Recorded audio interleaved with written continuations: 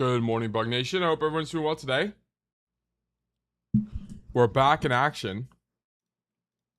Life is good. I hope everyone's doing good. I need to log into my second account real quick. But, dude, I hope everything's going well today. We are going to be doing a normal stream. Today is Thursday, almost the end of the week. Almost the end of the week. Schedule is the same as normal. I'm going to run ads instantly on Twitch so we don't have them later. Let me do 3 minutes of ads. Boom. Good morning, Sketchy. Good morning. Hope you're doing well today. 3 minutes of ads real quick. And then let me do... I'm surprised the bot... I installed a bot to automatically ping for me on about the Twitch. But it doesn't work. We are live with stream. We are live with coaching. Brother. https://www.twitch.tv/once-told-tale.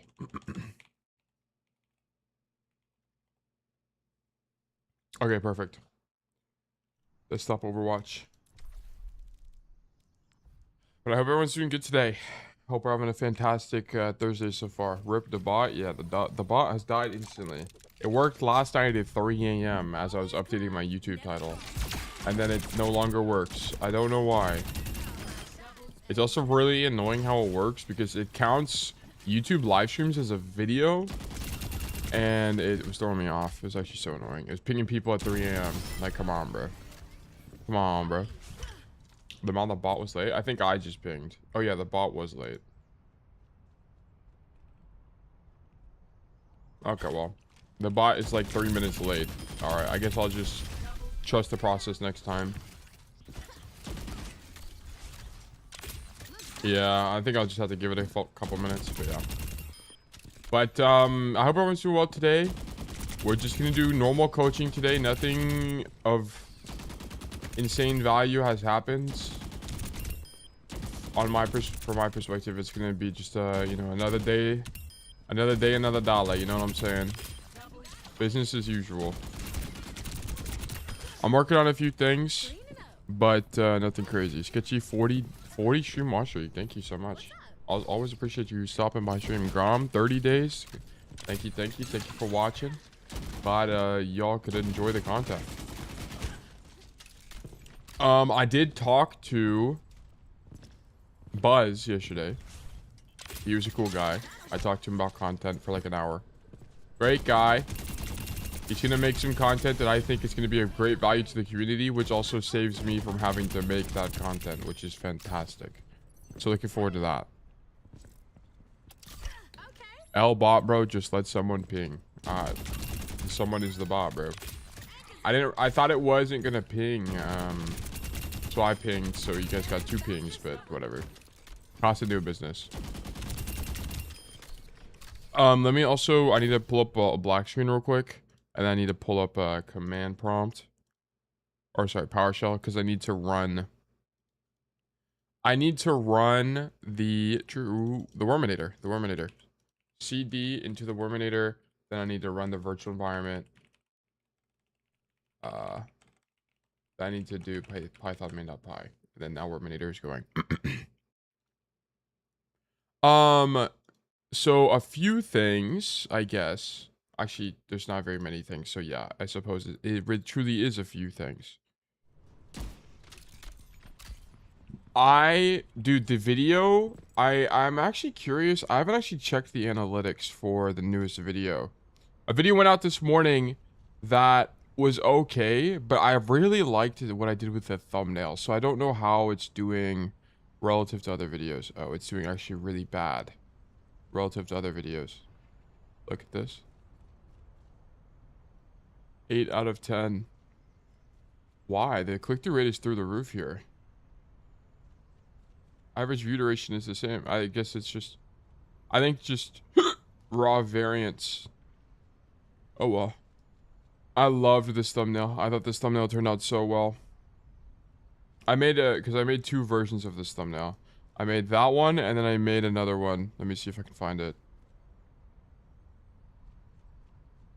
Where would it be? Yeah, I guess I could just show you guys this. I made another one. It has despair written on it. But I think it turned out really well. I was like really proud of how it turned out. I don't really know what's gonna work for the title, so I'm A/B testing a different title. But yeah, I was super proud of that. Super proud of that. Hold on. There we go. I need to close my file explorer. There we go. And then I need to reopen this and move it like this. Boom, bang. We said yesterday he's gonna survive AI takeover, and now he's a slave to AI to pick Raffle bot winner. Yeah, you're actually so right. I should do everything by hand. Actually, you know what I should do? I should play Overwatch with sticks and stones and fire, like a true human being. Playing Overwatch on a computer is actually diabolical. Actually, good to see you. Hope you're doing well. Nay, good to see you as well. Hope everyone's doing a great, having a great Thursday so far. What the hell just happened to me? Why did my gun just like disappear? That's so weird. Anyway, play for today. Do a very normal amount of coaching. Bro, if you're not powering your PC with the foot crank, are you truly hitting the grind? That's what I'm saying. How can you say you're a true human? A true mankind enjoyer. But yeah, I talked to Buzz yesterday, and then I worked on a bunch of stuff in After Effects. I'm gonna do a little bit of a rebrand on the videos, but it's gonna take some time. I gotta make a whole suite for that, so it's gonna take a little bit. I hope to get it done before the WORMATHON ends. By the way, we are getting toward the end of the WORMATHON. There's 6 days left counting today, so next Wednesday, I believe, or maybe it's Tuesday. I actually don't know. But the WORMATHON will end soon. It's a little bit bittersweet, but it is coming to an end. Bro, I was the one who recommended Sapphire to Tail and he keeps trolling him. Now you look like a fool. Nah, it's no big deal. Sapphire, I think, will be very useful. It's just I didn't realize how it worked with YouTube. So it should be fine. And also, now I know how it works with Twitch, so it'll be alright. We will survive.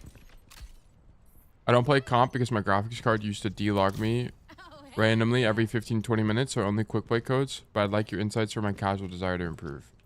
Yeah, you can enter the Raffle, it's fine. As long as you're trying to get better, then sure. I don't really mind. I think if we had, let's say we had 5 times the amount of people entering each raffle, like let's say there's 100 people in every single raffle, then I probably won't accept quick play codes anymore. But it should be fine. Should be fine. Gio, good to see you, by the way. Hope everyone's doing good. So, has there been any, I don't think there's been any Overwatch news at all, now I think about it. Let me check the Reddit real quick and just scroll through it briefly. I think the only thing that's really going on in the world of Overwatch is World Cup related. Yeah, there's nothing going on. It's just World Cup related stuff. So, if you guys haven't been keeping up with World Cup, maybe that's something you guys should look into. Yo, Tail, what's up? I forgot to say thank you for the coaching yesterday, so thank you. Yeah, dude, no problem at all. No problem at all. I hope the code was useful. I hope you've been able to climb since the review. I wish you the best with that. You want to do some Lucio coaching today? Sure. Sure, if you guys have it. Lots of learning needs to be done. Are you sick? You sound stuffy? Nah, it's just every time I wake up, my nose is fucked up. I don't know why. And then it goes away after like 30 minutes of talking. Which is why I'm yapping so much. I'm yapping so much to get it to go away. It's like morning voice, but for me, it's like, I know I have a raspy voice. It's just I get nasally. And I don't really know why. It's so weird.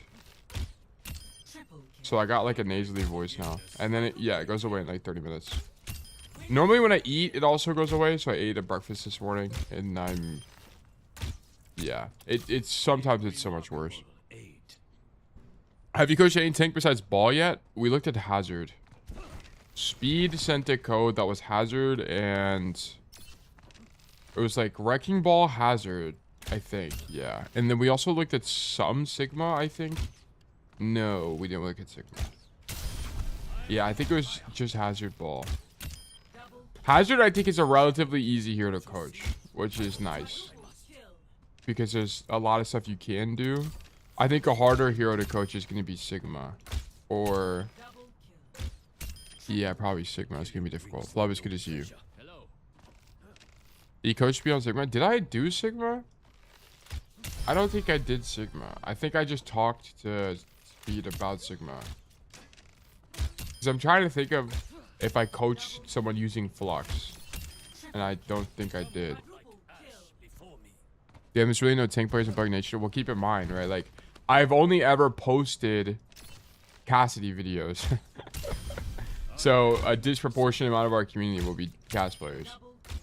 The moment I start making YouTube videos on other heroes, the moment I think we're going to be growing a lot faster. And I just don't want to grow too quickly, but maybe that's a stupid concern to have. Would you be down to coach my Roadhog? Yeah. Even if I don't really track my off-roll games? Well, sure. But it's like, if you guys are actually trying to improve, what's the point of... because at that point, it's kind of like just for fun. Which is whatever. But it's like, I think you and I would both know that if you're genuinely trying to improve a tank, you would need to do... like, tracking and stuff like that would be required.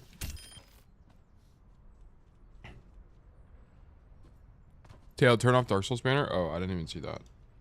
Nice, thank you. But yeah, so... oh wait, I need to change this real quick. Do this, move this over here, mute this tab. Stream manager, there we go.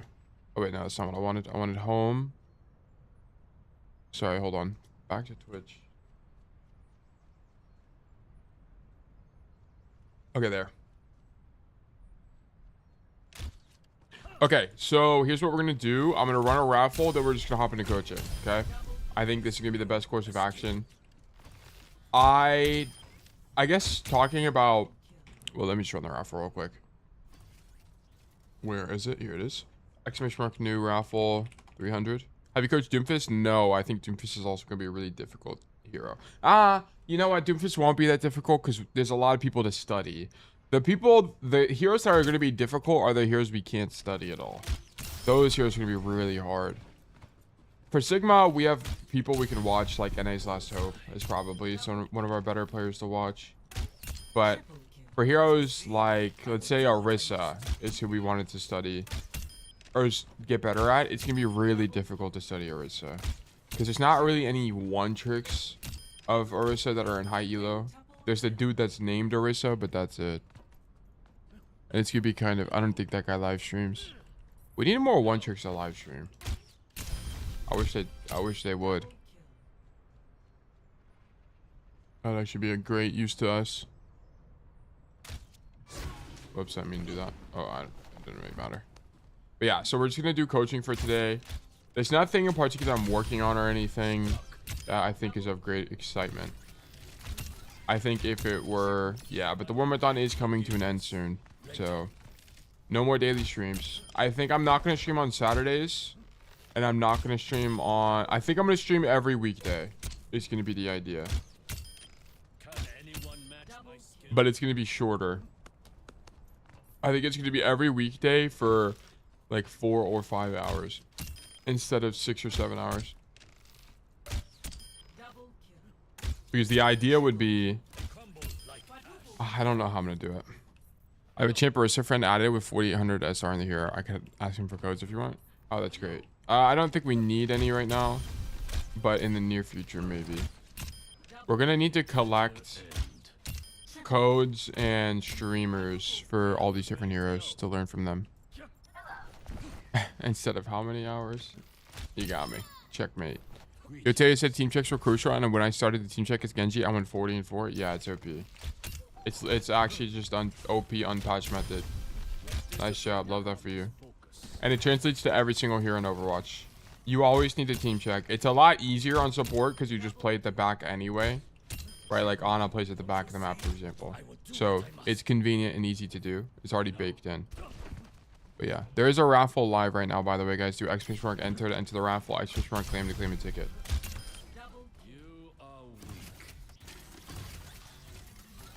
Sorry, I had a cough. But yeah. Did I do anything else yesterday? Nah, I just did a bunch of stuff in After Effects. And then I did a bit of studying. A little bit of studying. I watched some Violet. I was watching some support yesterday. How much longer do we have on this poll? 120 seconds left on the poll. You have 2 minutes to enter the raffle. Exclamation mark enter to enter the raffle. Exclamation mark claim to claim a ticket. They crumble like ash before me. Greetings. Hello. Did you do the roll tech on Vana? Yeah, I got it like 5 times in a row. I'll show you guys. I've never really done a roll tech that's sideways, but that one works pretty well.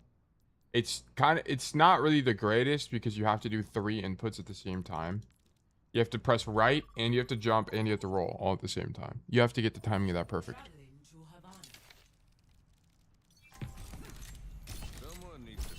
I'll be the streamer you look up for Freja? Yeah, that'd be great. That'd unironically be fantastic. I might have a Lifeweaver game for you. That would actually be fantastic as well. I would love to watch some Lifeweaver. Lifeweaver is going to be one of the easier niche heroes because there's a bunch of one tricks of Weaver. So we can go watch that without a doubt. Let me roll over here and try the roll tech real quick. I learned that sideways roll tech jumps you higher than normal ones. Really? I tried head on. Well, I did too, and it didn't work. That's something I was thinking of when I was trying this. Is I was like, I wonder if going sideways is just better. Fuck. Let me walk into this. There we go. Ugh. This is the hard part. It's like you gotta get all 3 inputs. There we go. Got it. This is a really good roll tech, by the way. This is an actually insane roll tech.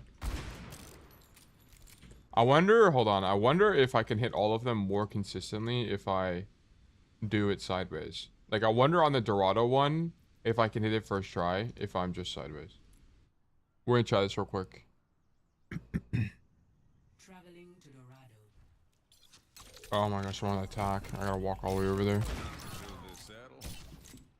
Zeta, congratulations. You've been selected for coaching. Let's do great things.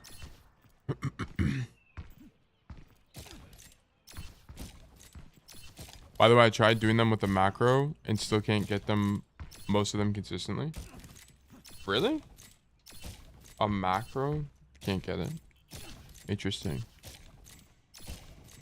That doesn't mean you were just barely a little bit too late for the raffle, unfortunately. Let me do right side.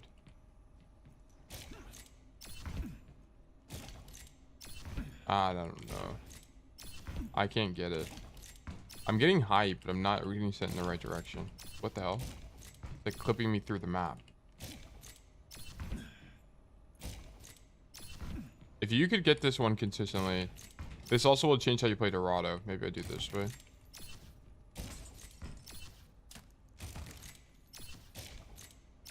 Almost. It's really close, actually. Ugh, I can't get it. I'll go ahead and log into Discord. I mean Twitch. Sorry about that. Yeah. Okay. Zeta.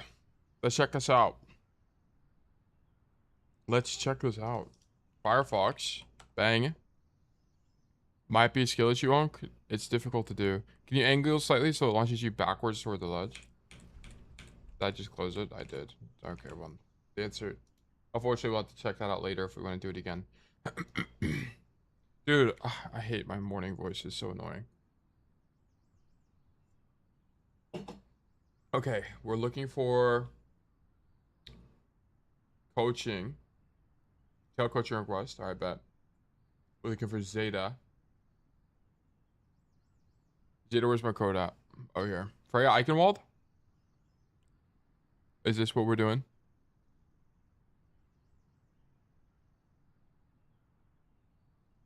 Or just give extra time for me to reply? Can you try asking fewer questions because I'm mobile on Twitch?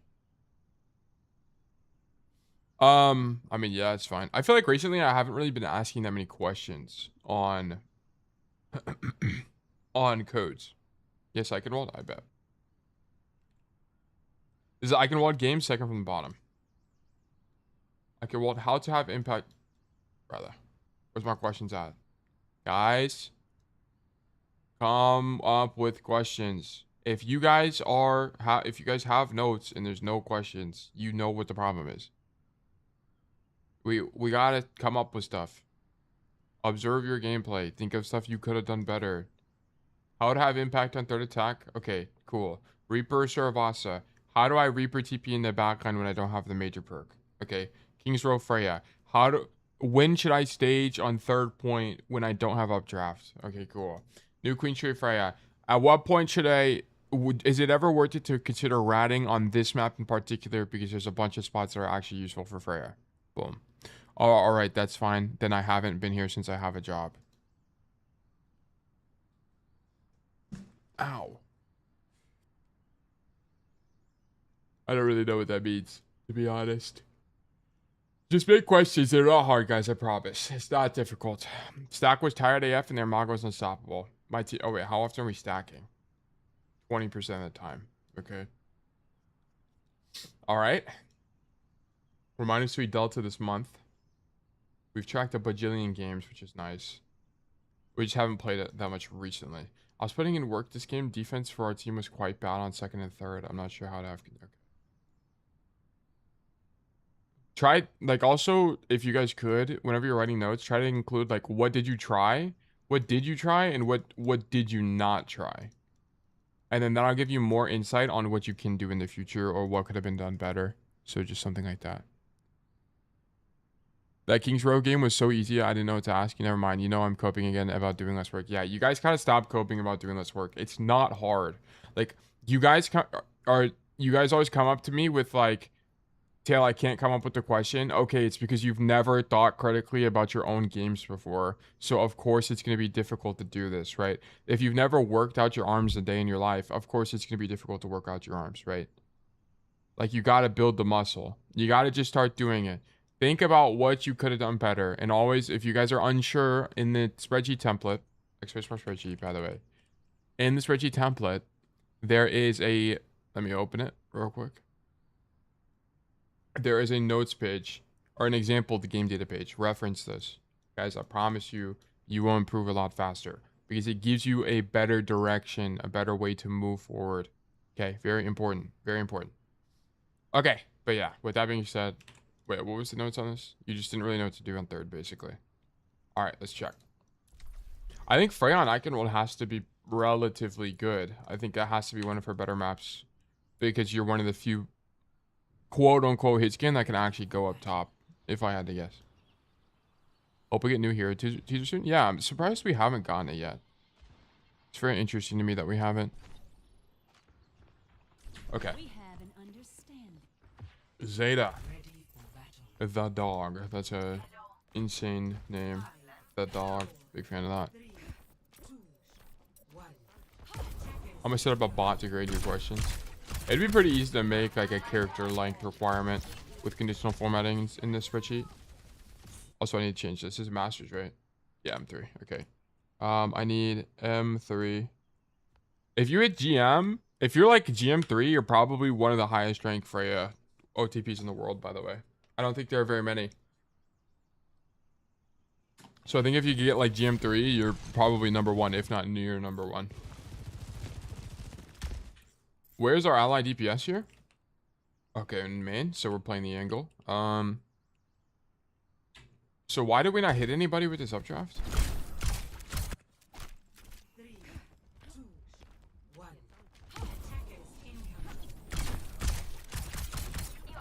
It's kind of unfortunate because your Orisa is also spamming. I wonder if it's ever worth it, Zeta, to stand main and then double dash backwards, because maybe this is too passive. You could probably get a lot of bola if you do this. Like, let me actually open up Eichenwalde, because I feel like you could maybe get away with it on Freya. So why not? I think maybe the only time you die is if it's something like a cast or something like that. That's the only thing that's gonna kill you. Nah, cast doesn't even kill you. Because here's the thing, you use your updraft here, and then now you have a bunch of downtime where you're not poking the walk up, which I think is kind of weak. Right, yeah. Okay, I couldn't find her. I always deliver. So I think like one thing you could do here is this. Like, boom. I mean, I don't know how to do the prey attack the best, but I feel like if poking the walk up has to be slightly better, no? Or is it like you don't want to have your left shift burned when you're on the corner? I don't know. Because I feel like even this is stronger, right? So stand here. Because that won't use updrafts. And then you can back up and play this way. Because by the time you get back to the angle, like let's just say we use both of our left shifts here. Let's just say we use both. So it'd be like this. And then you run back. Yeah, you'll have one left shift by the time you get back to the angle. I think you should poke the walk up more aggressively. I think this is a little bit too passive. Especially for a hero like Freja, which has infinite range. Wow, I can't even get there. I don't even know how you do it. Could you get caught someone just to cast roll out? Nah, because you're just going to do this. Because, I mean, maybe. Yeah. If there's a hit scan that walks there, yeah, he'll kill you. You'd have to figure out the timing. You'd have to figure it out.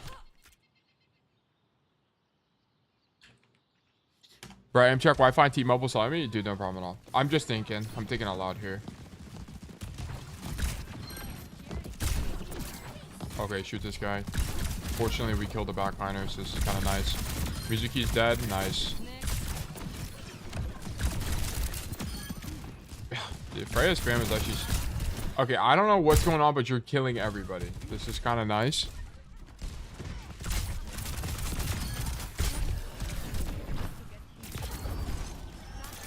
Wow, that's actually sick. Love that for you. I never really thought about it, but you can use updraft as like an evasive thing on doors. So you can walk out the door like you did. Whoops. And then updraft here and then stand above the door frame. That's actually a really interesting idea. I never really thought about that.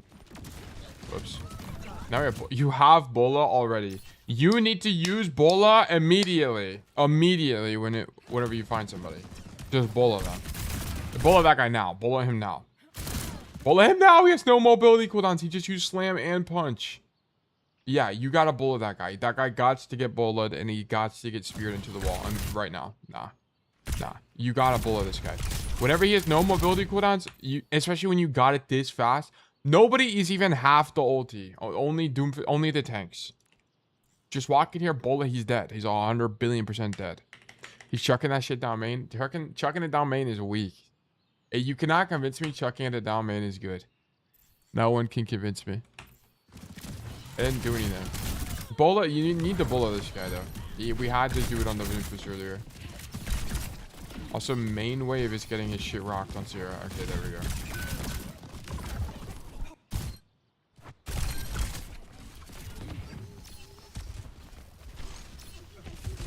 I wonder if what you should do here is whenever you hit the updraft. Well, first of all, why are we not bullying the Doomfist?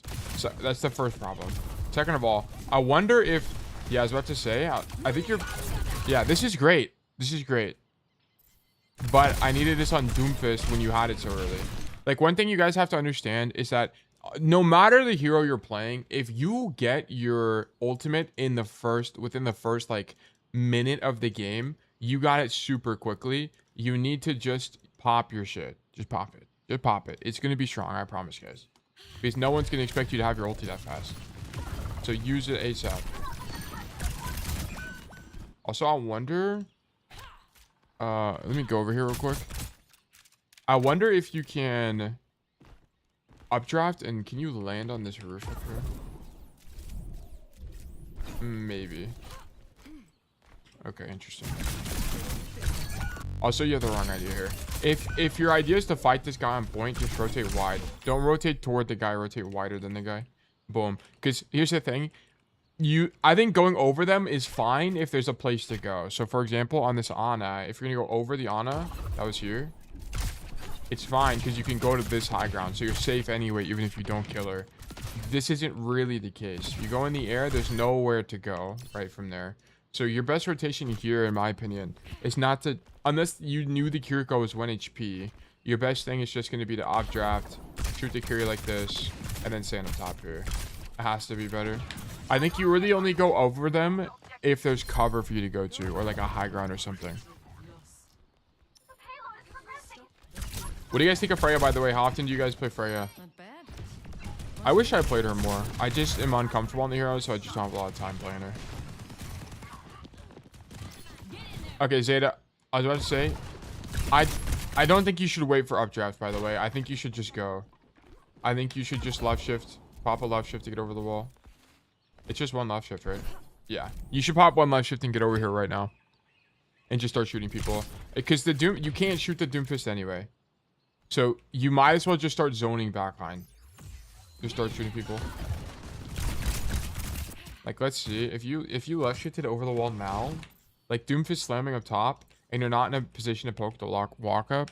Like, here's the thing. Like, you need to either be poking the walk up right now as Freja, or you need to be doing your play. You don't have, like, ratting here is going to be way too weak. Because think about Eichenwalde, right? What makes Eichenwalde a difficult map? It's when you're attacking and you have to get to the castle. Okay, so by you doing this rat play, the problem is you're now not leveraging the most insane, egregious high ground advantage on the map.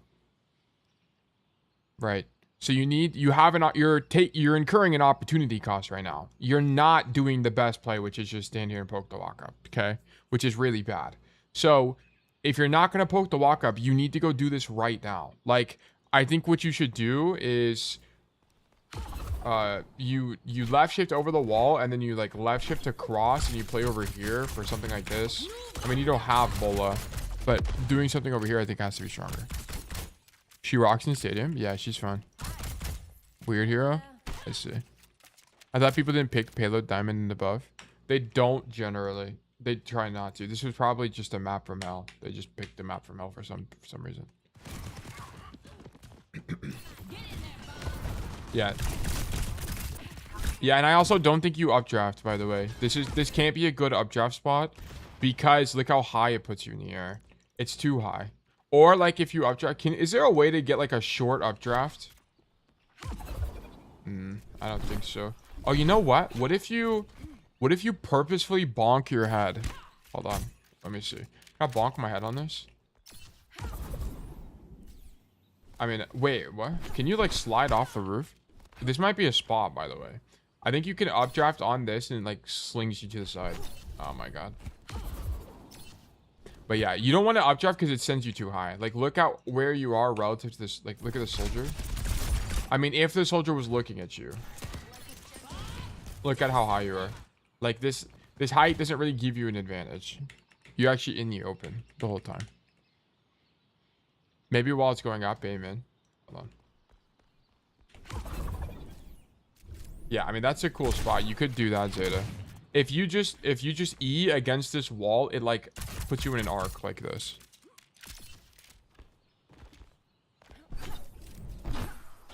Yeah, I think you just E against this thing and it slings you wide like this, and then you do whatever your play is because it doesn't send you as high. I think going higher is weaker in this situation. It just puts you in the opening and sending me each game. But yeah, a little bit nitpicky, but just interesting. Okay. Poke to walk up. Yeah, as I said, we need to not be on the floor. Yeah, and I think like this is the thing on Freja. Going higher does not constitute better, right? Because look at it from the Curious POV.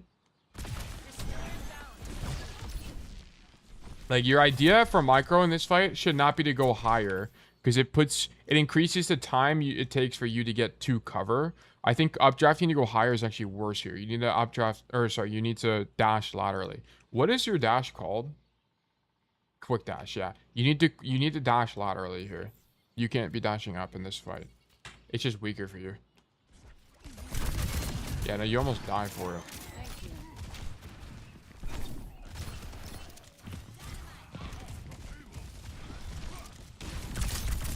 Yeah, you have to like this can't be strong. This can't be strong. Because you're not poking the walkout. You have to do this flank sooner. Whenever you guys are playing the game, if you're going for a rat play, you have to understand that you incur opportunity costs, right? Now you're not poking the walk-up, so you have to make it worth it. Love this Bola. Love these Bolas. Yeah, if you just hit the bullet, you killed him. So, like, this was great. But this is the same thing. It's like Zeta, why are we dashing towards this guy when it puts us in a horrible position? Like, just stay up top and bullet him from the high ground. I would have done the same thing. Like, stand here, bullet the dude. I think you and I both know you hit this dude with bullet from this distance. I think what actually makes his bullet difficult to hit is you dash into him so he goes under you. So now you have to do this, like, weird tracking under you, which is, like, way more difficult to do than just aiming, right? Like, if you were just here and you aimed at the guy, you're hitting this guy every day of the week, right? So you made it harder for yourself, and that's why you don't kill him. Okay. You need to stop dashing, like, through and into people. Unless there's a place to dash to, it's just kind of not worth it. Like, the only time I want to see you dash through somebody is if you're stuck in a 1v1, and then you have to do this, like, kind of thing. Then sure.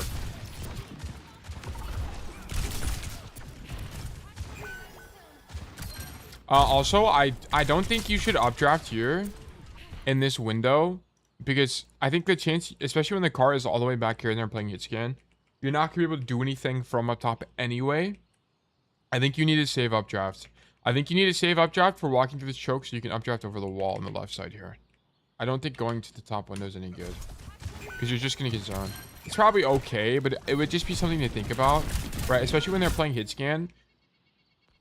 Getting to that window is just you're gonna get zoned there, because you can't, like, stand, you can't even stand up here, so it's kind of just a waste of the cooldown. The only time I think coming top window is, like, going to be kind of useful is when the car is about to cap, right? Then come top window, because then it's easier to get to the point. How should I recontest this point? I don't really know, Zeta, but I think what makes the most sense to me is going to be something like this. I think this has to be the best. Because you don't want to be on the other side of the map, because it's like, where do you stand as Freya? It's not really, like, there's nowhere that's unique here as Freya that you can do. Unless you did something like this, where you come wide, you fall off the map, and then you E. And then continue rotating through this door. You could think about something like that, too. Or you could do, honestly, you could do something like, if you can get here, you could drop. Nah, you don't get enough height.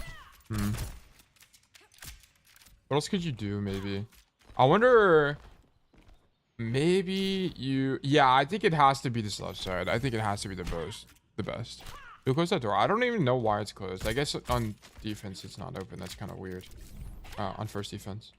But yeah, I think it has to be updraft over this. You know what? Maybe it's not. Because now you're in the open the whole time in the updraft animation. Which has to be bad. Can you, like, do both at the same time? Hold on. Can I, like... I mean, if you did it in one motion, it'd probably be fine. I don't know. You'd have to experiment. I think coming left probably makes the most sense. But, like, you're the guy on point here, so whatever. It's not like it made any difference anyway. Also, I think here... Oh, actually, wait. Pull up Bob, sure. Them getting around the corners is a little bit unfortunate. Shoot our guns, spam people out, sure. We're not able to kill anything. You kind of just get outvalued here. Freya sucks in situations like this, in my opinion. I think maybe Zeta, you think about, because it's like, are you really at that much of an advantage by being this close to people on a map, on a point like this? Because it's like, I think the alternative is that instead of being on the corner, you're on the high ground. The only problem is that Freya doesn't exactly have the most HP, right? We're talking 250, holy moly, 225 HP here. So even if you did stand somewhere like here, you could just get spammed out and die. But what I was gonna say is, like, maybe it's worth it just to stand here, because you can only poke on this point anyway, right? I don't think this. Like, we'd have way more uptime poking here. You would have been able to poke this Doomfist way earlier, and you would have been able to poke out the back line as they look to follow up with Bob from the top position. So maybe on points like this where there's nothing else to do, right? There's not a great Freya angle. I think it might be worth to just stand here or even here. I think it has to be stronger, right? Because you have infinite range. Unless it becomes a... The only reason I could see it being bad is if it becomes a question of can you actually hit the right clicks from this far away. But I think at this... Dude, on this point, I think it's probably fine because they have to walk forward anyway, right? You're probably going to hit them. It's not like they'll dodge you laterally. The area here is not that small or not that large.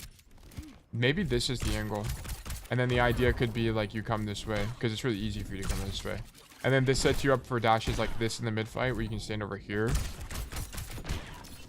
Because you kind of want, if as Freya, you kind of don't want to fight here. You kind of actually want the cart to be in this space. The space that's closer to you. Because now you can actually use these high grounds. Right? Like, I think the goal angle is to be able to just stand up here and then shoot people from there. It's probably stronger. Okay. Yeah, like here you should have updrafted by now. Like this needs to be an updraft up to this high ground and then just shoot the Ash. Because also look at this. You'd be able to shoot the Doomfist as he takes the high ground, which isn't possible from here. So that you chose the weak play here. You need to updraft up top here. Because then you can... This is a little bit of a unique situation, but that's one of the benefits of this situation. Or this position. You can mark these people if they come up the staircase. Hey, Taylor, I watched my VOD back yesterday, and I noticed that both times you addressed my team checking issues, I actually did do a team check. I was wondering if you think I didn't use that information well, or maybe I wanted to perceive... What I perceived as a team check is actually not in your books. I'll have to look at it again. Remind me after this VOD, and we'll look at it again.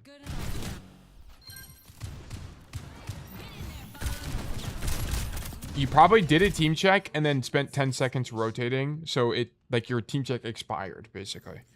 You want a team check every few seconds. Because people can change what they do whenever.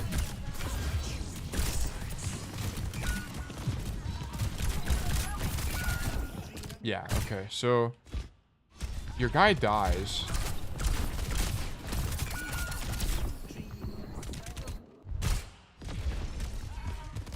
What do you do here?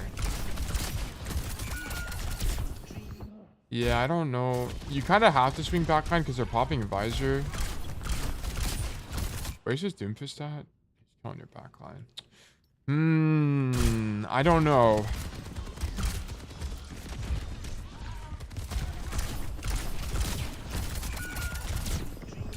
If I had to guess, the only kind of problem with this is that you're shooting all your bursts at once. Like, you need... Maybe it's worth prioritizing distance more than just doing burst damage. I think going for a triple tap is probably weak here. Especially when you're going for these flank plays, I think the burst is way less important. So just do this. Open up distance and get behind them. It's probably the only thing. I think you guys lose this fight anyway. I don't really think there's a way to win this. Also, I just realized your Kiri's name is Freya. Yeah, but I also think part of what is weak... I think you just don't poke the walk up enough on third, right? I think you need to understand that your hero sucks here anyway. Just play at the back of the map and spam. Because at the very minimum, you'll be able to farm Bola, right? Stand back here and farm Bola. And I think your whole idea is that when the car pushes up, you're going to dash across like this. Stand here and then Bola people from this angle. I think this is going to be your playbook on Eichenwalde. If I had to guess, I think it's going to be stronger.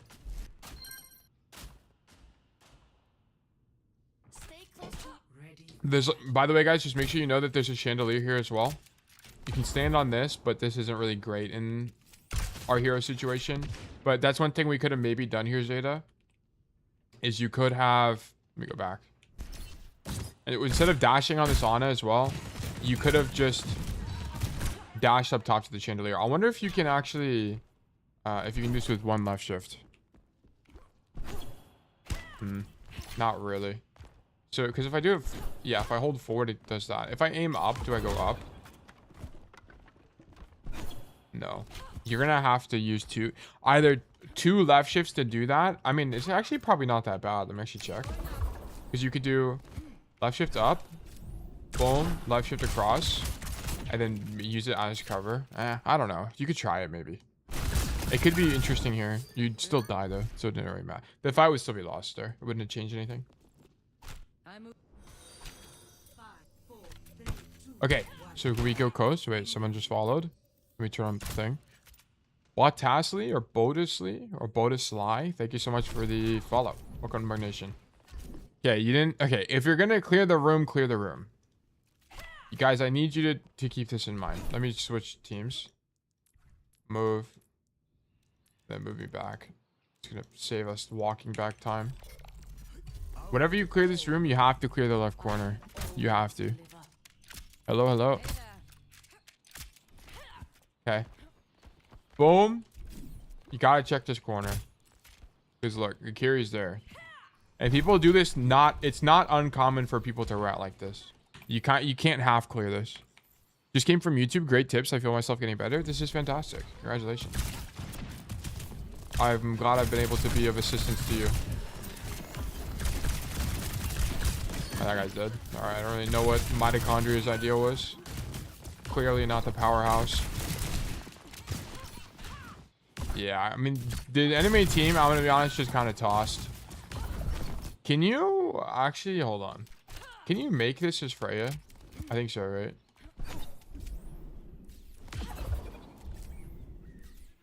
Yeah, you can definitely make it. It's not even difficult either. Nice.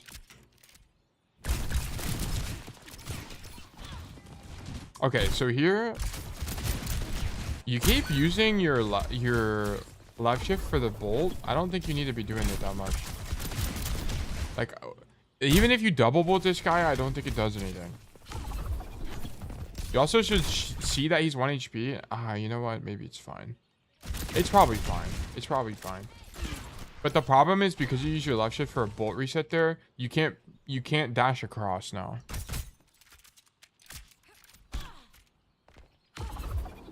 Right, because you want this. This is what you want.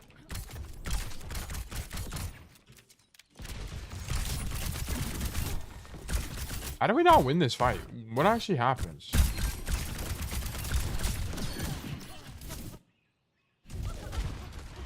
Heal the dog! Heal him! What the hell?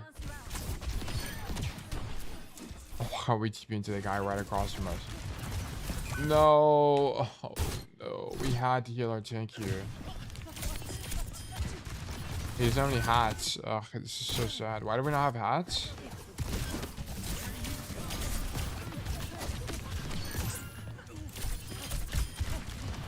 This is just kind of on your Kiri. That's a little bit unfortunate. Whatever.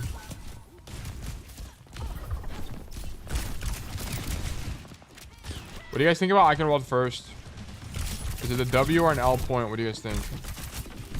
I think Eichenwalde first is horrible. It's okay. It's alright. It's definitely the best part of the map. I think people vote for Eichenwalde because of first point, really. I have voted both my supports. Yeah. A little bit unfortunate. I wonder if you can do it while team checking. Alright, sorry guys. We're doing a lot of science on Freya here as we're watching Jada because I just kind of don't know what's possible. So we got to figure it out. I think it has to be this, right? So, dash.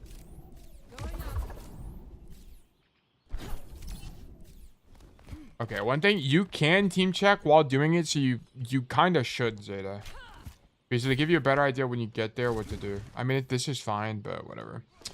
It's just a micro optimization if you're interested. And why are we peeking from this angle? Don't peek here. There's not really a point. I mean, it's probably fine. It's actually probably better now I think about it. Because here's what you do. But I need you to peek from this door frame, not from the hallway. Peek and then rotate. Because they're gonna get scared of you and back up instantly. And then you're gonna do this. Can you make it on one updraft?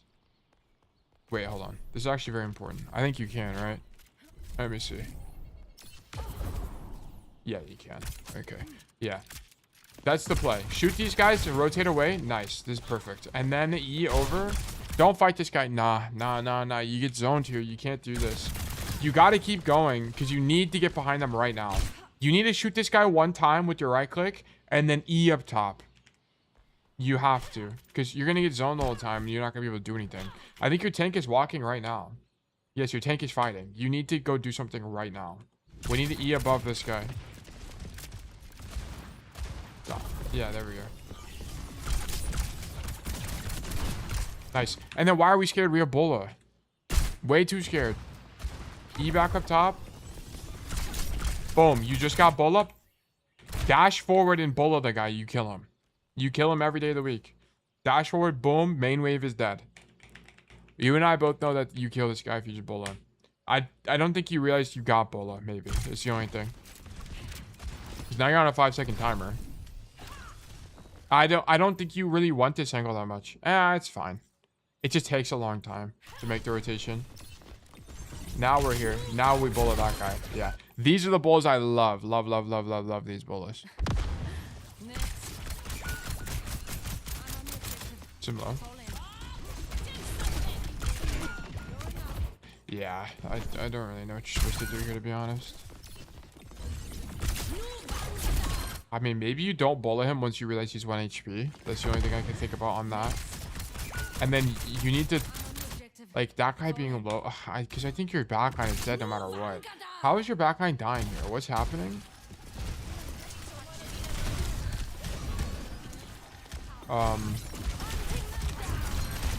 Yeah, I don't... There's a way to... So if you are in main pressuring the Doomfist, I think it actually would have saved the Curie here. So if you were in main, it would have actually been helpful, but that's kind of hard to know. And what about this guy?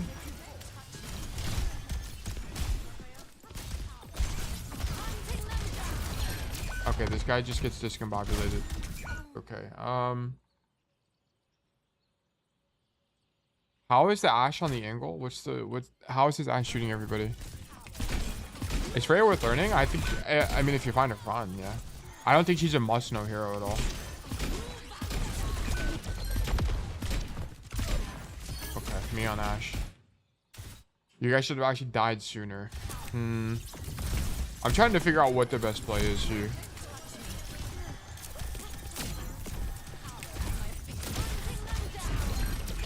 I don't think your tank is doing anything that wrong. It's just kind of he's playing dominant into Doomfist, right? There's not really a lot he can do. Who are must-know heroes? Cass. As DPS, Cass and Tracer would be great. I'm gonna be honest, I don't really know what you do. The only thing you could have done is bullet this. Sorry, I was yawning. The only thing you could have done is bullet that guy when you got it, because you would have killed him earlier and you would have prevented him from killing your backline.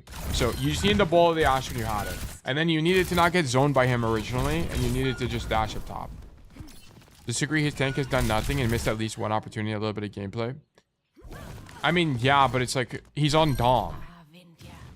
Like the matchup is bad. He's gonna lose no matter what, is what I'm saying. Like that guy is just in a losing matchup. All right, your Orisa is dead. Yeah, man, just go put your shield in the corner and take zero spit. Yeah, it's just you let the Doomfist walk around you. It's not really that.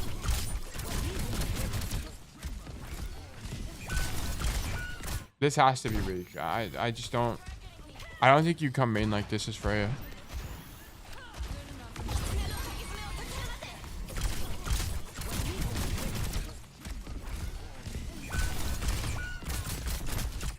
What else can you do here? Can you E over this building? Over there.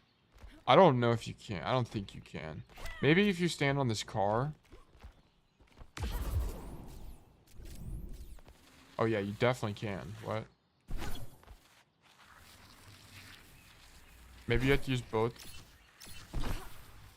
Yeah, you have to use both, but you could. If you have this would be a Bola play if you had it. Dom is fine into Doom though. It's just skill issue. Okay, maybe I don't know the matchup. I don't know. I literally don't know.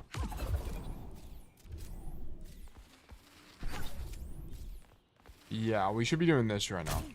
Do we have Bola? No, we don't. Let's act like you did that play right now. What would happen? So you would be on the car now. You'd be updrafting basically now. You'd be sliding basically now. Yeah, you should be doing this right now. Okay, add this to your playbook. Add it to your playbook. Gotta know this. Hey, Licky, good to see you. Hope you're doing well. This is a must know. Fuck. I don't know how to get it. You can get it in one dash, but I don't remember how I got it. You're gonna have to figure it out for Zeta. But you would just kill Ana here if you did that. Be back in under an hour, lunch 6? Yeah, no problem at all. I think that would have been better. Maybe this is okay, but I don't know. Because here's the thing, you don't do anything. I guess you force TP, it's not nothing. And your team dies anyway. Maybe it doesn't matter. Maybe it doesn't matter. Okay, is there any way to get around this on the left side other than just going straight up over the building? I don't think so, right? I think you only can go straight over the building. Let me see. Maybe if I stand on the car, I can... Nah. Because this doesn't go around, does it? No. Yeah, you can't go around that side. What do you think of the roof slide versus all the way around close like I did? I think the roof slide is good if you have Bola because it just takes a less time. I think the like this is a flank you do whenever you have time to stage. Also, can you do it in just 2 left shifts? No, you can't. You have to updraft, which kind of sucks. Yeah, I think this is only really worth it whenever you have time to stage. Right, when your Dom is dead, like for example, then come here. But yeah, you just need to do this. You just need this updraft to get above this wall is really important. I think it has to be the best thing on Freja. Like here, for example, you need to not be on this. Whenever you're waiting for your team, you need to not be on this side of the map. You need to be setting up the coast side rotation. Start coming this way so you can do this if you have time still. Like if your team is AFK in main, just come this way. Has to be better. Or, I mean, we don't have Bola, so I don't know. Is Coast good first fight? Yeah, it's probably your best play first fight. What the fuck? But you can stand on that? What? Hold on. I did not know this. You can stand on the Bastion?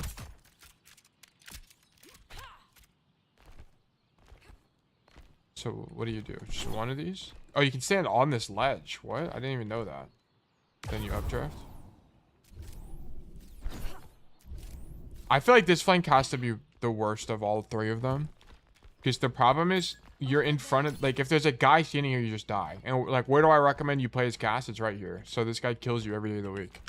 So, I don't think that flank is that good, really. And we don't... Because we don't want this fight as Freja. It's okay. But... If you're gonna do this, I'd much prefer you just slide through this and then like dash into the room. You know what I'm saying? Like, what would that even look like? You'd have to get it down to make it where you only have you only use 1 dash here. Because there's a way to do it with only 1 dash. I got it a second ago. Yeah, there we go. You just have to dash into the corner, and then I think your idea would be this, and then dash into the door. I think that'd be really cool. Or maybe it's like if you're up here. You can also, like, stall here, maybe. Nah, not really. I don't know. You have to experiment. You have to do some limit testing. Because it's like, if you're just going to spam like this, you might as well be on Cass. You know what I'm saying? Like, you're not doing anything on Freja that a different Kira could do. But, okay. You're not doing anything that's unique to Freja there. Just go, like, this is a Cass moment. Love this. Why? Because they're stuck here anyway, and the guy has no TP. So they're dead. Cool. Down. So down.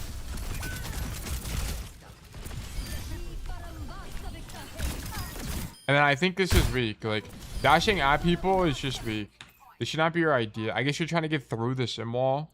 But I think the chance of you dying here is super high when you do that. So just something to watch. Dashing into people, I think, is really weak. Okay. Dash up. What do you do on second attack? So I guess you can go over that wall, but you kind of don't want to do that. I think this has to be it. Come here. And then what do you do from here? Can you dash up top here with 1? Yeah, you can. I think going right side is the best. I think this has to be weak for Freja. Because if there's someone in here, you just lose, right? I mean, of course, you don't hear anybody here, so it's fine.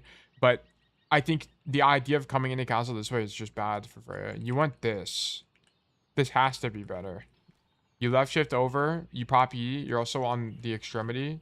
So if there was someone here, you'd clear them. And then you have this. Has to be better. Because I don't even know what you're going to do in castle. Oh, you go under them. Very interesting. But it doesn't even put you high enough. Let me actually check. Let me investigate this. So you're on the floor here. Okay, you have to use one left shift. And it puts you high enough. I don't think it's good. I mean, maybe it's better than that because they're going to be looking that way anyway. It's probably actually fine. You can go height. You can go high enough, just powder. It's kind of hard. It's a much better duel in the Ashe. Yeah, maybe in this matchup it's better. I think it's probably fine. Yeah. I think this spot is probably fine.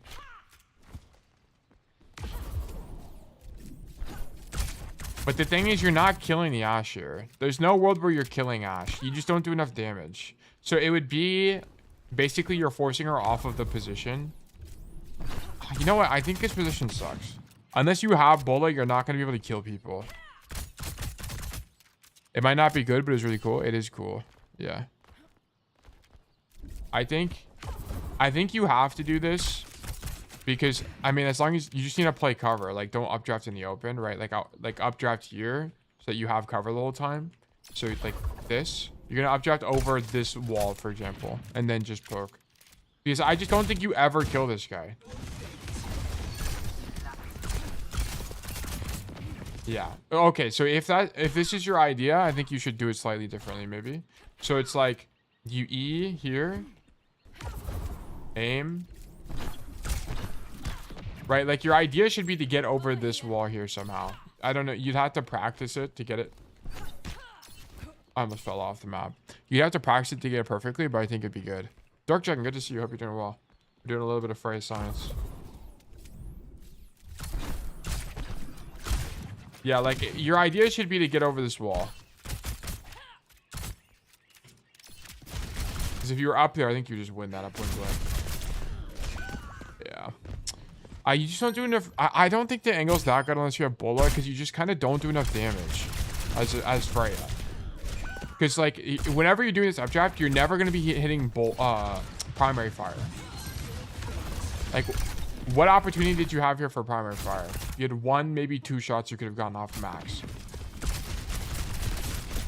But then you could say, but Tail, it's just skill issue. If he hit his bolts when the Ashe was dropping, then it would have been fine. But why is the Ashe dropping? Right. The Ashe should know you don't have updraft. I guess your wrist is up here, but I don't know. Something to think about. Well, I'm check Wi-Fi is so shit. I'll have to rewatch the VOD. Yeah, of course, no problem at all. But in case it never returns before it's over, take care of the VOD. So yeah, so of course, no problem. Oh, no problem at all.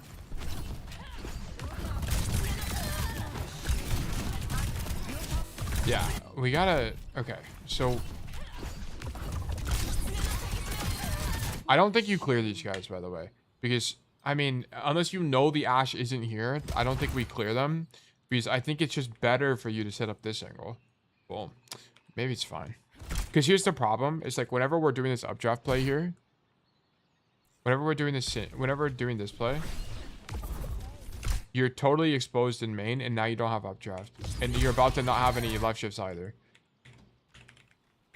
Also, whenever you're in the air, I need you to stop. Whenever you're in a situation like this where you don't need more height. Why do we keep left shifting for more height? Stop going higher. You need to E, and then you need to left shift laterally to dodge stuff. It's going to work way better for you. You keep going higher, and it's like, it's way worse. It makes it easier for you to hit the shot, but it's easier for you to get shot. And that's kind of like the main concern I have. I don't know if it got patched, but if you use her dash without a clicking a movement key, you go upwards. Yeah. Yeah. It's not patched. It's still a thing.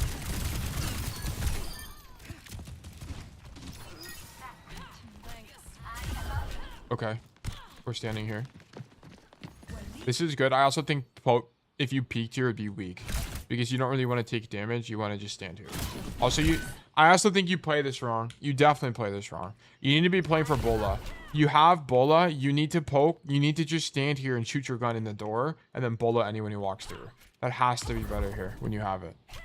Because you're going to let them through the choke if you don't do anything. Like, I think your best play is deadass just stand here. And then Bola the people that walk through. And then you can updraft over the castle wall. Has to be better. Has to be your best play, actually. I think you can stand up here if you don't have bola. But because you have it, you want to be able to bola doorways. Like, this is what you're looking for as Freja. So, now that you're up top, you're going to let them through, and then you're not going to do anything. Like, you're playing this like a Reaper. But even Reaper wouldn't do this, in my opinion. I think you mark the door as Reaper. Because, like, look. Part of the reason, like, this Cassidy gets to walk out, this Ashe gets to walk out. Is there anyone at this door? This Ana, you should have killed the Ana with bola. Okay, they see 9. Good old Charlie Niner here, but I feel like we just kind of benefited from these guys sucking. I don't think we did enough that was proactive.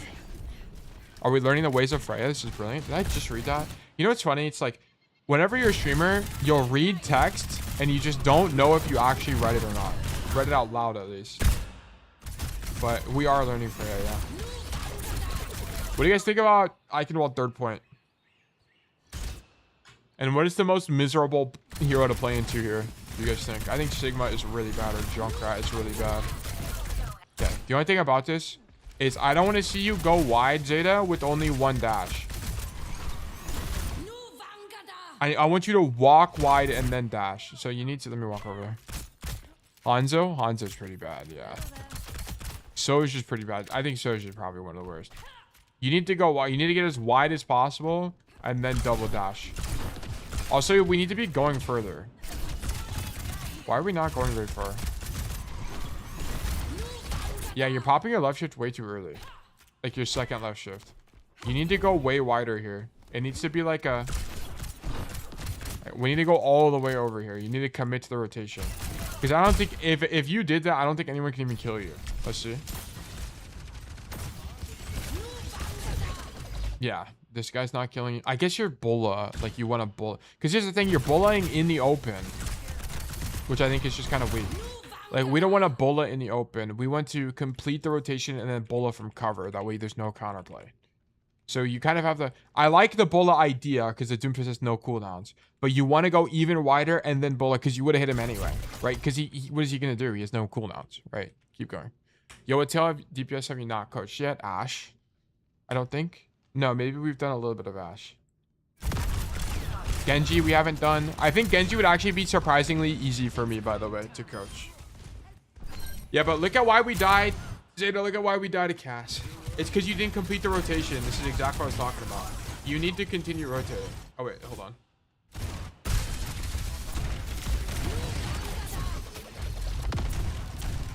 Right, yes, and also you're not really thinking about cover. You're just trying to get an angle on the enemy. I need you to think about cover first.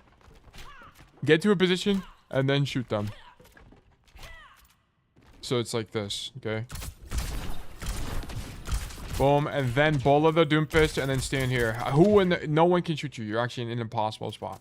And then you can back up and grab the Mega. And then you can also up draft over here and then do this. It's just way stronger. You did Genji with Raptor? We did like a minute of Genji. It wasn't a whole Genji code though. Or what's the entire code Genji? I actually can't remember. Guys, I've done so many VODs that wait, this is the wrong guy. What am I doing? I've done so many VODs that I kind of just forgot who I have and haven't coached. It's all bled together, basically. This fight's lost. Yeah, you need to just dog it out. Yeah.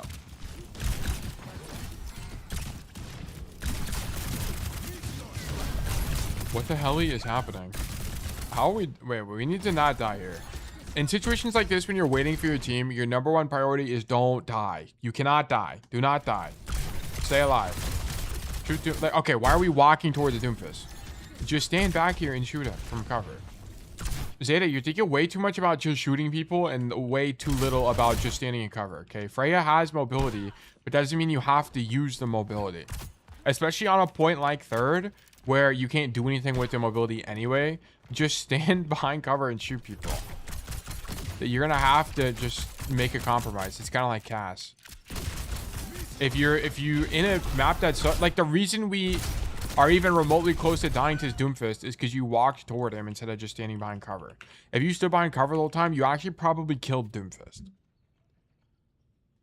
Optimized type shit? Yeah, I think I just think Freya sucks here, so you're gonna have to sacrifice and understand that you'll have to spend more time shooting your gun in main, which is fine, right? It's not the end of the world.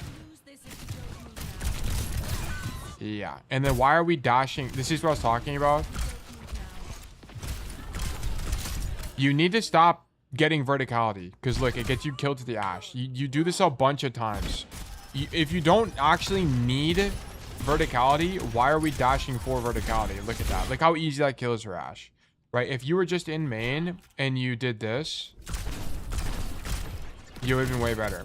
Is it harder for you to hit your shots? Yes. Okay, I'm not saying that it's not, but the chance of you dying to some bullshit like this Ash player is way lower. Way lower. I think the evasion is way more important, and then it's just up to you as a player to be good enough to hit all the bolts. It's kind of a skill check. But also, I think you have the wrong idea. I think coming to this side to spam is weak, because you don't really want this angle as Freya. Because now you're going to be swinging wide. Which you want, I think you just want to dash through here and then open up the side angle. This has to be better. I mean, maybe not into Doomfist, actually. Now I think about it. Yeah, it has to suck. I'm going to be honest, you're screwed. Freya sucks here. Into Doomfist, double hit scan. This is so bad. This has to be horrible. I think you have to try this play and do this. Or you have to try this wrap flank play and then open up an angle, a deep angle. Or it's like you updraft in main, boom, and then we're getting here. But I think you're still dead here. Yeah, this point sucks balls, actually. Holy moly. There's not a lot to do here.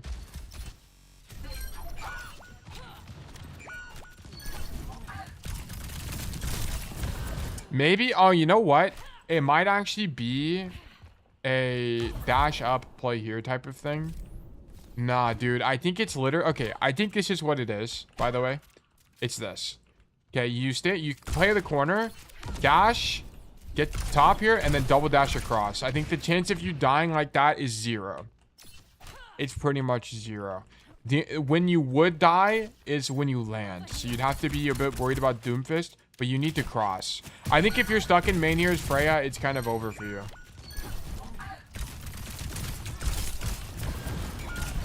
Yeah. I wonder also, is there like a part of the wall you can fling yourself with? Because you could like line up here. Nah, not really. I wish there was one of these things but going this way. Because then you could like fling yourself, give yourself like horizontal movement with it. Maybe... Nah, it's not really a spot, but yeah. Okay, yeah, this is definitely vertically losing. I don't like your third point at all. I don't think it's a great point for Freya, especially into double hit scan Doomfist. Okay, it kind of sucks. But I think the way we played second point was a little bit weak. And I also thought our first attack was weak. We need this updraft to stand here and shoot people. I don't want you to get zoned by this Ash. Ignore the guy. Come up here and shoot your gun. Okay, way stronger. Also, if you find yourself in main spamming as Freya, it has to be weak. Has to be weak. You're just going to do less than Ash. You're going to do less than all the other hits can. You're not going to do anything. If we need to updraft up here, like use the roofs, hit a bullet on somebody, I think that has to be better. And then I didn't like our second defense either. I think this play is fine, but you have to do it earlier, right? This play on sitting on the roof. You have to left shift over it earlier so you can be in backline sooner, because you have to understand that you are exchanging, right? You're making an exchange. You're doing this play at the cost of not doing this play. You're not poking the walk up, okay? If you're not going to poke the walk up, which is extremely good on defense, you need to do this earlier. Gotta. Or else just poke the walk up. It's going to be stronger. And then... third defense, I don't really remember, but I think the core thing is we keep using our left shift for verticality when we don't need it. If you don't need verticality, stop doing it for verticality, because it gets you killed. It got you killed here. It's almost gotten you killed 2 or 3 times. We need to fix that. It's a bit lazy from us. Okay, I know it's more convenient, but we have to be more evasive. We have to be. And then Bola, if you get Bola, pop it on somebody. When they're overextended or they're isolated, like, I think most of our bullets this game were good. We just missed, like, 1 or 2 Bolas because we just didn't use it soon enough. But yeah, that's pretty much it. Yeah, I think third point just fucking sucks ball for Freya. I'm not sure there's a lot of great answers, especially into that comp, unfortunately. But yeah, thank you for the code. Verdict losing. New hero revealed? Wait, what? This is perfect. Okay, here's what we're gonna do. We're gonna resolve that one, and then while I pull up the new hero stuff, we're gonna do new raffle 300. Guys, if you're here and you'd like to get coaching from me, please do !enter to enter the raffle, or do !claim to claim a ticket to be more likely to win in the future. How to get good at flank DPS. I'm interested in this video. So Flank DPS? Sponsor. Raid Shadow this Legends? is a very useful service that actually ties into Overwatch and Oh, El Dorado. Okay. I mean, alright, sure. Overwatch. But it's in 4 days. Okay. Oh, yeah, I see. Oh, she has 2 pistols. What the fuck? She's got like 2 Desert Eagles. Oh, wait, they're like Berettas. Wait, that's actually badass. Wait, does she have fucking akimbo pistols? Wait, that's actually epic. I don't think we've... The only person who has akimbos other than... It's just Tracer. That's actually sick, though. Loki, second one look like a shotgun. These are both... They're both the same gun, it looks like. Yeah, they're definitely both the same gun. And it looks like... You guys ever play Black Ops 3? They look like... what is it? BR30. What is it for? What is it called? Black Ops 3 Burst Pistol. No, it's not the RK5, bro. Oh, I'm thinking of Black Ops 2. Sorry, not Black Ops 3. It reminds me of these. The B23Rs. Like, yeah, it looks like the B23R. These things were actually so good.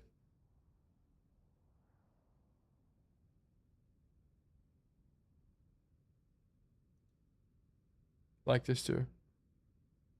A new Tracer? Hopefully not. I mean, probably. If they have dual pistols like this, they're likely either the first hit scan kind of flanker idea, but I think with these kind of pistols, this person's not gonna do a lot of burst damage. It's gonna be like flanker-esque, like CPS-esque. yeah. What's going on with this I video? want to become the best Tracer main in Overwatch. But how can I do this whenever What is this? This guy sounds like another guy. He kind of don't sounds like even Leafy is do here. DPS. I'm strictly support and occasionally tank, but I'm not really sure that counts. Not too long ago, I paid for Overwatch coaching, and I learned a lot. But Guys, there is a raffle again, live, that by was the for way. Please enter the raffle. !enter or !claim. support, but there is a caveat. I am a Kiriko main, so she basically is a flank DPS anyways, so Tracer can't be that much different. Let's begin by looking at the fundamentals. What Dude, makes think a it's good fire. Tracer? According to Awkward, there's actually a few bullet points that I can bring Oh, up no. for you guys. And honestly, it's a bit more than a few. I mean, this guy made a 2-hour-long tutorial video, which I didn't watch, but credit to him for that. That's actually insane. What?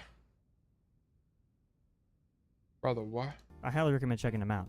Anyways, we're going to put this in 3 sections. Section A being the sort of baseline stuff, just kind of common stuff that people should know. Section B being the more important mechanics that can really change the outcome of I'm a already fight. rage And baited. Section C being information that is almost Sup, so Poppy? Hope you're critical well. that it really can change your skill as a player. Keyword can. Don't get mad at me if you don't hit top 500 next week. We're in this together. Anyways, let's begin with Section A and start with the first bullet point being do not repeat your flank path. This is honestly really self-explanatory. Just change up your positioning for every time that you approach the enemy when you are flanking. Up next Okay, I don't really agree with this that much because there's going to be maps where you only have one good rotation or something.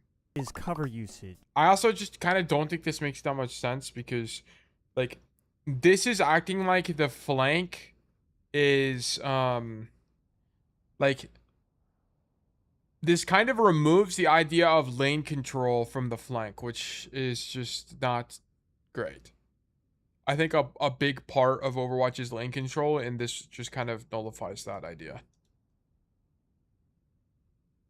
I'm not a big fan of This this. is pretty much the same philosophy as not repeating your flank. I mean, different, but sort of the same. Like jiggle peeking, for example, and always making sure you have cover to hide behind. Up next is cycling your engages. For those of you that are probably wondering what a cycle engage is, this is essentially throwing your enemies off by faking a leave when in reality, you're not really fully leaving. A good example is fight, leave, come back and fight again and hopefully finish the fight. Ultimate never opens. Now, some people might hear this and think, why? And might even have a different opinion on this, but typically flank DPSs don't really do too much damage with their ult, so it's kind of best to just do some damage. Flank DPS. Okay. Get him low, and then finish off with the ultimate. This gives you a higher chance at actually securing a 8 seconds kill left. and getting some value out of it. And yes, it is important to mention that every character's ultimate is different and does different amounts of damage, so just do what you will with this information and plan accordingly. Moving on to section B, starting with the first bullet point being cooldowns. You're probably seeing this and thinking, wow, that's kind of really vague. We're gonna and finish the video real it quick. kind Oh, I of forgot. is. I need to run ads anyway. Sorry, guys. We're gonna finish this video and run ads. Damn. Ugh. We'll finish the video and then I'll run ads. It's my bad. Okay, so I to should've ran clarify ads just a earlier. bit, I mean engage on cooldowns Oh, or yes, engage this is for true. cooldowns. Now these are totally different things, and these actually kind of depend on your playstyle. So I'm gonna run ads. Okay, guys, you're gonna miss this video. You're not really gonna miss anything though. Be right back. Oh, Bomb2, thank you for the primary subscription. Much appreciated. Welcome back to Bug Nation. Pleasure to have you. engaging on cooldowns Also at the perfect time. is implying that Code you is are on waiting Discord? for Alright, somebody we'll check else in a to second. get a cooldown, for example, like an on a sleep. Wait, what? I missed this. What did he Totally say? different thing. Engage on cooldowns or engage for cooldowns. Now these are totally different things, and these actually kind of depend Engage on on your cooldowns? That's an playstyle. So interesting engaging on idea. cooldowns is implying that It's you an are interesting waiting way for of somebody expressing else it. to get a cooldown, for example, like an on a sleep or a Suzu or something. So you're more so relying on your team to kind of do that for you. Whereas engaging for cooldowns is implying Sure. that you yourself will make the enemy use a sleep dart or a Suzu or etc. As long as you don't die in the process, I don't see either one of these being a problem. Again, it just really depends on your playstyle, and as long as it works, then it works. However, We're on the as a wrong side of flank the map. DPS, He needs to be you on the other are side. pretty much in charge of getting the cooldowns to begin with. So you It's do just kind of not true. It's kind of like the hit skin's job, if anything. DPS. You Like the guy are that's gonna force Suzu is not your Onron. It's gonna be the Cass. The Cass is gonna force pretty much in Suzu. charge of getting the cooldowns to begin with. So you do you, just do whatever works. Up next is playing angles. This might actually sound like kind of self-explanatory, which it is, but there's more in depth. to Hold it. that. For example, every fight you take, you want to be at an off angle of their screen. So with the crosshair being in the center, ideally the way you approach them This is is from true. left or right, never dead center. And here's a beautiful piece of art that I actually drew to give you a good example. This is brilliant. This is nice. The image is Kiriko, but it can be whoever you want it to be. Just pretend that. This Just use that your is imagination. Kiriko. Up next is aggressiveness. I'm not gonna lie, that word's a bit big, kind of hard to spell. I'd actually copy and paste it. So if you don't Aggressiveness is just aggression. believe but me, this is my. you know what, search this is good history. enough. This is my search history of me having to copy. Is and that paste tail it, so I face? figured It it might out. be. So yeah. Anyways, we're gonna change it from aggressiveness to tense. I feel like that's a bit vague. We'll do aggression. Anyways, what There you go. is aggression? Well, basically in fights, you kind of don't really want to throw yourself out. Why are we here? Rotate. Boom. Go up top, bro. Go flip them out. Play the infinite value angle. Let's go. Out there. The best way I can explain it is every time you play a flank DPS, try to cosplay as a fly. This guy just Ideally, trolling. you want to be This guy the dies. worst thing to ever happen to your opponent's life. Huge. Be quick, annoying, and extremely inconvenient. With all What? this combined, you can get distraction, fight's winning, value, don't ult. damage, cooldowns, and get Yo, into chill your tail. opponent's head. It's so gold. It's kind of a What do win you- all dude, what am I around. And if supposed you're in your opponent's head, My you can bad. have them overextend and be isolated from had everyone hiccups, else, sorry. which at that point is a free pick. So this gives you more options for better play. Distraction value is essentially made it through the sponsor. The actual spot goes to distraction value. Distraction value is essentially making sure that you have checked one of the boxes off. Why did I say that so proper? I don't know. A good example is flanking the enemy team. Okay. Cool. We just move on. Is he using shift from way too far back? There's a bunch of stuff happening. It's fine. I mean, we're giving this guy unsolicited coaching. We'll subscribe to this guy. Oh, this is the guy that made the coaching video. I was like, where have I heard this name before? He made this video.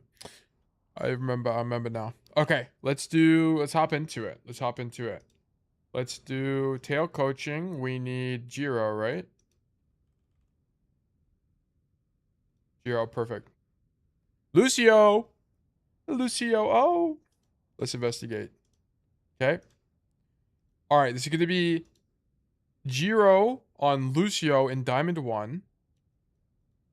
I helped Sigma with positioning and booped Hazard behind Sigma's shield when he leaped in.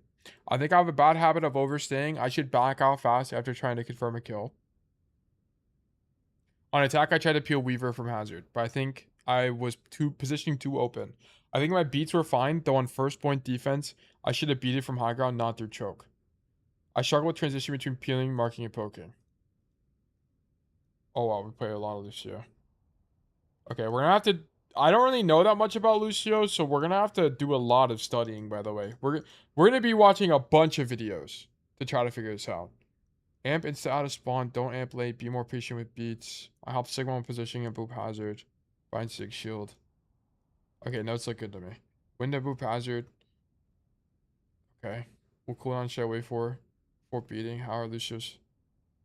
Okay, I mean the questions are relatively good. Relatively good. Okay. I'll take it for now. Stats, I'm gonna be honest, I kind of just don't care about these stats that much. What is it? Also, I've heard from UV, you should have at least around 5k damage per 10k. I mean, 5k damage per 10 in what context? Because you're going to do more damage to an Orisa than you ever will to a Sigma, right? So I don't really agree with the 5k. Stats just are too contextual. There's all the nuances lost to matchups and stuff like that. So we got to just move on from it. Don't worry about your stats that much. All right, let's do... Oh, I'm on the wrong account, but sure. All right. I can already... Yeah, you need to be spamming off rip. Also, I don't think you stand on this side. If I had to guess. Lucio, Blizzard World.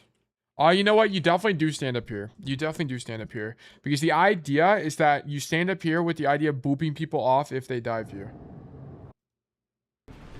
Defend objective A. Oh, we're on the floor.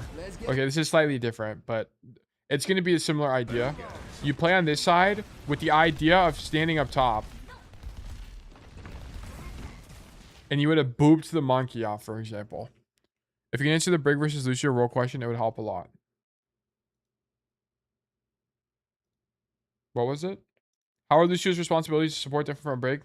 Jiro, I'm going to be so for real with you. I don't know. So, the one thing I do know is that whenever you're playing Lucio or Brig, generally your idea is to enable your team. Like, that's kind of the idea of main support, is you enable people. Like Brig and Lucio are the same way, right? It's more about like Brig, for example, right? If you're up here as Brig, what are you doing? The whole point of you being up here is to whip shot a dude on the engage. That's the answer, right? So that's what you would do. I think Brig is going to be like, you have to think about what the kits do. Brig is not a hero that can wall climb here and boot people in, right? That's not kind of what it looks like. Brig is more about play denial. It's a lot more about stopping the enemy team from taking space. You can do the same thing as Lucio, but Lucio also has a switch of where he can go do his own thing. The only time you can do that on Brig is on a timer, which is rally. So I don't really know the answer to that. I wish I did. I mean, maybe we could look it up and find it. How to play main support. How do you play main support in Overwatch? All right, let's check it out. Do not ask me why my teammates are dead. They just didn't get the memo that I was exploring the other side of the map. Boom kill. True. No, you dumbass. This. Oh, rank check. Also W comms. This is Diamond, right? Firefox, brother. We are in. Am I losing my mind? Yeah, Diamond 1. Let me turn on Diamond 1 real quick. There we go. Let's see. What does this guy have to say? Main support role in Overwatch. The role where being a one-trick is socially accepted. Because I can only play Lucio. But I put these 3 extra heroes into my resume. Which allows me... Wait, what? Lucio, Brig, who? Weaver, something? Mercy. Okay. Into my resume. Which allows me to join a team as a main. Notice that like all of these heroes, besides Lucio, are more like denial heroes. Weaver is a denial support. Mercy is a denial support. All these are denial heroes. Wu Young too. Yeah. Wu Young is also akin to Brig, right? If you're playing Wu Young, you're spamming angles, stuff like that. Brig does something similar. It's more space denial than playmaking on their own. Which allows me to join a team as a main support. Here, your goal is to stop your lobotomized teammates from committing the unthinkable. But for some reason, I'm okay with babysitting. Okay, it's a little bit over-edited, but sure. I couldn't hit a shot in order to save my own life. Luckily, this isn't the main way that Bang! you value on main support. Let me tell you how you're actually supposed to do it. Well, I actually like this. Very interesting. Your main job on Lucio is to keep your teammates from inting by either speeding them around or controlling a side angle close to them. All this whilst resisting the urge to send it at full speed into the enemy backline. What? This can't be true. This legitimately can't be true. This can't be true. Lucio guide. Oh, wait, hold on. Let's leave this open. Lucio guide. Who has made a Lucio guide? This guy. Okay, it's kind of a little bit too long for me. A beginner's guide to Lucio. 10 tips and tricks for Lucio. How to play Lucio. All right. Time to do some deep diving. Twitch.tv. Who's streaming Lucio right now? I was watching ML7. He was talking about how main and flex supports are kind of outdated terms. Yeah, they're definitely outdated terms. 1 bajillion %. And they also just kind of don't matter that much to the average player. Because they are not going to be playing like a coordinated game of Overwatch. So it didn't really matter that much. So yeah, I 100% agree with ML7 here. Any Lucio players that are streaming currently?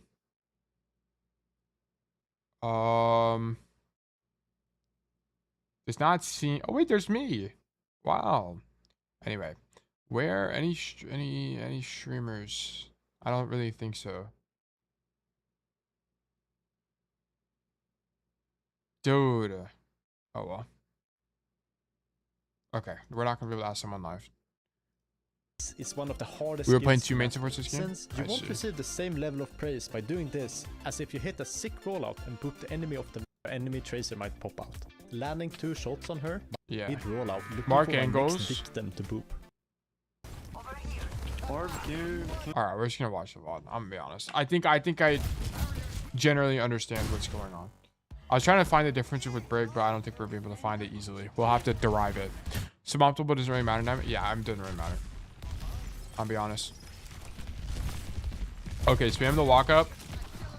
I don't think you should be rotating like this. I guess your idea is that if he slashes, you just boop him, right? Yeah, but then why are we turning left? So this is already a mistake. If your idea is to unswing the hazard because you want to not die to Hanzo and boop the guy on the engage, that's fine. But why are we looking left? Just use sound cue. You need to be using... Oh, you hear him, so you think you're gonna get pushed. It's okay. It's alright. I think it's a little bit passive, though. Maybe, you know what? Maybe, hold on. Let me boot up. Let me boot up Blizzard World here. Leave game. Because here's the thing. You can wall climb on Lucio. So I think it might actually be stronger to stand on the floor and then just boop them from the floor. So let me show you what I mean by that. Okay. Lucio. I have Galactic? When did I get Galactic? I don't even play this hero. I have actually no idea how I have Galactic on Lucio. But it might be better to do this. And then once you hear the hazard up top, I mean, you'd have to figure out how to do it. But it might be like a wall climb this and then poop him like this. Works. Yumi hacked your account? This might be true, actually. I think it's this. You stand here, poke the walk up from the floor, because you can also deny the side lane like this. And then you wall climb up top and boop the guy. Maybe not. I don't know. Minuscule amount of time for it might be. I need another Lucio Blizzard World that's not Chio. Is there anyone else? Like a solo queue. The IQ Lucio Aspen gameplay from 5 years ago. That's definitely not going to be what I'm looking for here. Anyone else at all that plays this hero? Breed EU. Tail Overwatch.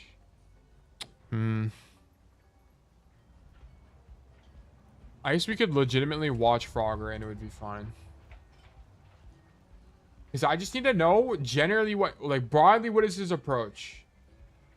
Broadly, what is his approach? Because here's what I want to, here's what I'm looking for. Okay. Are we playing on the high ground and booping people? Or are we playing on this side?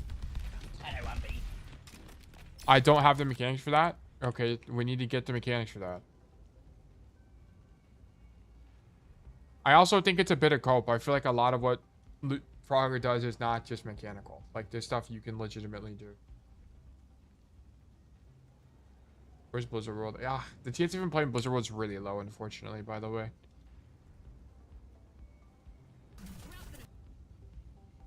Oh my god. Oh yeah, this is the stream he plays Fortnite. Oh, we all dead. fucking main of Woody and like.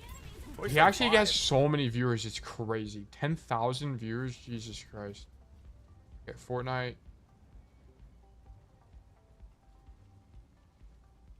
Numbani. What map is this? Lijiang.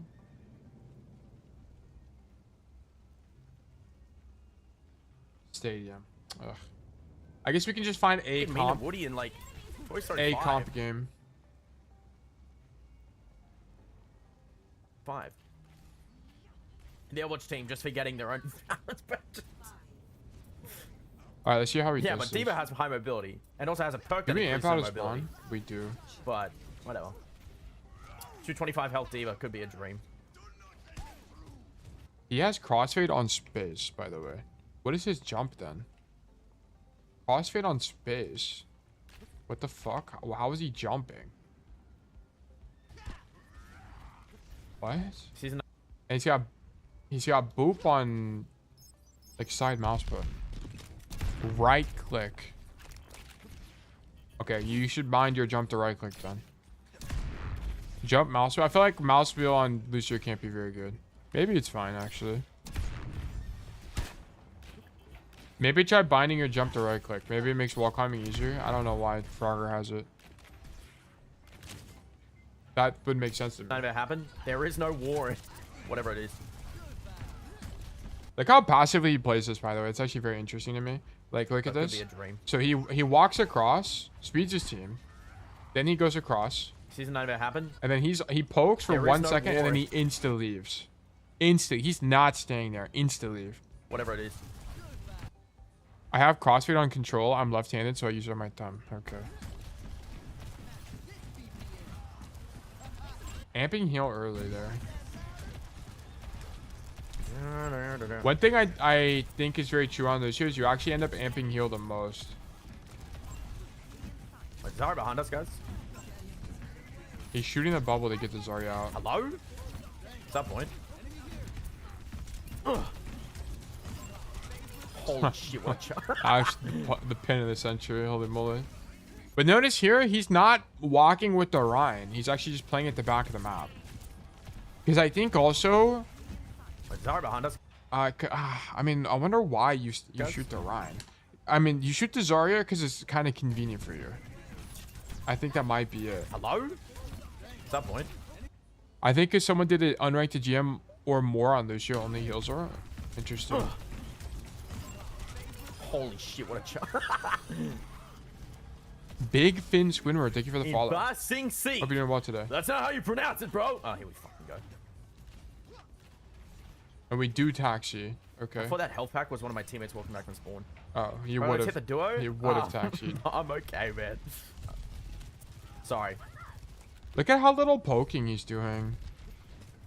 Maybe it's a matchup thing. Like into Cassidy, you don't want to poke okay, the you walk hate up me? that much. Oh, and then he peels here. Bad. What the hell? Also, he's Sorry. not really playing a tank that can hold space. Like, I think one thing you need to be able to intuit, which you guys might not be able to do, but you need to be able to intuit that Reinhardt is probably not holding this space.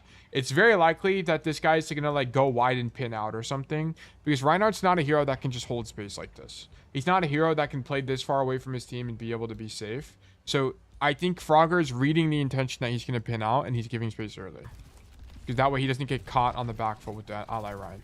Right. And then he sees the Okay, diva. hey. I think he actually hears the Fiend? diva, more importantly, actually and do then he fucking- marks it. Kidding.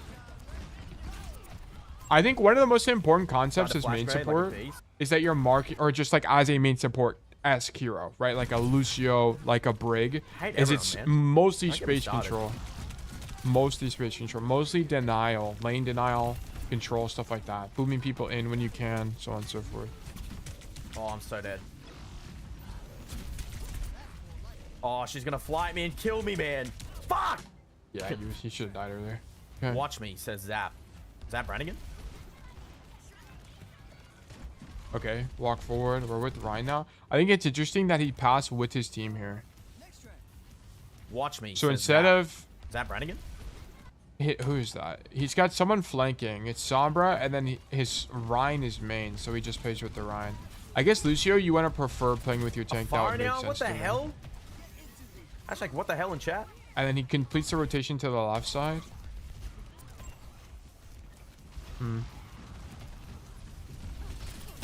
Thank you. He's just kind of bouncing between angles. I don't really know why you do this. Sorry.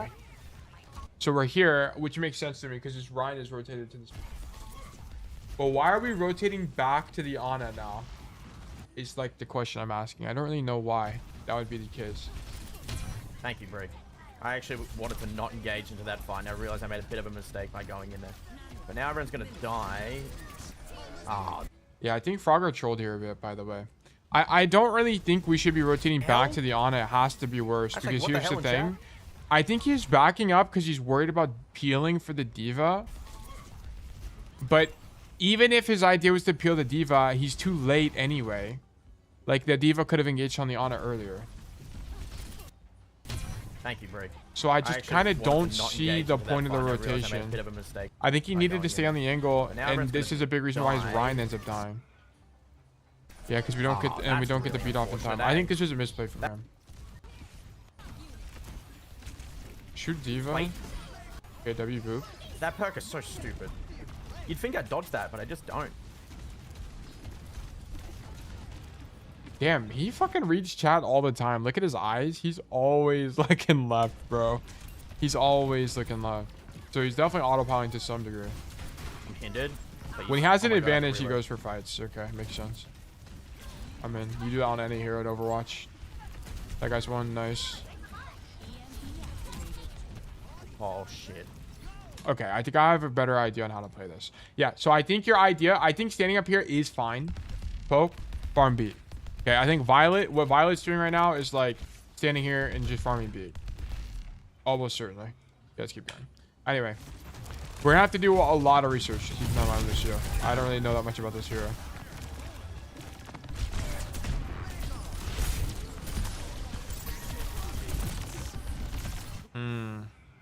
Maybe this is why the high ground sucks as Lucio, because it's like, especially against Hazard, like heroes like Hazard, even if you boot them off, they just come back up top. Because you boot that guy off.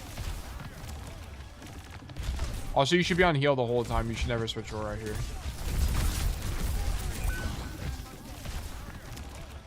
I guess this min-max doesn't really matter that much.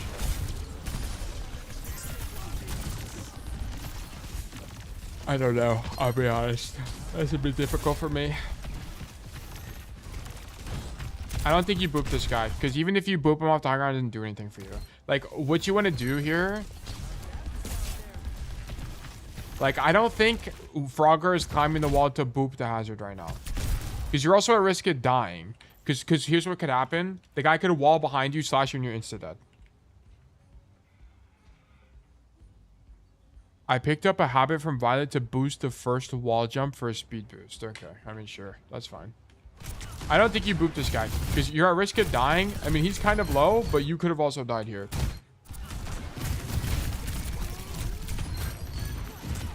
I don't think anybody is going for that boop. I don't think Violet's going for that boop, and I don't think Frogger is either.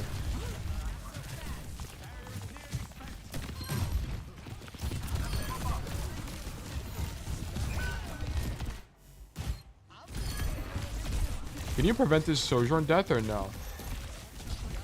Not really. Not really. That's pretty unreasonable. Your guy just didn't get the memo to back up early. Also aiming too high. I'm gonna be honest, once you see your weavers up here, I don't think you should also be up here. I mean, maybe it's fine. Like, here's the thing, I don't know. Orchid, thank you so much for the Prime resubscription. Welcome back. It's a pleasure to have you back on Bug Nation. Hope you're doing well today. Okay, that guy's dead. I mean, this looks okay.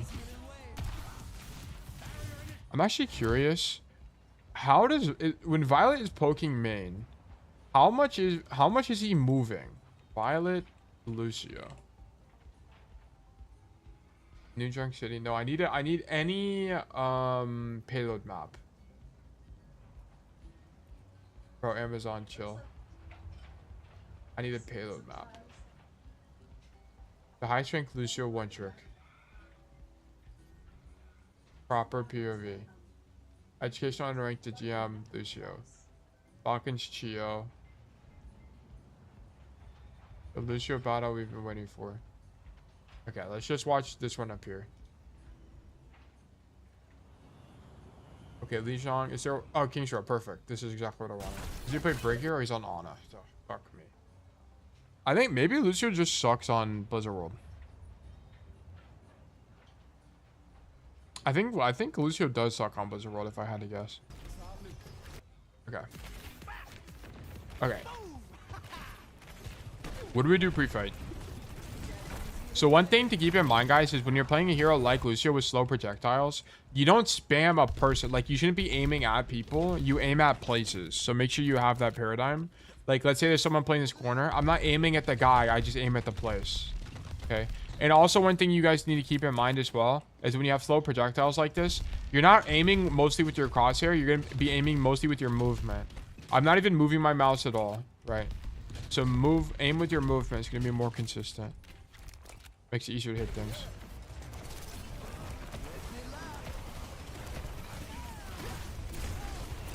Alright, put this guy away. I forgot old Zeta was just... That was just a bunch of... Alpha E, Flora, Bernard, Finn. The only people in Violet... The only people left is Bernard Violet on this team.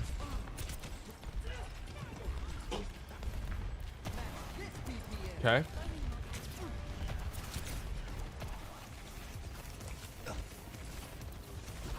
Okay, this is not something you would do in solo queue at all, by the way.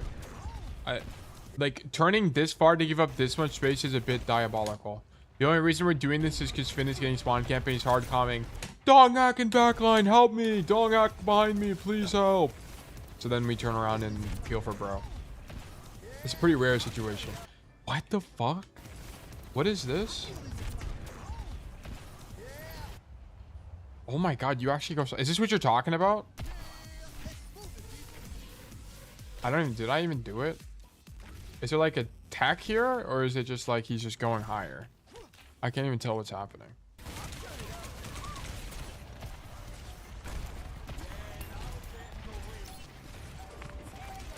Wall ride spam. And then ball engage. Do we boop this guy? We do boop this guy. I feel like that's kind of weak though. Because now you're walking in the open and the boop doesn't even do anything anyway. So it's kind of pointless. Then we beat, okay. Yeah, so I think what you should do is like, whenever they're walking forward, just stand here. And I don't even think you should stand on the thing, by the way. I know we're like nitpicky on this one point, but I'm just trying to learn Lucio. I think you stand, like if you're going to poke the walk up, you're like here maybe. You need to have jump on wall release. Oh, okay, I see. I see. Okay, anyway. It's probably fine. But I don't think you ever do this, by the way. I don't think this is the play. Unless your idea was to stand above them and boop them in, I think this play is weak. So, because you could be just poking the walk up. Unless your idea is this, where you're like wall climbing on this thing, and then you do this kind of boop idea, I don't think you should be here. Because now you're not poking the walk up, and you're at risk of dying. So it's kind of just too... The risk reward doesn't make much sense for Lucio. Because also notice this, because you weren't on the high ground, now you can't boop the engage. Right? Like you can't boop the Lucio. You would have booped this guy off and you would have totally nullified the attack. So we can't mark the choke like this unless your idea is to be up here and pull people in. That's the only thing that makes sense to me. So this was weak from you.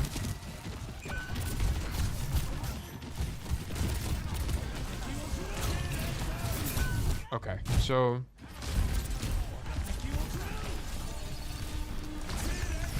Yeah, I just think your movement, it's like, what's the point of wall riding into the open here? There's no added benefit of doing this. Like, I think just because you can wall climb doesn't really mean you should. I think here, just stand back here and shoot your gun. No need to wall climb. Unless your idea was going to be back here and wall climb off this and spam main. I just don't really see the point of going wide here. Because it ends up getting you killed, because look at this.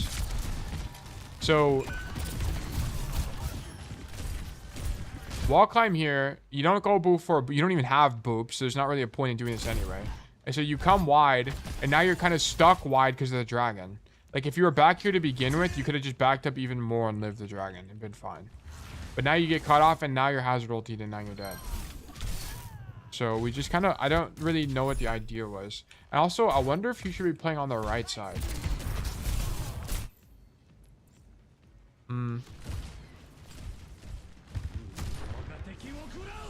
It's probably fine to stack with the Sigma if I had to guess. We just don't have that much space control. I need... Hold on, let's watch a little bit more Frogger. Because here's the thing, it's like, when we're watching Frogger, he's staying with his tank a lot of the time. And like, we're not taking space proactively unless we have an advantage. If we have an advantage, then he's walking on people in duels. But if we don't have an advantage, he's not doing that at all. Okay. I wanted to play the card, but that was a mistake. That's crazy though. Master Suited GM2? I thought it'd be like... Yeah, I think you just play at the back of the map, to be honest. Because then you, like, let's say you need to help the... Let's say you need to help the Sigma. You just play back here, and you amp forward, help him, and boop the guy out, and then he's able to get out with amp. I think that has to be better. Alive. Well, like a bit more close in range, man. Like, I had a fast Q for like this. They definitely did some of the matchmaking this season, man.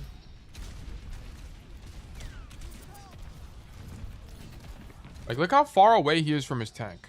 Like, They look had at a this. fast Q for like this. This is kind of what I'm talking about. Some of the matchmaking this season, He's man. close to his tank. Like, he's playing with his tank. I mean, maybe it's a map geometry thing because he can wall climb to poke the walk up. But he's not on top of the Zarya.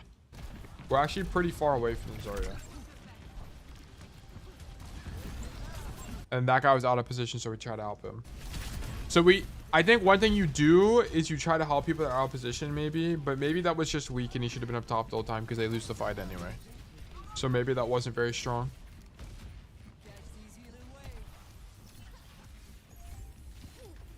Okay, wait for people to respawn. Taxi the BAP. We don't need to taxi Sombra because she's fast and this guy's dead. Yeah, this isn't really Frogger's fault. Yeah, that's not really Frogger's fault. GG. Play some 66 Z, but today it's 10 to 12, same people every lobby. Yeah, it kind of sucks. Kind of makes me want to be like hard stuck freaking Masters. If you can only play Ryan, stay Ryan. By the way, guys, fucking CCCC didn't even troll the first fight. That wasn't even him. That's this year. It was on point. Who was also the guy shit talking. Kind of makes me want to be like hard. This is why you mute chat. Like, mute chat. These guys are fucking lost, actually. Why was my Sierra on the floor on point, by the way, instead of going high ground? Why was my Sierra stacking with my flanking DPS? Like, make it make sense.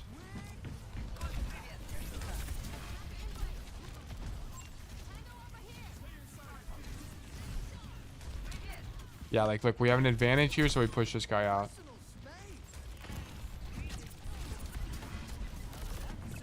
Like, look at this. Look, like, Jiro... A lot of people say Frogger plays like super mechanical Lucio, but he like doesn't. He's playing very, I mean, honestly, very defensive Lucio, if anything. It's just a lot of peel, a lot of shoot, like try to stay near tank, stuff like that. I guess it's just from his videos. Yeah, exactly. Like, I think the highlight reels get put on YouTube, but his actual Lucio gameplay is fine. Like, this is why I don't really believe the idea that you can't study Frogger. Like, why would you not? He's GM2. And he plays fine. Yeah.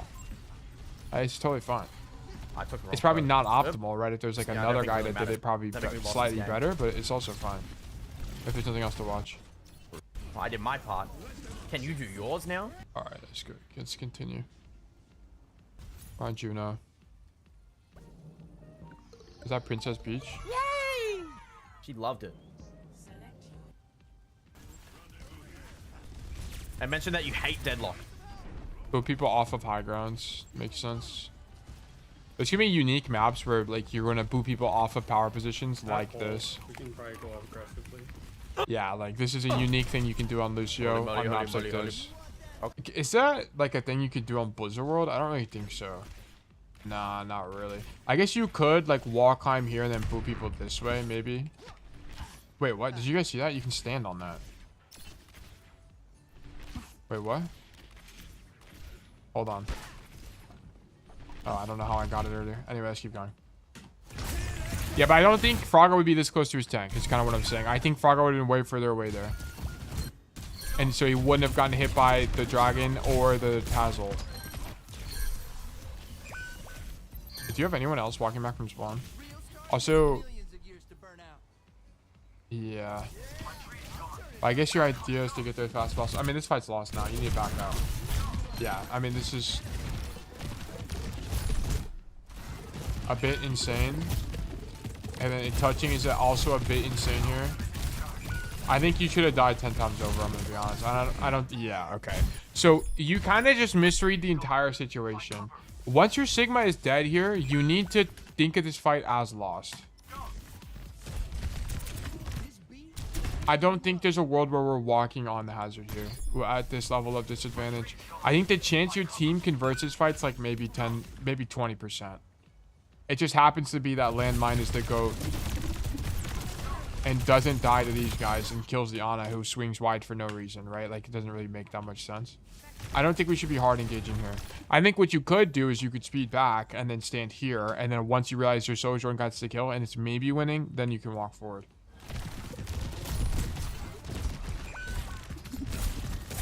I wonder if... I mean, I think the stall on point... Because I guess your Sojourn's dead, so even if you die, it's not that bad. If you just catch the wave. So maybe it's fine. And then move him backwards. Yeah, we just can't be here because this fight's lost. You're on Sigma, your tank is too slow. You're never winning this fight. Especially when you see people come back and your Widow's dead, we should never be beating this. Yeah, we can't beat here. And Frogger would go for this kill, right? These are the kind of kill, like the 1v1s you take as Lucio. It's like very advantaged 1v1s. But yeah. Okay, so bad beat. Then we take the 1v1. I hope it's kind of clear to you what leads you to do this bad beat, by the way. I was going to beat the point, but I get knocked back. But here's the problem. Like, this whole time, you have no idea where your team is. Where's my Sigma? How close is my Sigma to the point? Sigma was right there, but how do you know?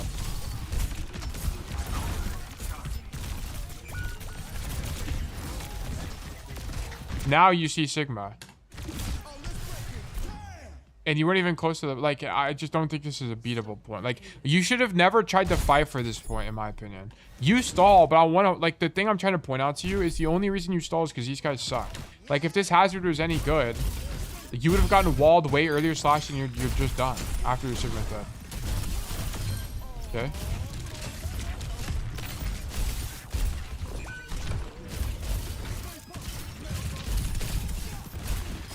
Like, I mean, he didn't even do anything wrong, but like that wall is bad. He needs to wall you on the corner.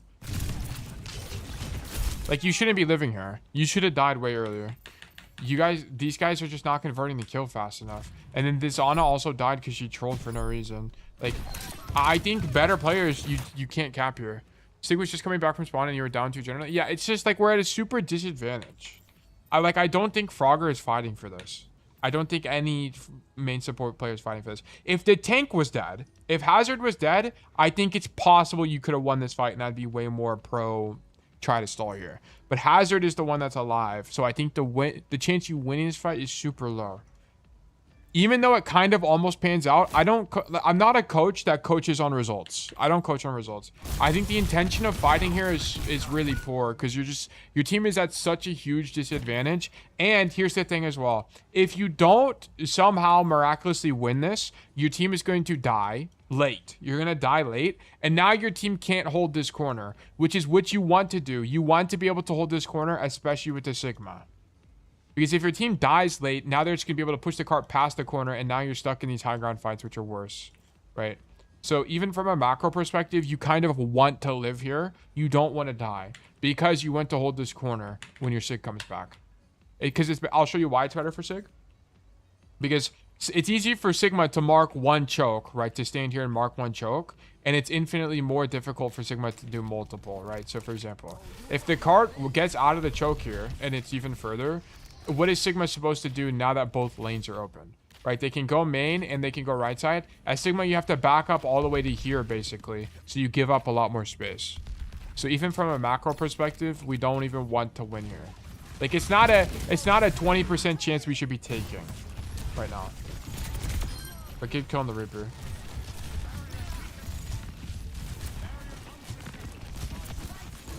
Yeah, okay. What is going on with our movement here that forces us to turn around? Also, one thing I'll say is just because you can wall ride doesn't mean you always should wall ride. I mean, maybe it's okay into the Hanzo matchup. Like, maybe wall riding here is fine with Hanzo. But I want to point out, like, you're wall riding and it's fucking your movement up really bad. Like, but look at this is kind of what I'm saying. Like, you wall ride here and then you wall ride there and then now you're wide on accident and it forces you to turn around and you spam less. So I don't know. I mean, maybe it makes sense in the Hanzo matchup. That's, I mean, sure. I could look for Frogger on a Hanzo VOD, but it would take forever because Hanzo's just not popular. Okay.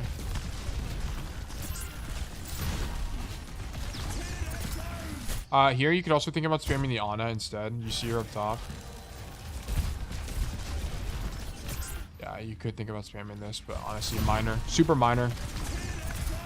Yeah, like, this is what I'm talking about. Like, we can't be going wide here.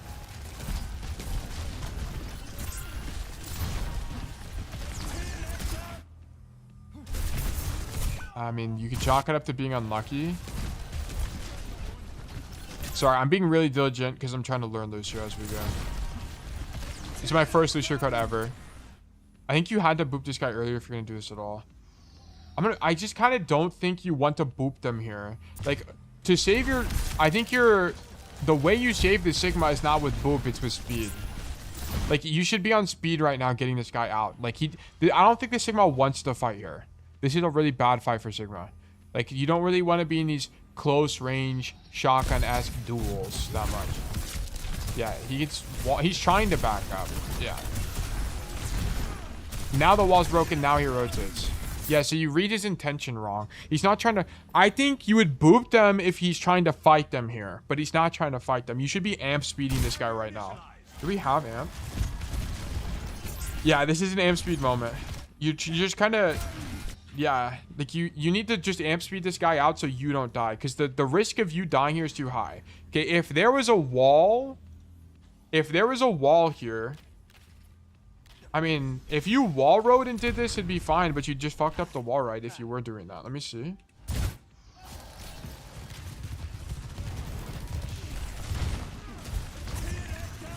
Yeah, you just need an amp speed. And I hope it's clear why. Because they're going to walk forward. It's 2 shotgun heroes. And if you boop them, the chance of you dying is actually pretty high. Amping speed is going to be enough to back up anyway. Right? Your team doesn't want to fight for this space. And you want to... Like, you don't really want... Whether you boop them... Whether you boop them like this versus like this is effectively the same thing, given your team wants to hold like all the way back here. It doesn't really matter. So you might as well choose the safer option. I saw Reaper load, wanted to confirm the kill. I was too late. Yeah, it's just too greedy. Like, notice the only times that Frogger, when we were watching Frogger, the only times Frogger is confirming kills is when there's people that are isolated on the angle. And he just happens to be there. He's not like chasing kills. Oh, we haven't seen him chase a kill one time in the... like 15-20 minutes we've been watching him play.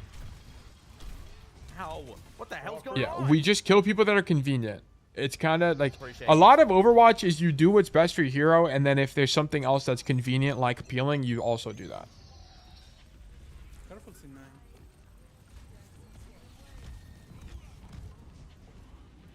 Don't take close, don't take close. It's GG. We're dead. Yeah. Oh, We can't get caged. I mean, they would have lost anyway. He couldn't have done anything. But the lorry. But yeah, we're not greeting for kills. Lots of damage coming out. Left. There, okay, and I think Lucio's very map dependent. Like on Eichenwalde here, you can play more aggressive because the chance you get a boop off the map is a lot higher, right? But like Blizzard World cannot be a good Lucio map. I don't think it's a good Lucio map. Let me actually hold on. I've got a friend. Let me DM him real quick. Blizzard. Hey, is Blizzard World a good Lucio map? Also, if you're interested in being on stream, I have a few questions about Lucio. Okay. I don't think you'll answer, but just in case. But yeah, I think we should just amp our guy out.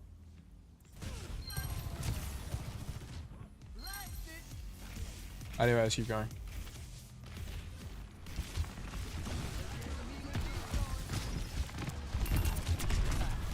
Yeah, like this is way too aggro, by the way. So your team's not back yet. Oh, no, they are. Sigma's up top. I didn't even see him. My bad. No, this is actually fine. Boop the guy out. I think that's fine. Like, this is what I think is fine. Reaper, isolated on the angle. You don't know how much HP he has, but you end up hitting all 4 headshots because you're just a go. Boop the guy out. You don't overcommit, and we're leaving. I think this is probably fine, if I had to guess. This makes sense to me. Our Sigma is deep. How about Sigma? Amp guy. Go for this kill. This is a good kill. This is a good kill. I actually like this from you. Actually, you don't even need to do this, by the way. Actually, I lied. I don't like this kill. This guy's dead. This guy's dead. He's in circle. He's dead. I think this was grief. Yeah, this is grief. This is actually grief. He's dead anyway. Yeah, he dies to Sigil. No point. If you're gonna do anything, it's like wall climb, go over the Ana and shoot the Juno, but I think that's just weak. I think you just boop the Lucio off of, or you boop the Hazard off the Lucio, or off the Sig here. Yeah, you just kind of greed when you don't need to. That's it. Like, the only times we go for, like, we've seen Frogger go for kills is when it's convenient.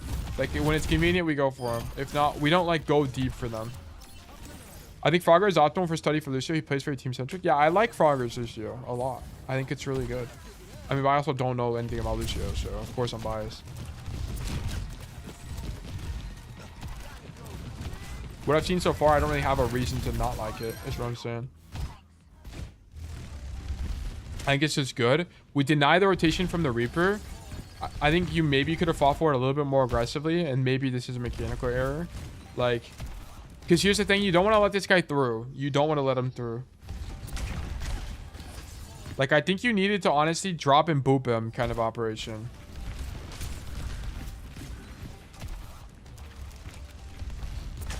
Yeah, I think you need to drop and boop this guy.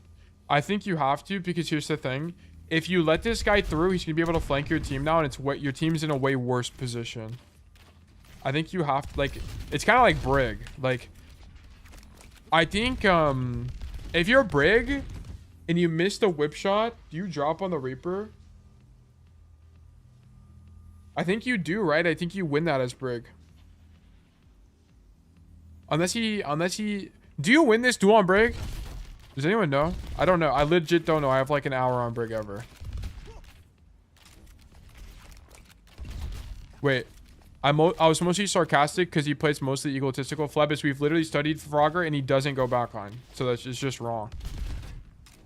We're literally watching him and he hasn't gone backline a single time. That's just his videos. Is anyone, can anyone join my lobby?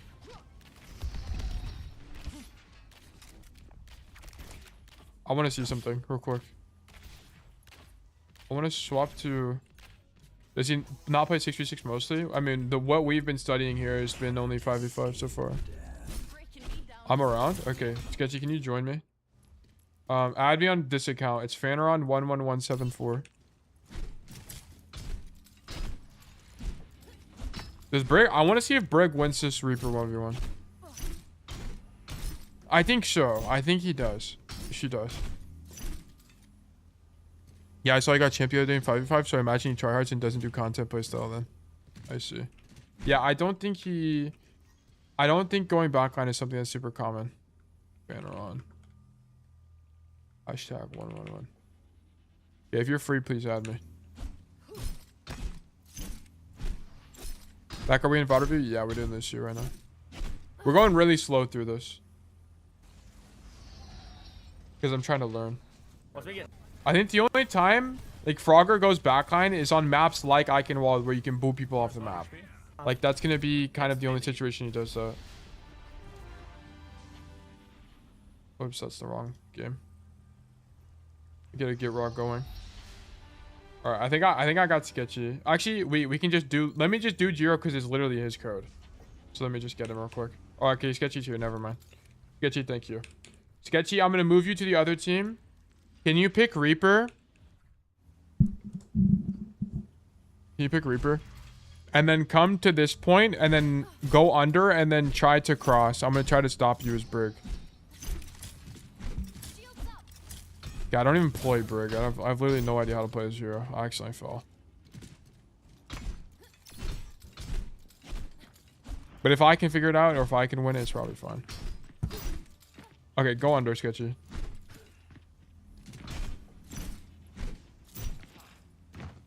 So I pick like now.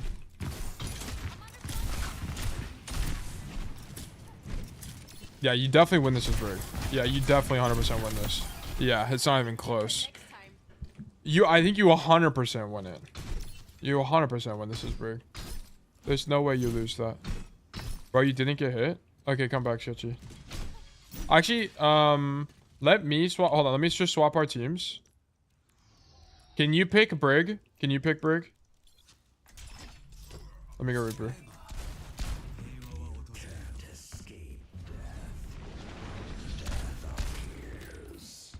His shield was very low, but no body damage. Yeah, I blocked a bunch of stuff with shield.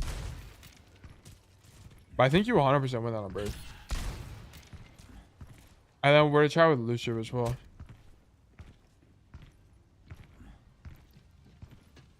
Yeah, I'm going under.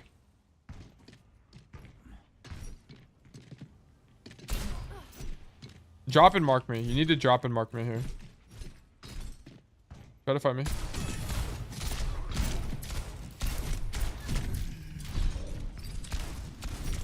Okay, I mean, if someone was probably like a Reaper one trick, they can probably win this. But I think the average Reaper's not beating this.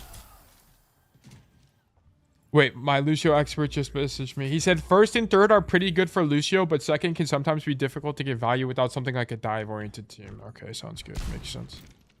Second, the reason second sucks is because it's too open. Okay, wait. Sketchy, can you swap the Lucio? Oh, yeah, all right. I'm boosted. No, you're not boosted, bro. I literally don't know. We're doing science. Like, it's fine. No big deal. I don't think Lucio wins this is the thing. But I don't think you need to win. You just need to get the Lucio off the angle. Or the Reaper off the angle. I think is the idea.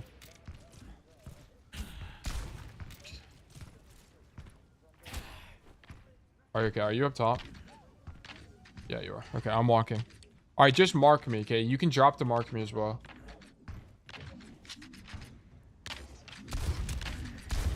Try dropping. I think as long as you amp out, it's going to be kind of hard for a Reaper to actually kill you. I mean, we're both fumbling the bag here. But I think if you drop, boop the guy, and then amp out, if you're losing, it's actually fine fight to take. I think it has to be fine, right? Unless your issue is like you don't want to get amp forced. I mean, I also suck at Reaper because I don't play the game. But I think it has to be fine. Let's try one more time. Oh, yeah. Also, I can go on stream. Wait, hold on. Wait, can I call you real quick? Hold on. Wait, this is perfect. Okay, wait, hold on. Wait, my expert's here. Hold on.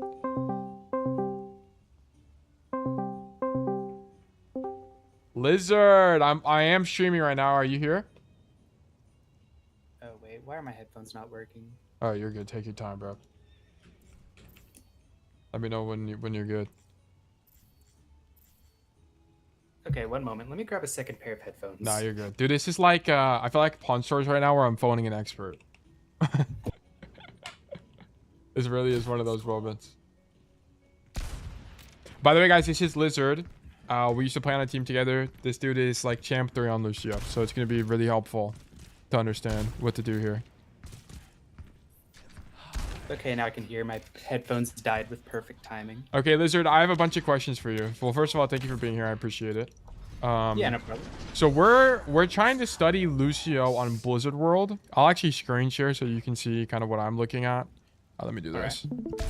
So we were watching. So whenever you're on First Point Blizzard World, when do you play? Do you just stay on the high ground and then poke main, or like where do you stand on first? Like, do you stand here? Like, if you have a Sigma up here, you play with the Sigma, surely, right? And then you drop. Yeah. Yeah. I mean, on first, you kind of just play to build B, and... Okay, so you're playing passively mostly. Like... Yeah, you just play where you can That's what I figured. You can poke main while healing your team. So you're usually going to be with your main team unless you're trying to, like, support your DPS on an angle. Okay. And you kind of just play to speed someone out if they need it. Okay, so... Let's act like I'm on first defense. and my Sigma is dropping off high grounds, and then my Sigma is standing here and zoning, how close are you playing to the Sigma, like relative, like if there's a Sigma here? Like you're probably playing back here, right? And then if he gets low, then you walk forward and amp him out. It's gonna be the idea? Yeah.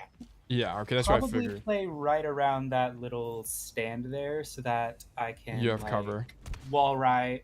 I can either wall ride back or to the side depending on what I need to do. Okay, this makes sense. Because here's what happens. So we're coaching this guy's name is Jiro. And his Sigma is holding the corner here. Whoops. It's actually later than this. And the reason I'm asking about this is because this gives me way better insight on how you play Lucio broadly. Because like, our Sigma holds this corner like this. My critique is we should never be this close to Sigma unless we're amping him out, is the idea. Like, we should just be back here anyway. That way we don't die. We don't get our cooldowns forced, right? And then you play back here. Like, I feel like this makes the most sense, right? Yeah, especially seeing that he has a Weaver. I never want to be that close to a hazard. If I'm him, I am getting straight out of there. Okay, so it is a tank matchup thing too. Okay, so that'll also lead me to my next thing, which I was going to mention, which is we try to stall for OT here, which I think is just weak, right? So you'll see. So it's a little bit later. It's here. Okay, so we come back late, and here's the situation. It's just us in Sojourn versus a Hazard and a Juno. I don't think you touch here at all. Like, I want you to see the sequence. Is this something you think you would do? You walk back, your Sigma's dead, and now it's a 2v3 once you get back. Yeah. Right there, no. Yeah, I don't think you do this at all. Lucio, the golden rule on Lucio when you're up against a hazard is stay 5 miles away from the hazard because he will just one-shot you if he is whatsoever good at the game. Okay, that's what I figured. Like, he will delete you. Yeah, that's right. That's exactly what I figured too. Because then Jiro also does this. It's a little bit later.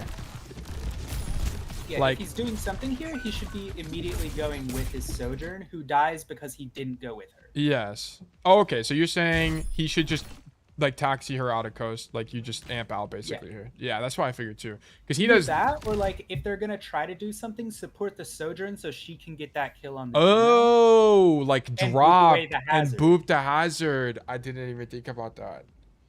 That makes a lot of sense. Because I mean, if he goes main, he's probably just going to get slashed by hazard. Like, he can't really stall by doing that. Yeah. His best bet is that Soj gets a kill, and then the rest of the team gets. I see. And then maybe you go wider if like someone gets low or something. Like, would probably be it. Okay, that makes sense to me.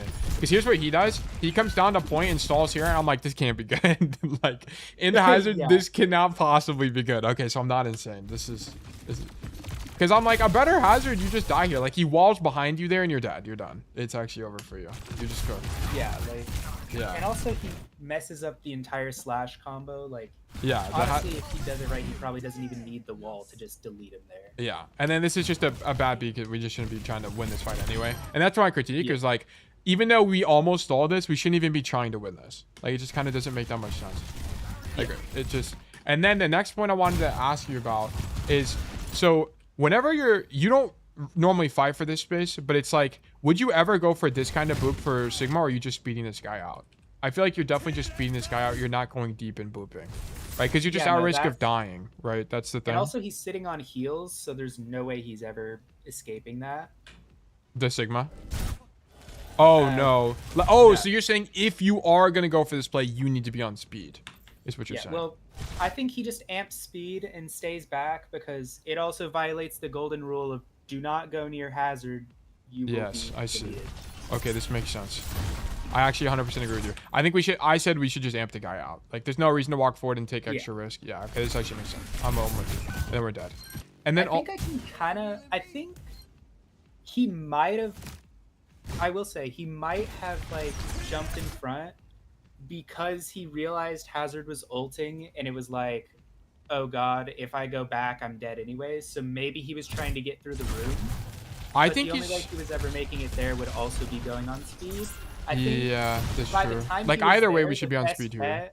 Yeah. Yeah. I think if he was already there, the best bet would be to go all the way over the, like, where the tree is back there. Oh, like and here. just wrap all the way around. over here. Yeah, so that would be because like... I think that's the only way he survives that. Yeah, so you're saying do this, basically. So it'd be like, you wall...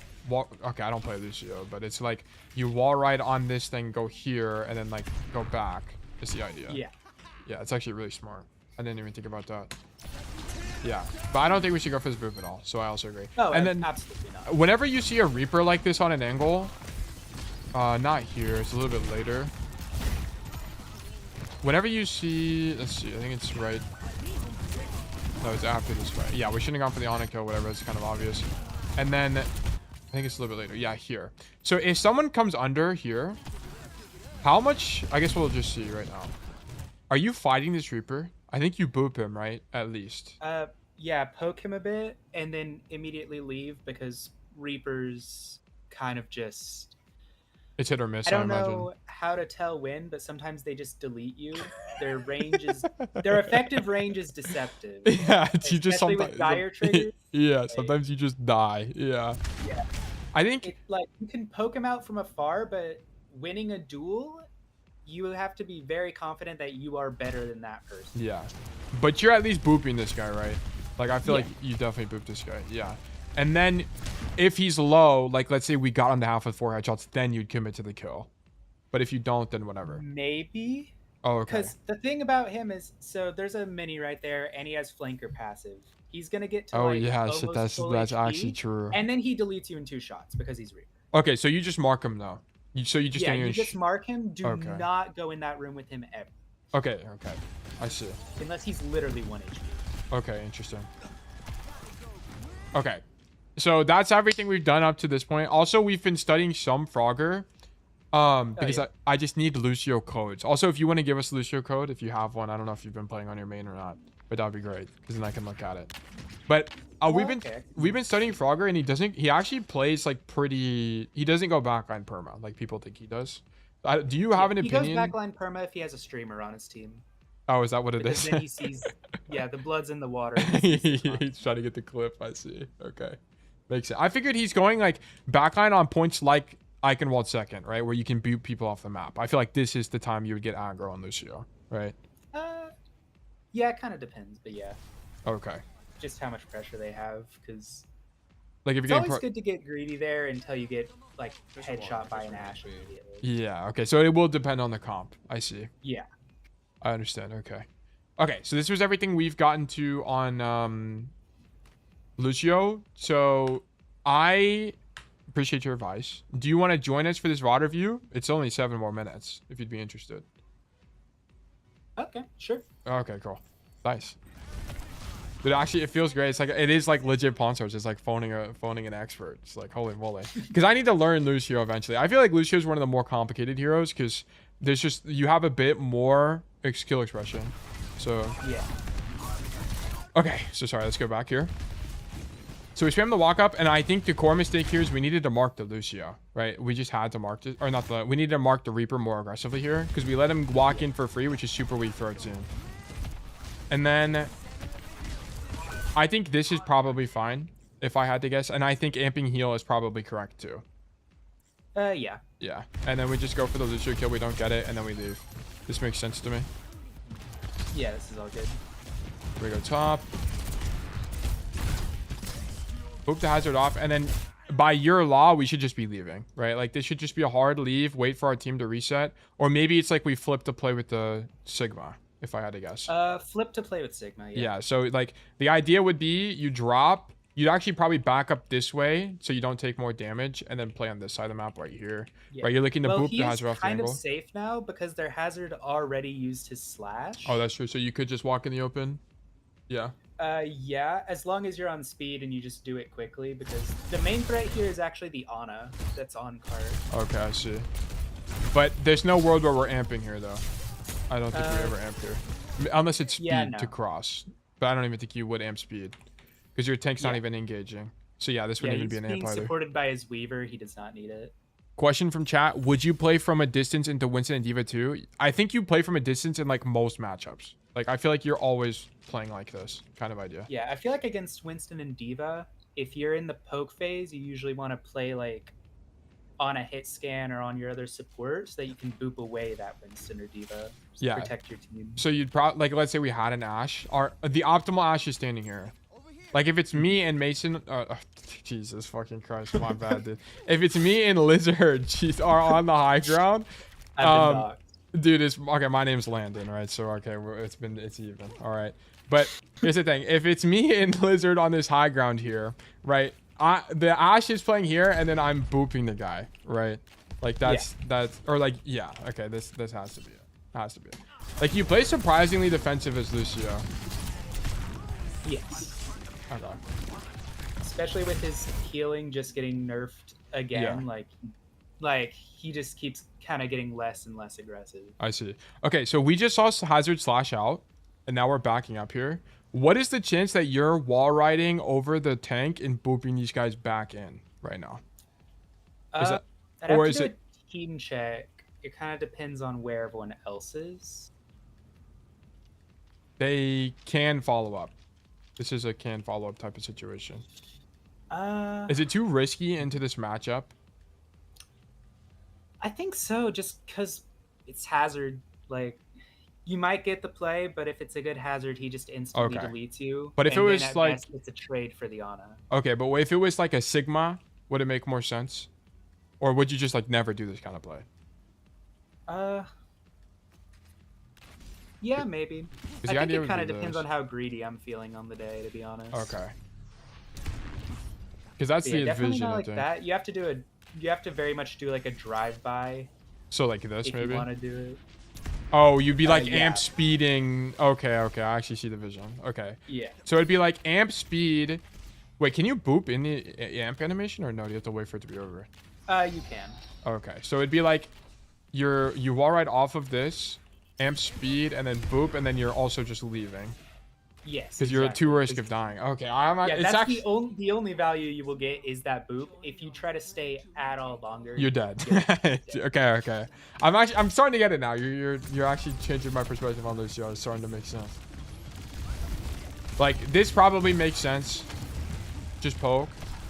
Yeah.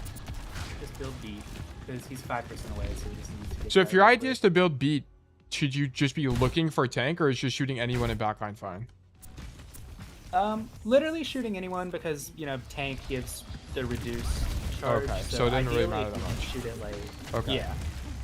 So we're just kind of shooting like anybody. Bastion, maybe. Okay, I understand. Okay. And then we're fighting this Ana, surely. That should be a boop in, to be honest. Yeah, this is I go around, boop her off height, and then engage. Yeah, this is so free. We should absolutely, we should be so we should literally be thinking this guy's trolling. This guy is actually trolling. The whole, okay, whenever we see this Ana walk up the staircase alone, this is a drop behind boop, like burst melee, like you're going for the kill for sure, right? Yeah, exactly. Like, and then if anyone on your team is looking, she dies before she hits the ground. Yeah, like this. Yeah, like we're going, this guy's dead. Yeah, 1 bajillion% this guy should be dying right now. You need to see this. You need to, yeah, like what? This is a kill for sure.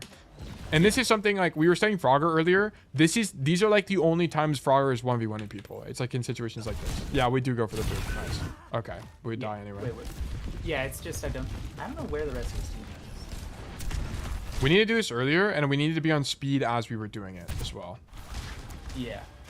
Like this needs to be speed right now. I guess ambient here, but once you see this, swap speed, drop booper, and go for the kill. And then, because you all shoot, you're right. The thing about it too is you can't like stand here and shoot her. You have to also be moving the whole time, because that's why you end up dying. So I think that has to be it, right? Yeah. Also, in that time he takes to line up the boop, he should be getting like 4 free headshots.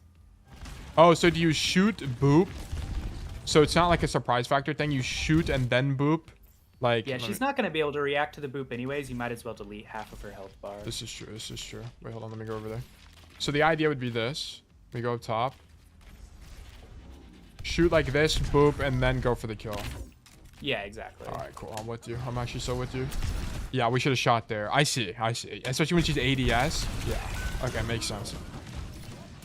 All right, bad.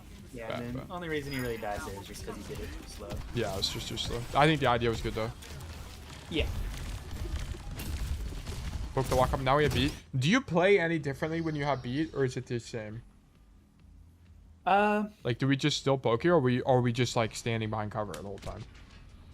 So it depends on the comp. Because they don't really have anything that'll just delete you from a range, I think that this is fine. But now that I see the hazard is there, I am probably going to start backing up. So what does start backing up mean? Like because your Sigma is likely not going to hold this space, right? That's the idea. Like your Sigma is going to be backing up, and a good Sigma is probably playing here to deny both lanes. So your idea is to do the same thing, right? Yeah, I'm staying just as far away from Sigma as I can to speed him.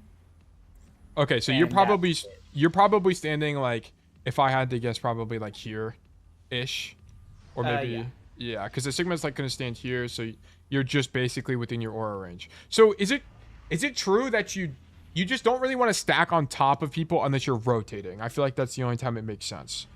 Like that's the only time you'd be on top of the Sigma. Otherwise, you're playing at basically max radius. It depends on the Depends on the angles map. and stuff, but for a Sigma especially, like like Okay. sometimes you will stack directly on like a hit scan who you're on an angle with. Yeah. Okay. So it'll with depend. standing Okay. there, I see. yeah. I see. Is there really ever a world where you're like walking forward and booping here? Probably not, right? Because you. No. Yeah, because you If want them you- to walk in you anyway. So it's Yeah, if you want to get poked, you maybe go on top of that pipe and then just poke just a do little that and bit then like lower. drop kind of thing. Yeah, because that also Okay. gives you vision of the hazard, which is very important to have. Okay, so this is actually probably your best position right now. It's probably this. Yeah. Yeah. Okay. Interesting. All right. Cool. So when we see this hazard start walking, which is now, we should be leaving immediately, and we should be on speed right now as well.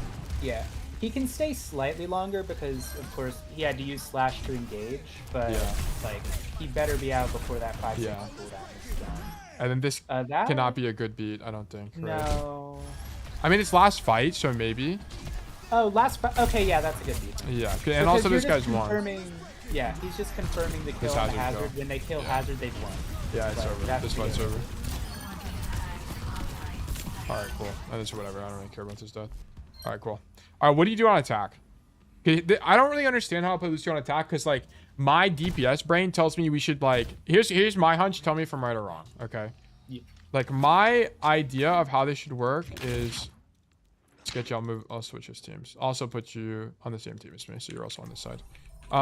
I feel like my hunch on Lucio is, I feel like, also how important is it to know rollouts on Lucio on a scale of 1 to 10?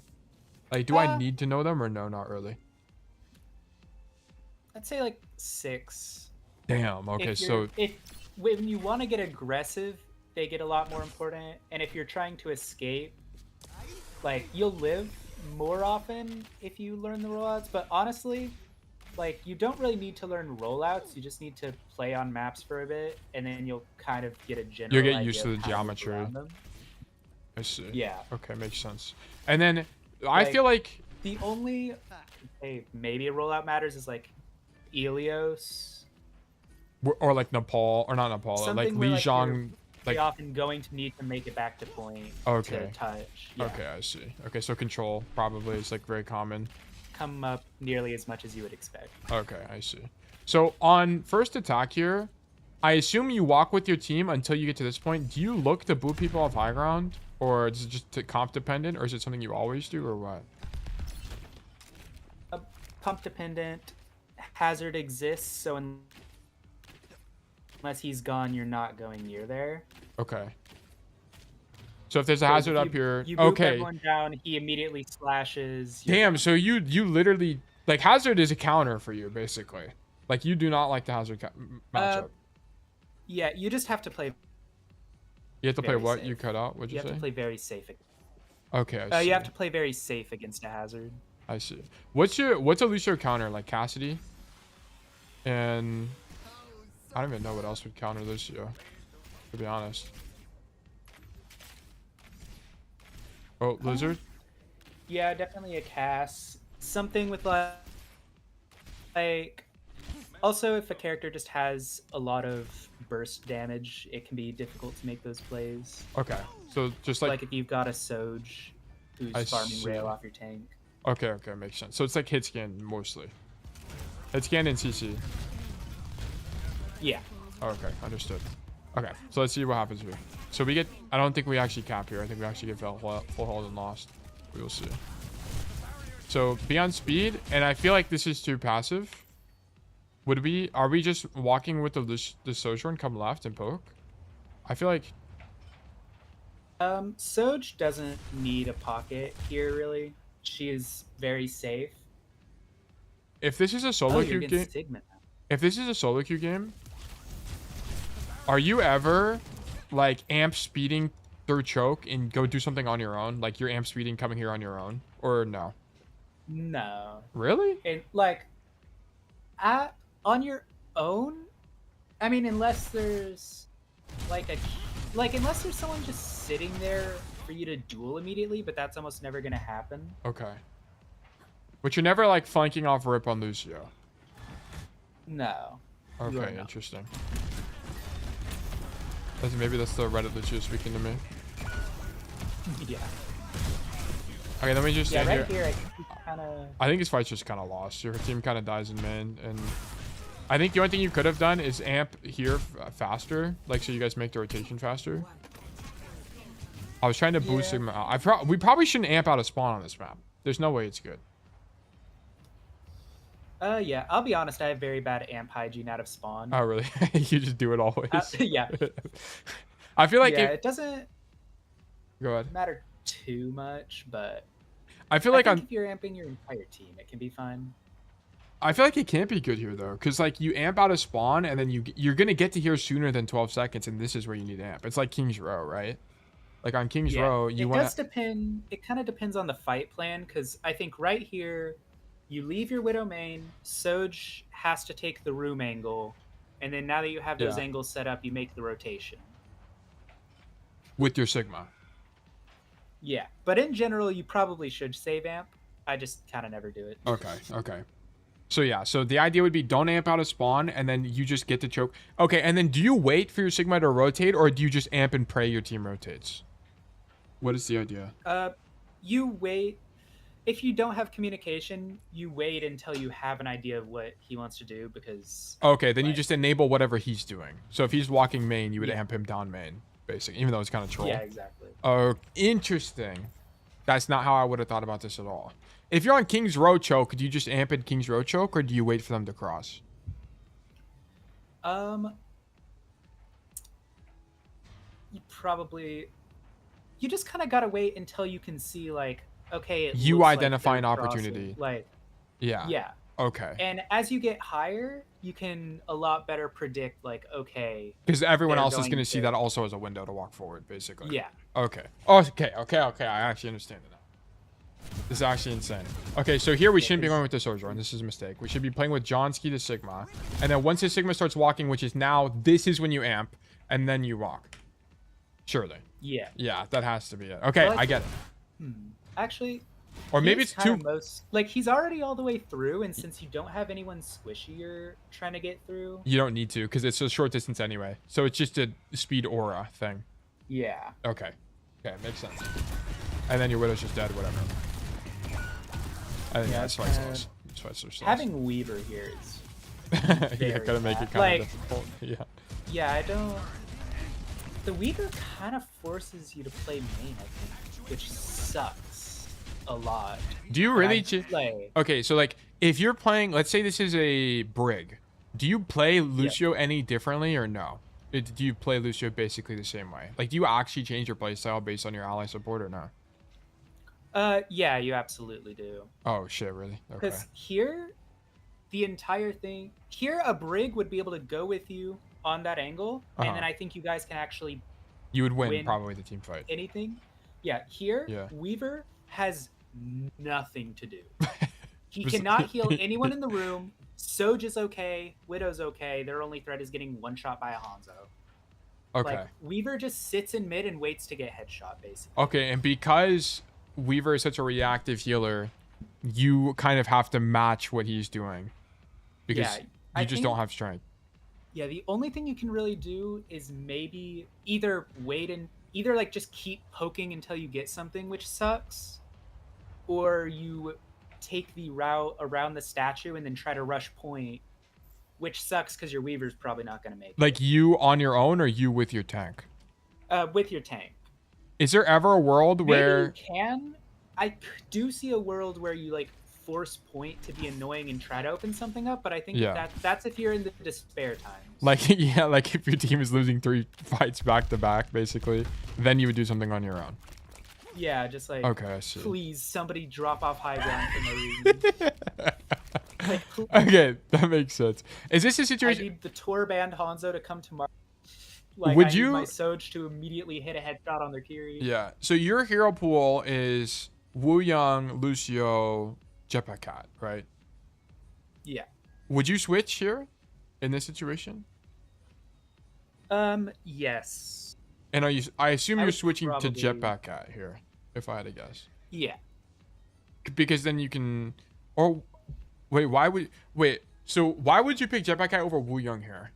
For my curiosity. For me, it's mostly a comfort thing. Okay, I see.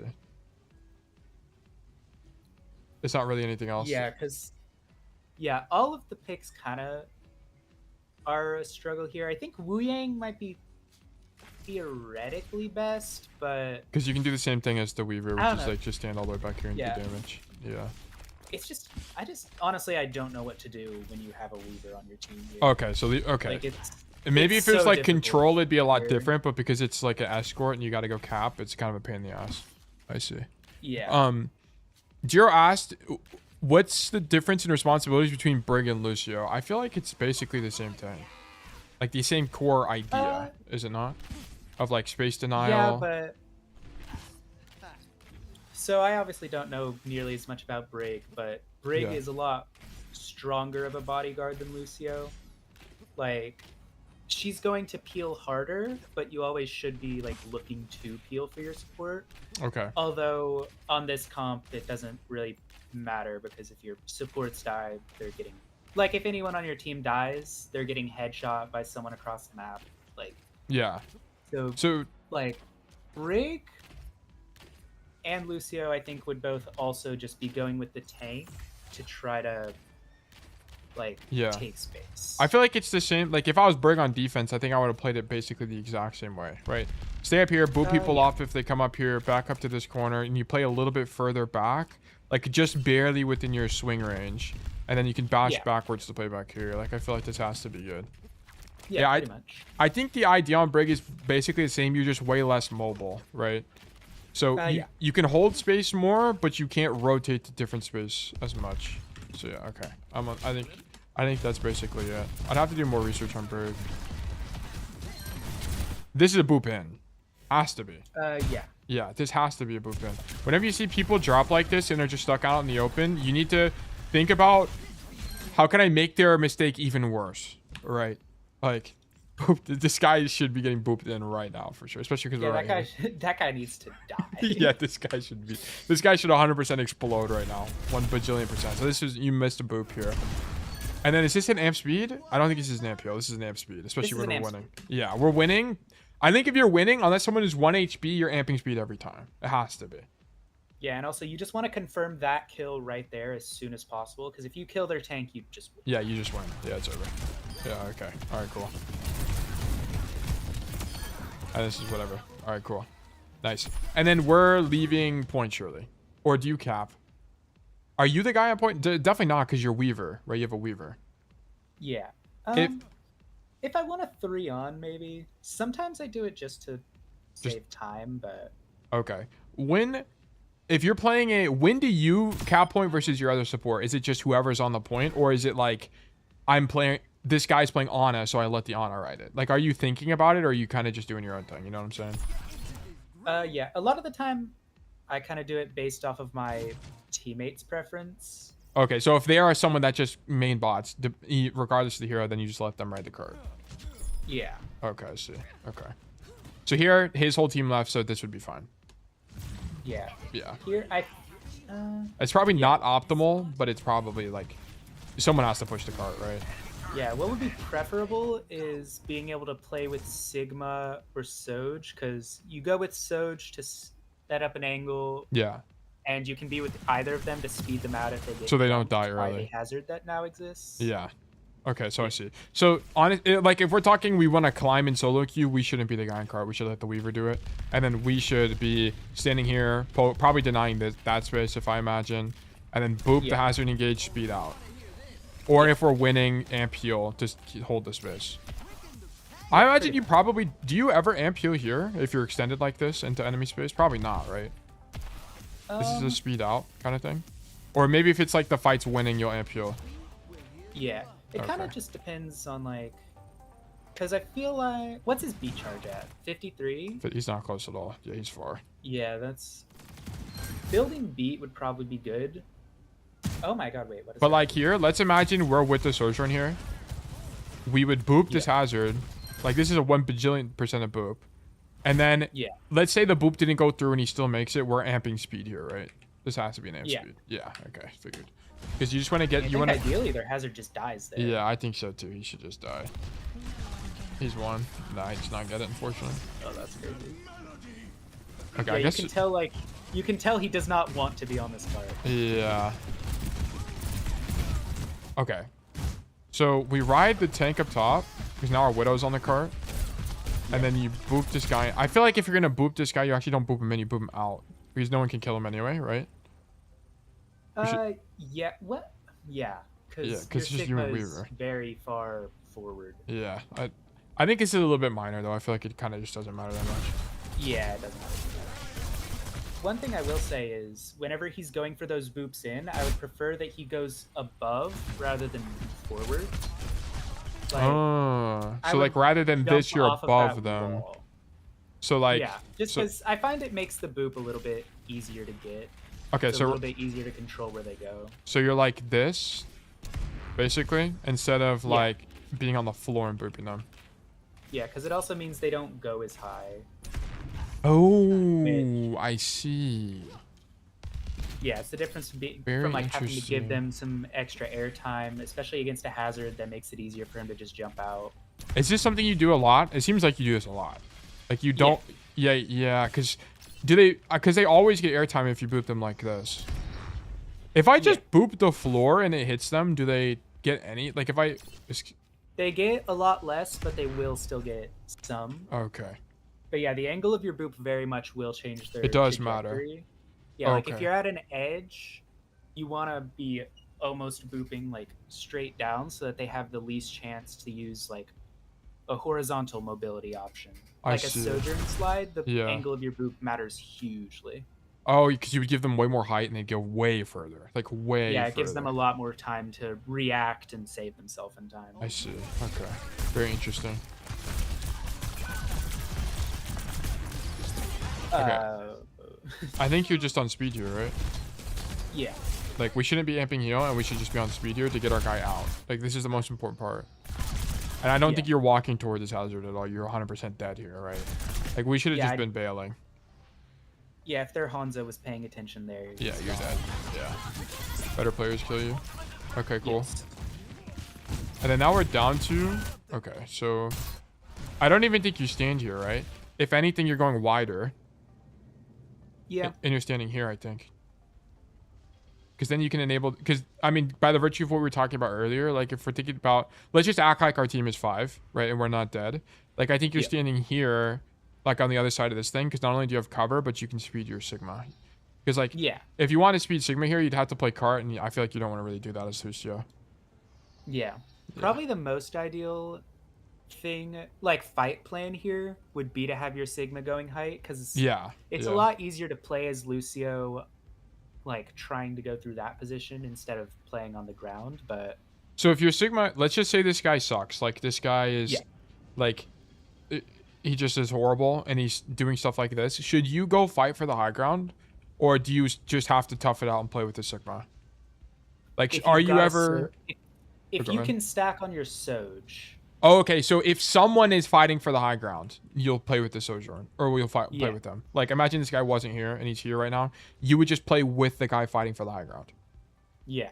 Okay, so you're basically stacking on whatever dude is like fighting for power positions. So like if there was a Cassidy here, you'd play with them. Yeah, especially because Soj is so vulnerable to that hazard. Oh, so you'd boop the hazard off.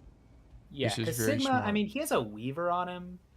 Like, do we really need to be able to speed him out? That's Like, true. That's true he's because you gonna can be get fine. gripped anyway. It's actually probably worse if you're here because if you amp speed and it gets gripped anyway, you just lost your most important cooldown. Yeah, and it's more of a difficult position to get out. It is true. Like, this Yeah, is actually, kind of a position where you just don't have much good to do. yeah. Ooh, I think maybe. Like, you kind of just poke and build beat, to be honest. Yeah. You just try to keep both of them in your aura. Build. I Beat. see. I see. Okay, makes sense. Okay. Okay, that guy's just insta dead. I'm not sure. I think you just need to boop the slash, just like all this was. That's the boop has to hit on the slash. The fact that he died there was also kind of. Yeah, it is what it is. All right, so now we're 92 to beat. We should be farming beat right now. That's #1 priority. Yeah. Okay. Okay, we walk with our guy going top. This is huge.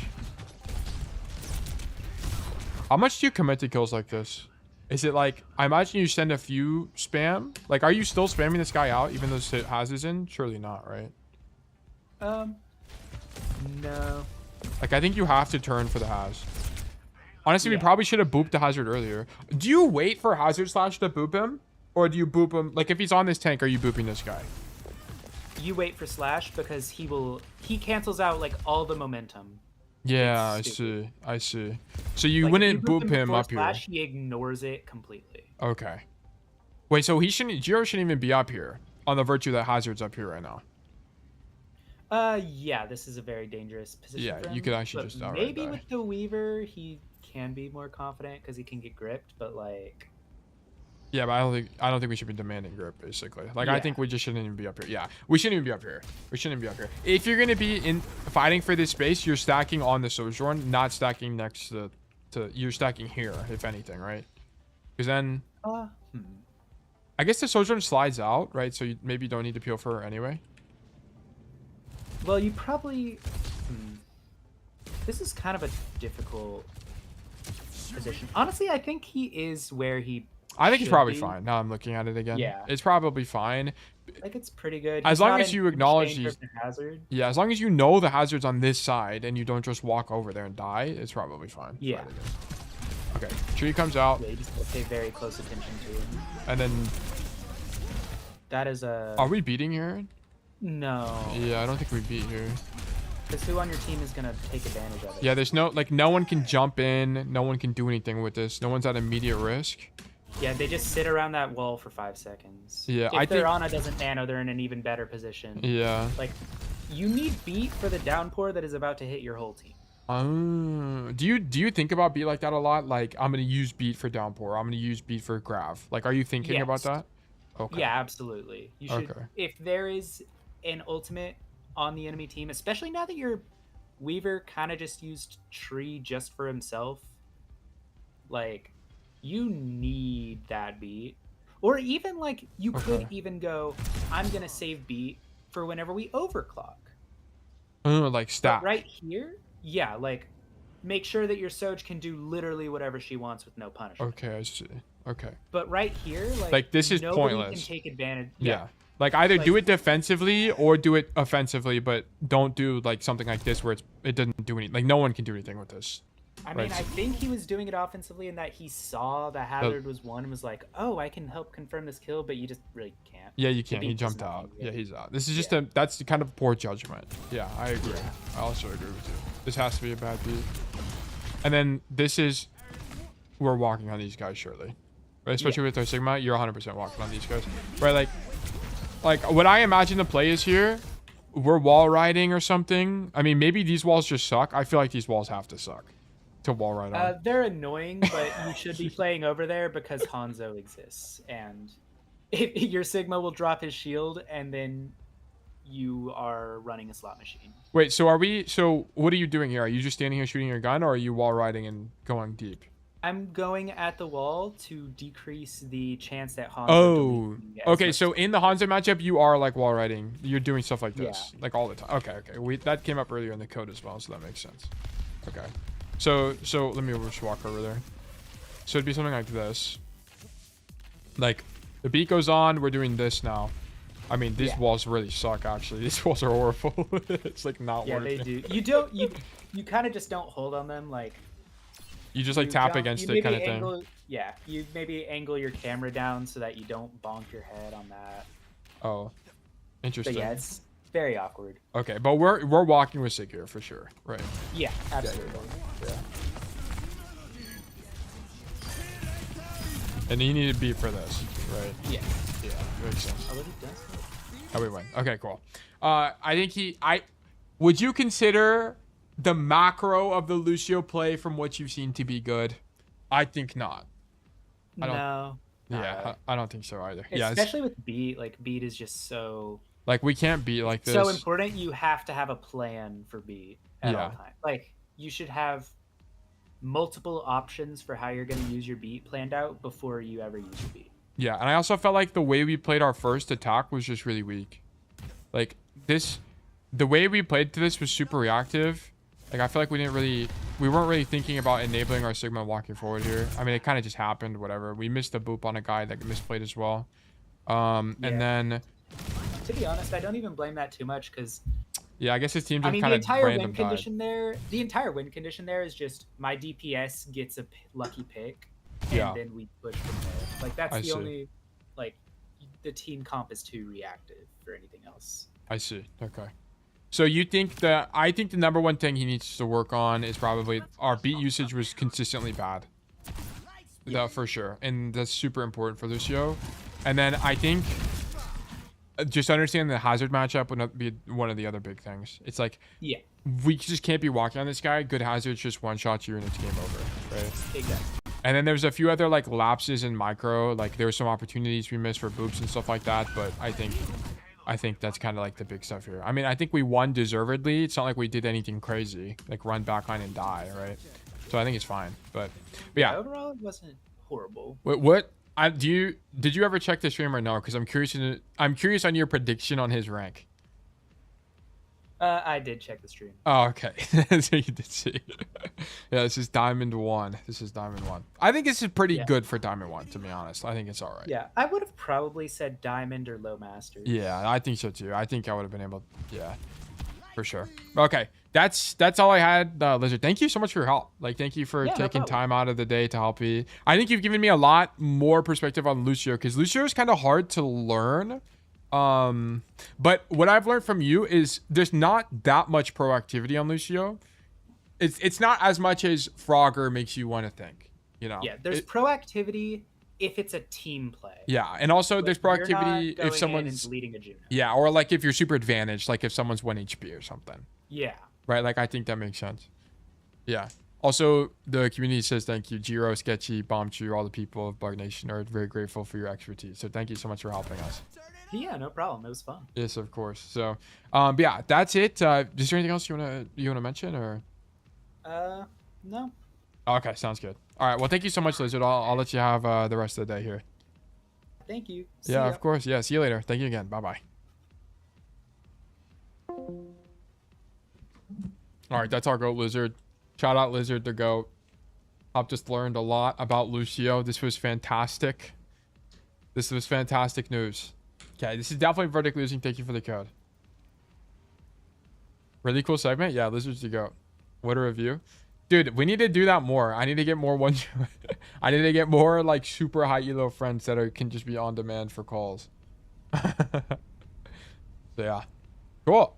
But yeah, I hope that was helpful, Jiro. If you have questions, let me know and I'd be more than happy to pass it on to Lizard for more information. So of course. Okay. What time is it? It's almost 1. We definitely have a lot more time for coaching as well. Who's your cast connect? We could actually reach out to Ark if we want to get like an expert on for something. I feel like Lizard had a 6th sense to answer questions before I even typed them. Lizard is just extremely good at Lucio. Extremely good at Lucio. Yeah. He also plays a lot of Jetpack Cat. And he is my Jetpack Cat contact. Because there's basically no one on ladder that one tricks Jetpack Cat basically. And he plays really well. Because Jetpack Cat is a lot more proactive than Lucio. I think Jetpack Cat is probably one of the most proactive supports. Other than like a Kiriko. I aged 5 years from this VOD review. Why? Because he became so wise. Truly. Okay, I'm gonna resolve, and then we're gonna do a new raffle here for 300. So we're gonna take a short break, short intermission. We're gonna watch some videos, and I'm gonna run a poll, or sorry, there's a raffle. So you can do exclamation mark enter to enter the raffle, or you can do exclamation mark claim to claim a ticket to be more likely to win in the future. So yes, we would love to have you guys. Also, I'm gonna run ads. So be right back, guys, for 3 minutes while we wait for the raffle to end. Boom. I want to see Lucio guide. The ultimate 2025 Lucio guide. Do you find yourself constantly feeding on Lucio? Do you feel lost in high-intensity teamfights and don't know what to do in the heat of the... So one thing I thought was interesting from what we learned from Lizard is that you're kind of amping based on two things. You're amping based on when you identify a good opportunity to push forward, or when your tank is walking, like just to enable whatever your team is doing. So for example, if you're breaking through the choke, if you see that no one's marking you, amping to get through might be appropriate. Okay. Or if you see that your tank is walking, amping might be appropriate as well. It's not really you just amp whenever. Unless it's coordinated, like you're in voice and you're 3, 2, 1 amping. Lucio can be everywhere. This hero is so broken. Also good to see you, Rock. Hope you're doing well. I think Lucio is a great hero. Yeah. I think he's going to be... I think on escort maps, he's going to be a little bit difficult because there's just less... It's a lot more about denial, right? Like, we're denying space from people than it is about proactivity. I'm sure if we had a control map or something like that, there'd be a lot more you can do. But I think Lucio's a great hero to learn. And although I do think Lucio is hard, I don't think he's impossible to pick up. Like, I don't think his skill 4 is like a Tracer, for example, or a Genji. But yeah, very interesting hero. That was a really fun session. Okay, let's keep going. So now that we know how to use our character's kit well, let's talk about macro and how we actually want to apply that in game. So starting off with ability usage. Okay, we're gonna skip through this. Also a good time to use its speed. Kiting all, yeah, this is basically everything the Lizard was mentioning. Wait, I thought, isn't Boop a 5-second cooldown now? Didn't they nerf it? Yeah, it's 5 seconds now. And it's really useful for peeling dive tanks, so you can boop Monkey's One jump. thing that I thought was interesting is that on DPS, you track ultimates, but it's not anywhere near as important. And the reason being is because most DPS ultimates are very proactive. I guess because... Are almost definitely because support ultimates are so reactive, like beat is a reactive ultimate, you have to track ults. You have to. You don't have an option. By the way, there is a raffle live right now, guys. Please do exclamation mark enter to enter the raffle, or exclamation mark claim to claim a ticket to be more likely to win in the future. Game lasted too long shutting down? What? I don't think I've ever seen that. What's going on? How did you die? Did you pulse bomb yourself? Yeah, you did. Okay. Let me just go back to lobby here. Pulse, yeah, I see. 90 seconds, 90 seconds. And you kill somebody because they're overextended in the middle of your team ramp. Because they thought they had a free fight win with Rush, and then we punish that with beat, and then we can look to kill them. Yeah, like he said, you beat the downpour or whatever, and it kind of just negates it. Yeah, exactly. Sojourn or something, if they committed like movement cooldowns. So you want to have a target in mind when you use beat, and you want to basically just ape that target with your extra HP. So let's go over what your responsibilities as Lucio look like. You are really good. BRB, quick work meeting. Love having you stream up at work though. Killing dives and disrupting This is dive fantastic. So I feel like streams support like mine are backline perfect work or another streams support duo like because it's kind of like a podcast. They have a dive dump. You're responsible for helping your auto. It's just like learning. It really is. You're Yeah, also so I really figured. good at enabling your DPS. So characters like And also, I don't play music, so it's not obnoxious. It really is just more like Tracer. a podcast. And then you can play whatever music you want. You can go with them on flanks and take off angles with them and apply pressure through just helping their angle. Another one of your responsibilities is also... Okay. So I think what Lizard would say is if he was playing with an Ana, you would play... It would be a lot harder. Okay, so if you're playing with the Kiri, I feel like Kiri has to be your best matchup with Lucio because it's a lot more free. Like, you're not always peeling your Kiriko, which is really nice. But if you're playing something like an Ana, you have to think about peeling the Ana more. Right? So, what I think Lizard would say is it would just kind of depend, right? If your team is getting ready to push, then your idea would not be to peel the Ana because you're pushing, right? So you should be helping your tank or whoever's taking an angle. But if your team is holding space, you're going to think more about peeling for the Ana because it's going to be important there. On Mizuki, it's insanely important. Bash and Cass, yeah. Yeah, this is true. This is true. I never really thought about this on support, to be honest. So this is actually a kind of an eye-opener. I mean, I knew it was important, but I didn't really kind of think it never really clicked to me how important it's going to be. I knew it mattered, but not that much. And this is why in pro play, supports are ult trackers because it matters more to them, especially the Lucio player. Support duo with Ana, Bap, Kiri. I wonder why you would duo with an Ana. Because it does maybe the opposite of what you need. What you do. Bombchu, congratulations. You've been selected for coaching. This is great. Let's do great things. Bombchu, this is going to be your first code. We're going to learn a lot about Lifeweaver. I'm actually excited for a Lifeweaver code because I'm interested in learning how the best Weaver one tricks actually carry on this hero. I'm actually like extremely interested. Like extremely interested. Okay, let me remove the ads. And then what rank are we? Or plat 4. Let me do diamond to plat. Wait, we got a bajillion notes. This is fantastic. Okay. I'm nervous? Not at all. Yeah, we're going to do a lot of learning. I don't know anything about Lifeweaver, like at all. So we're going to have to do a lot of learning here. Are you learning on the spot and teaching? Yeah, it's a lot of... Well, because here's the thing. I don't know how to play Lucio. And I don't know how to play Weaver, but I understand Overwatch. So I can... And this is why all hero stuff is super experimental. So it's like... I don't really know how to play Lifeweaver broadly, but I can intuit how to play Lifeweaver correctly, or I can explain why they're doing something, which is why I'm doing it like this. I'm OTPing Lucio right now. I see. Okay, so it's going to be from Bomb, Chew, and Platinum on Lifeweaver on Numbani.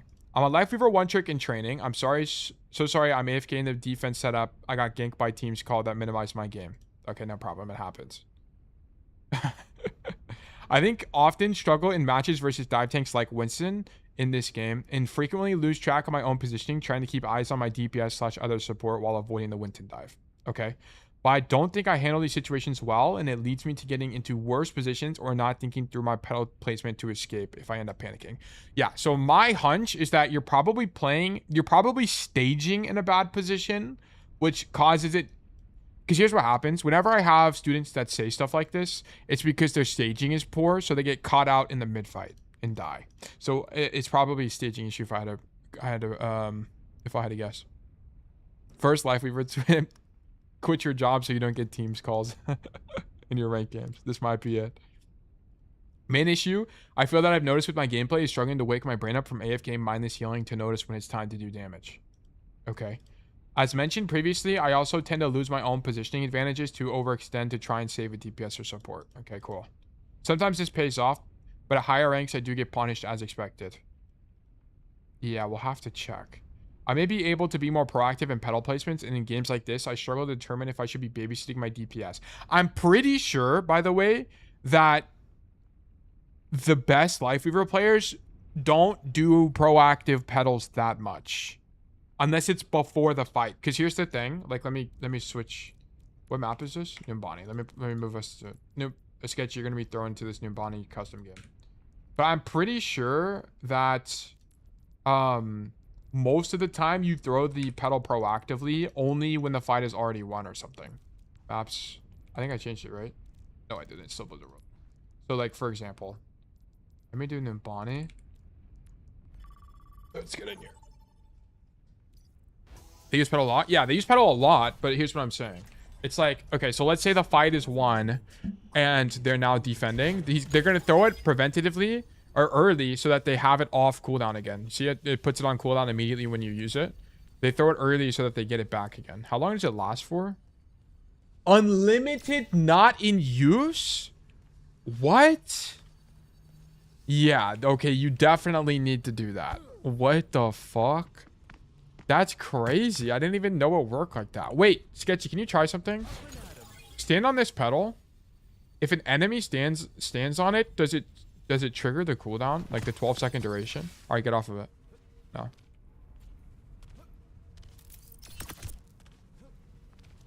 Stop emoting on the fucking thing. Get off. Okay, yeah. I think it's when anyone... Wait, what if it's... Is it 12 seconds only when it's in the air? Is that how it works? You have to remember to cancel sometimes so enemies don't get value. Yeah, that's for sure. Wait, this pedal does not work how I thought it worked. It started to beep. Yeah, I'm pretty sure it only decays if someone's on it for 12 seconds. So if Sketchy stands on that for 12... Oh! Ooh, it's 12 seconds total. Yeah. Very interesting. So if I stand on this for 1, 2, 3, 4, 5, 6, 7, 8, 9, 10. Okay. Now I get off of this. It won't break on its own. It'll only break if we get on it again. The arrow as the cooldown. Oh. Oh, the arrow is the cooldown at the bottom right. What the fuck? That's so genius from the devs. Oh my god, you're so right. Oh my god, that's actually so genius. Holy shit, I don't even know how I didn't see that.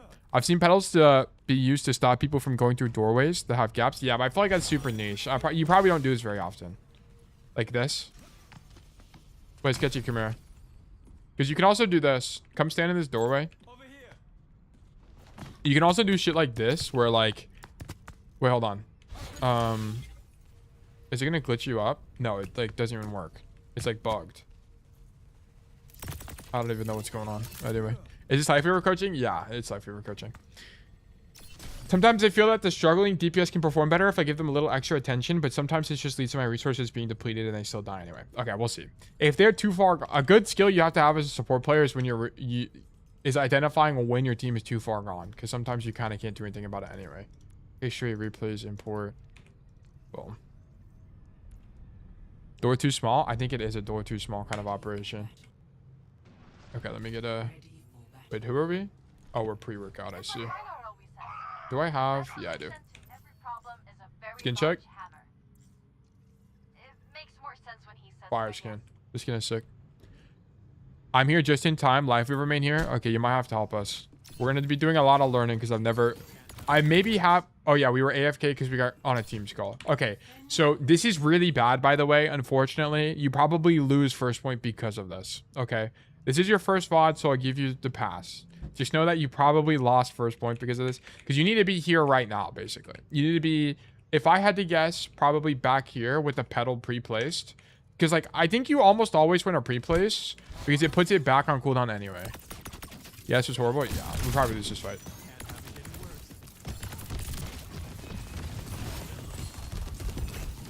Yeah, okay, so here, for example, when you're walking back... Oh, by the way, I honestly... You might not walk back in main here. I think your best walk back is not going to be this way. Because here's the thing. If you walk back this way, you can actually get dropped on by Monkey. I think your better rotation is actually to walk through the right side so you can open up a new angle. So I think you actually come this way, continue your rotation, and then heal from here. Maybe not because you're going to have a ton of downtime. Maybe it's actually weaker.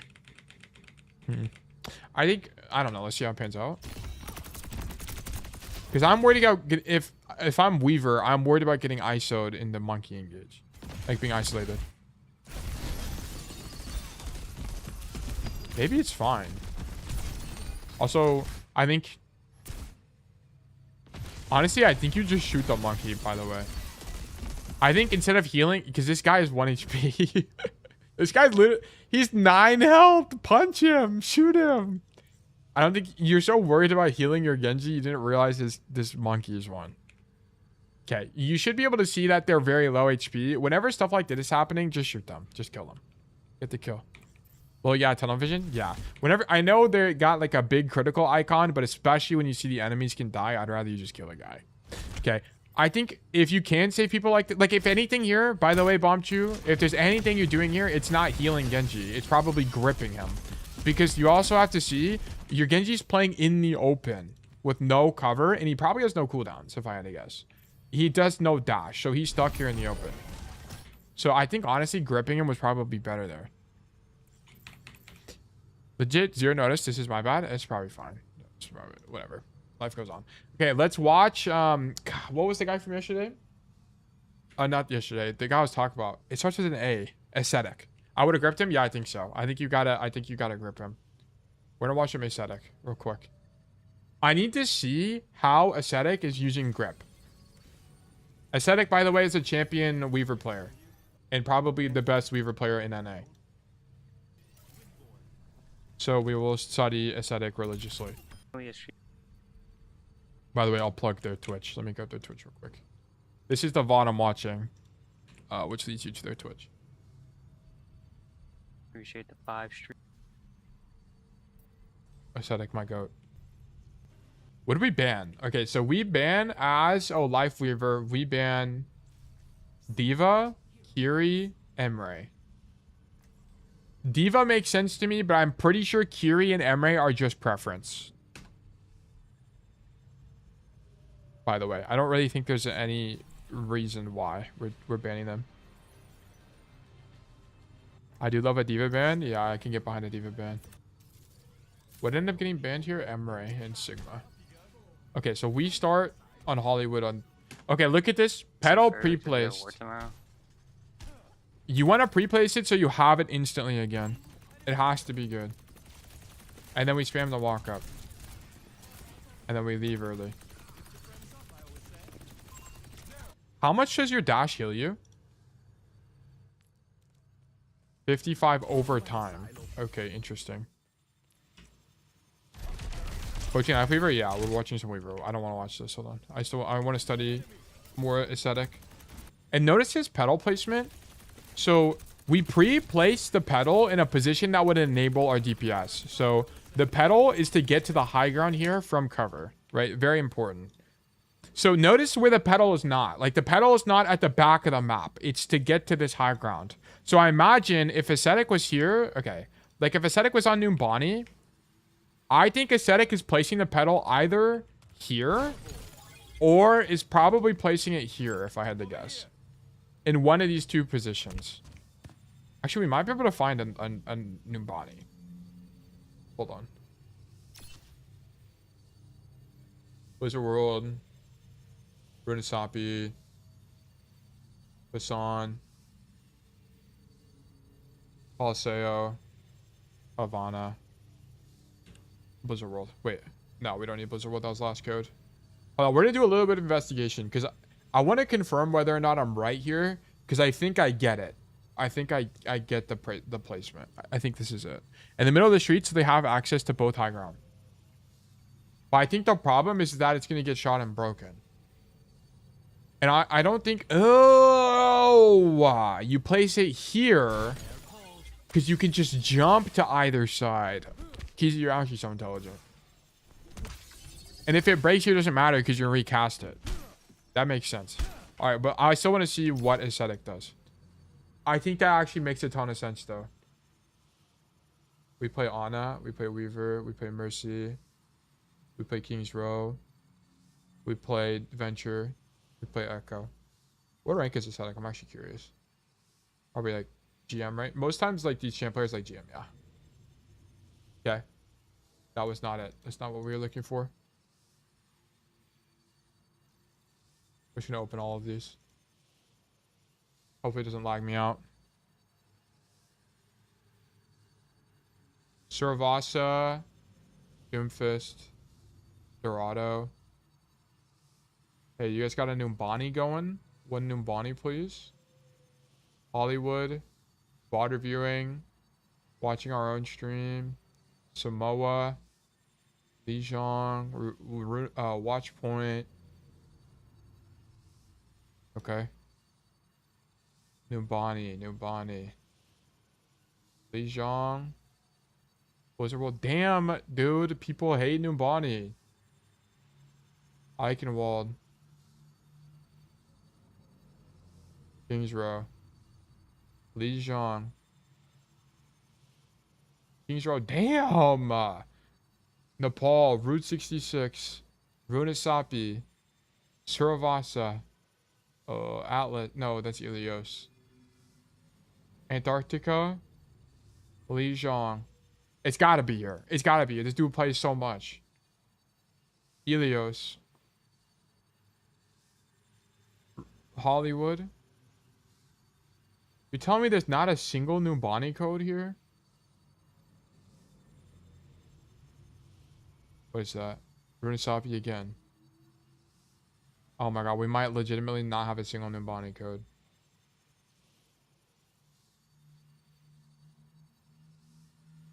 Eichenwalde. Dorado. Yeah, I think we're screwed. I'll look through this last one. Nepal.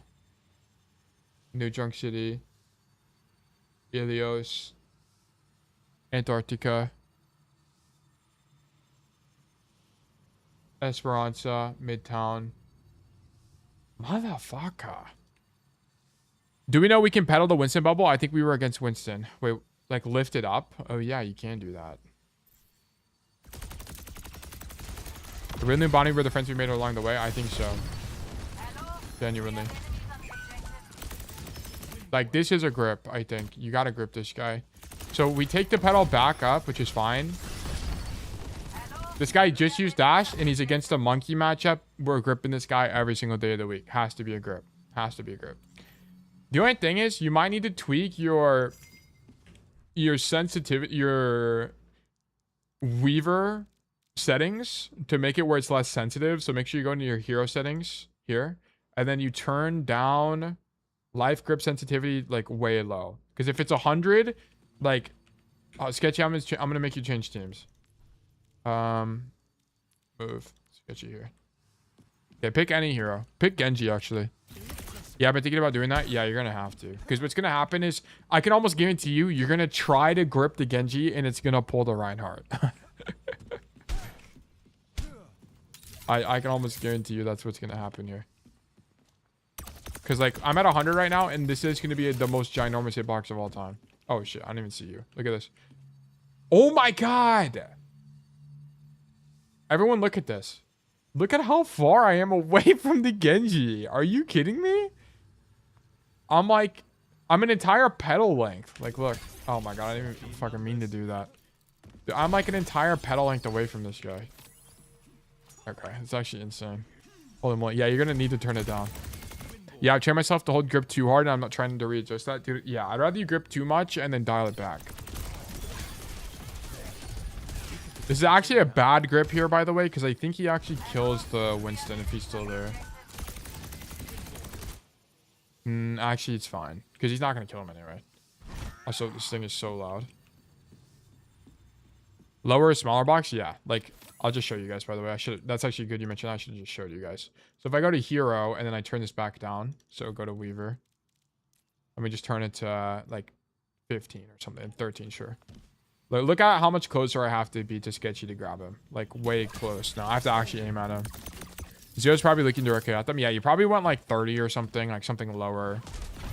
This grip is fine. I don't think it actually matters that much. But I don't think we should be dropping, though. You need to stay on the high ground.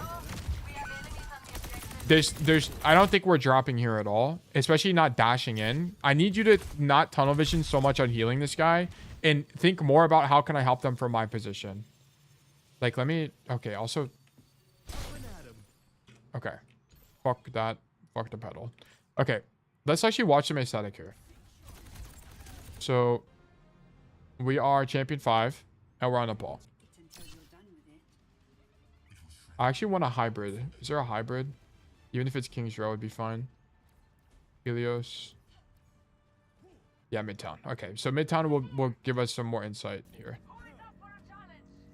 This is attack. I want defense first. Okay.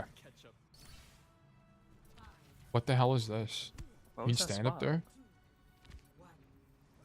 Okay, what's Aesthetic doing? Aesthetic has a pedal pre-placed, and it's to put someone on the train, above the train. Okay. Don't move out of.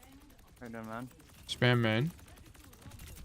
Yeah, we are actively spamming the walk up. Okay. We're 10 to tree off that alone. Look at this. We're not spam healing, by the way. Look at how much Ascetic is spamming gun. Gun here. We have 90 healing. Heal this guy because it's convenient. Boom. Spamming gun again. Boom, heal. Now we're keeping our Zarya up. Oh my gosh. Wait, I think Ascetic kind of messed up here. I think Ascetic's idea is to shoot all of his gun and then just reload by healing. How much do I gotta heal before I get it back? Wait, what is the reload time? 1.5. 1, 2. So I have it now. Yeah, so you want to cycle it. So shoot, shoot, shoot. Heal. I think it's like 3 and then I'm reloaded. Yeah, it's 3. It's like 3.5 orbs. Yeah, I think it's just 3, to be honest. As long as you're getting like more than halfway on your thing, it's like 3-ish. Okay, that would be good. Really good to know, Bombchu, by the way. That your gun reloads itself. Oh, sorry. We want to watch more Ascetic here. Great start. So we already know that Ascetic plays way more aggressively than you. I mean, it's a little bit of a different situation because we're not having to deal with the dive. I also want to point out, part of the reason this dive feels difficult to deal with is because we were here late to begin with. Like, you were late to the first fight. What's the tale? The person you're teaching has a problem with not shooting? Yeah. I mean, that's fine. Yeah, I have some bad habits, but yeah, that's no big deal. I mean, we're here to learn, so it's fine. I'm also learning a lot about Lifeweaver just watching this. Dash wide, and then notice we don't grip the Zarya. I feel like some people would have just gripped the Zarya there. Now we grip that guy because that guy's 100 billion% dead. Like, look at this. You can intuit why this guy is dead, by the way. Because you see your Sierra use her movement cooldown. Now she's in the open, low HP, and she's getting pushed by every direction. This is 100% a grip. Bang. Grab that guy. And also notice something, a little bit of a micro thing from Ascetic here. But look. We dash to the angle. Heal, tuck to cover. Heal, tuck to cover. Heal, tuck to cover. Okay? I want to see this from Bombchu. Okay? I need to see this. Okay? So, like, for example, if I'm healing Sketchy, I'm doing this. Whoops. Heal, boom. Heal, boom. Heal, boom. You can also do some stuff where you, like, flick your camera, but it's, like, way more advanced. We don't need to do that. We don't need to do that level of intensity. This is a good grip.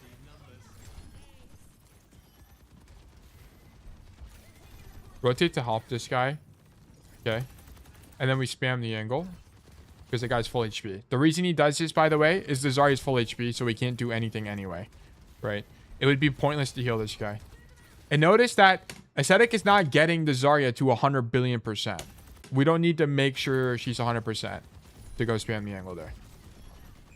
Okay, I mean, that guy's just trolling. Pedal the Zarya on the point is actually kind of interesting. The reason we pedal the Zarya on the point, by the way, is because there's no cover on point, and it gives her some option of cover. Okay? That's why. So I think the only time you're really going to pedal people on your team is like, let's say Sketchy is playing here and he has no cooldowns and I have no grip, or I don't want to grip them, right? Like I want them to stall the point. Then I can pedal below them so they now have cover, right? It's like, yeah. So like if Sketchy was stalling and he had no cooldowns, that might make sense. Keep them off crit or away from instant death. Yeah, it's here. It's just a cover thing. I'm like almost certain. We need the Zarya to stall point and we don't want to grip them. So this is actually, the thing is, when you're playing Weaver and Juno, the Juno needs to rotate here, which the Juno ends up rotating, which is really nice. But Weaver is so slow, Weaver can't really make the rotation to the other side. So just helping with the Zarya is fine, I think. Okay, and then we win the fight. Do we know that Midtown healing per second is charging to 90 faster than spamming 60? I'm going to be honest, it probably matters, but not insanely. It looks like, from what I'm seeing from Ascetic, we're getting to about 70-ish. We're not really getting to max. But even here, like, you can see Ascetic is getting to max. But it's not important that we're hitting 90 every time. Like, it's not something Ascetic is thinking about. Also, notice this. So Ascetic plays in the open, which is fine, especially on a map like Midtown. with the idea of dashing away if things get hairy. Okay, so here we play wide, and notice the entire time we're healing backline, Zarya is on our screen the whole time. Very important. So look, even if Zarya dies, look, he's purposefully checking for Zarya the whole time. Very important. That way, if the Zarya is dying, he can just grip the Zarya. And you don't want to, but you can if you need to.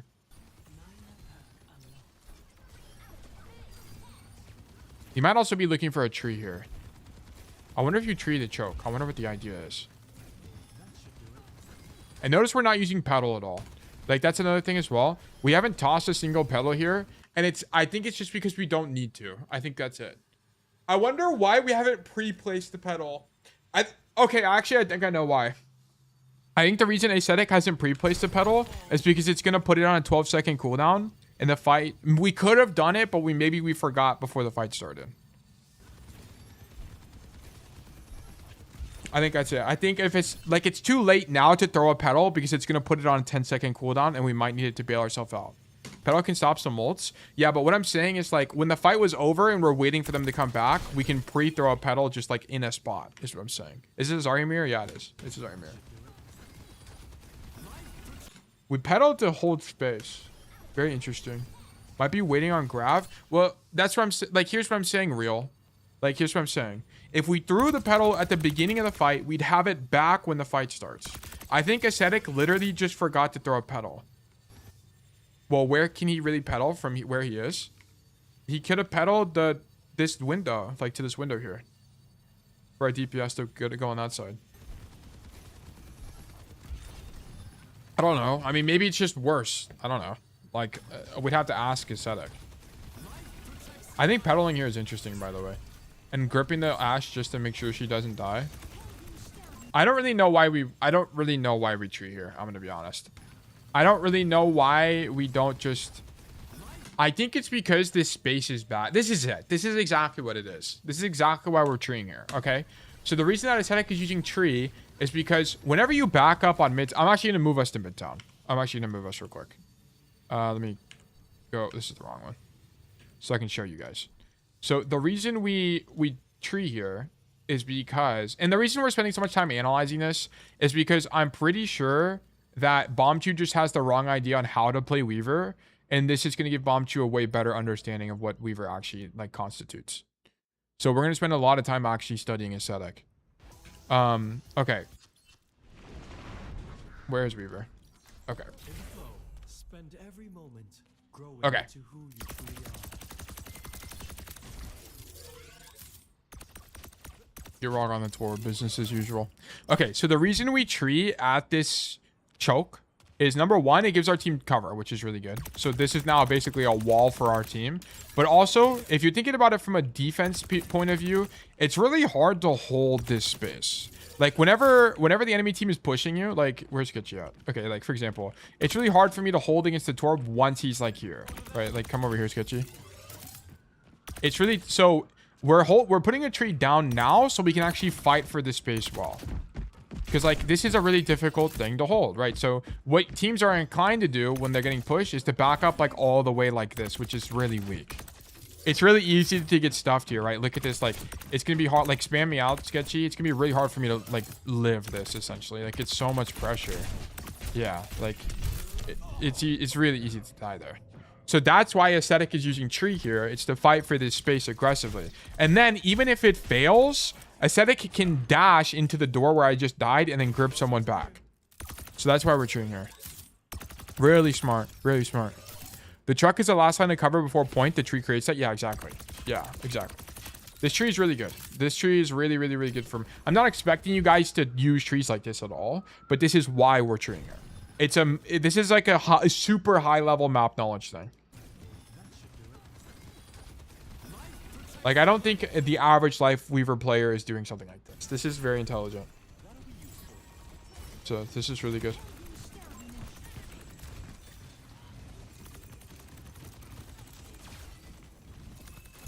And notice that we're never panicking as Ascetic.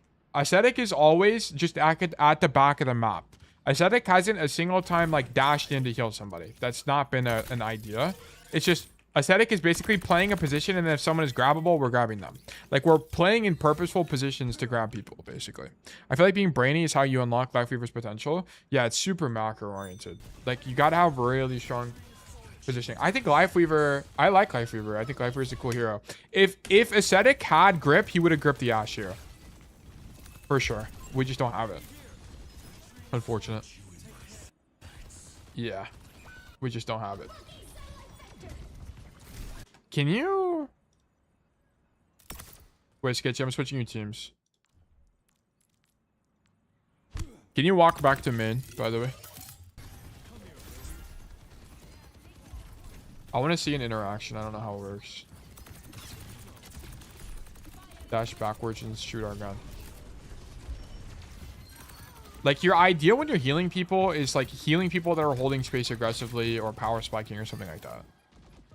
It will pull around walls. That's not really what I want to see. I want to see if I'm in the heal. Oh, I can grip and heal at the same time. That's what I wanted to see. Okay. Because it uses the other arm. Okay. Very interesting. Can I shoot and grip? I need to wait 10 seconds.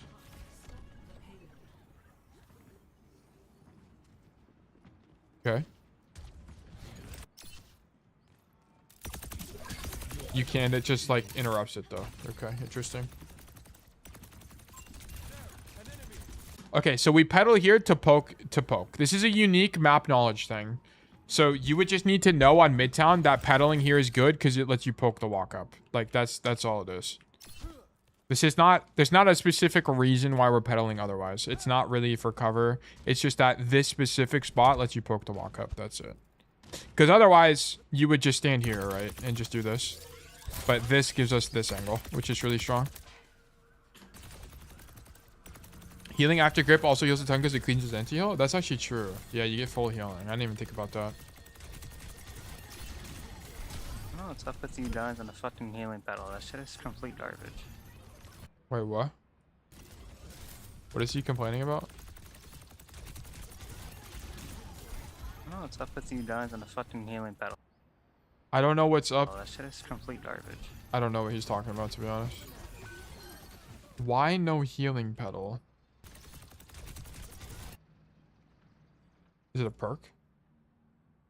Oh, shit. He's talking about the perk. Okay, listen to Ascetic. Don't listen to the... This is like me with the Deadeye perk. Listen to Ascetic. Take this dashed one. It has to be good. The pedal one is guard. Allies heal. Yeah, okay. This doesn't make any sense because your allies are not going to be using it anyway. Like, if you're using your pedal for your allies, you're using pedal wrong. That's almost definitely what it is. You want to use pedal for yourself mostly. You don't really want to use it. You can use it to enable your team, but mostly for yourself. No, Stuff you want to do. Guys on the fucking healing pedal. That shit is complete garbage. This is so me coded with the Deadeye perk. Holy moly. Pedal ourselves? Oh, we don't have it. Okay, Ascetic trolled. Ascetic trolled. So, because we use pedal here, we don't have it for the grav. Yeah, this is a misplay. No, it's up with you guys on the fucking healing pedal. That shit is complete garbage. I also don't know what the idea of this even is. Why would you... I don't know why you pedal your Zarya here. There's another OTP that swears by healing pedal for the old generation. Who is it? No, it's up with you guys on the fucking Do you know? We can watch their pedal. That POV. shit is complete garbage. It's a pre-pedal, but we need it for grav because they're playing Zarya. It's a pre-pedal for poke, not Zarya. Yeah, but if I'm a hit scan, I don't want this pedal anyway. Because this pedal puts me at a even worse position. Because if I have to leave, it's going to be really awkward for me. Lux, I think.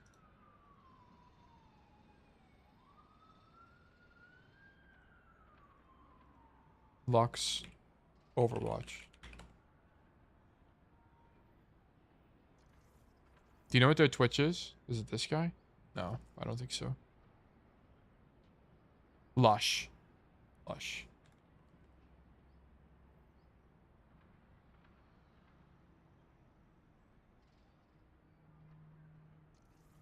This person? You gotta play back of the pedal, but it's like, I just don't think it's good. Like, I think you want to be Hero's Ash. You don't want to be Hero's Ash. This is just worse. I mean, it's fine. But, okay, even if it's fine for the Ashe, here's the problem. Like, here's the problem with pedaling the Ashe. Number one, the Ashe has to actually use the pedal for it to be good. And then number two, now we can't pedal Grav. So it kind of just doesn't make any sense. Like, we need to save it for Grav, and we can't always bet that our teammates are going to use it. Which is why I think you should be pedaling yourself most of the time. Because pedaling your team, I think, has to be weak. Because a lot of the time, they're just not going to use it properly, and then you get no value from your own cooldown. Like, the nice thing about grip is your team doesn't get it. They don't get to say whether or not they get gripped or not. They just get gripped.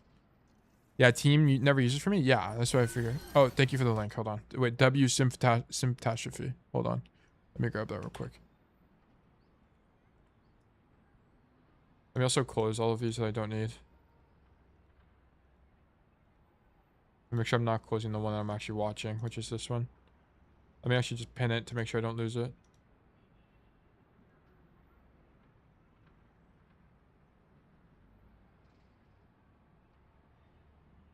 What elo? I just gotta hit tab so I can see what elo we're in. Well, I guess I can do this.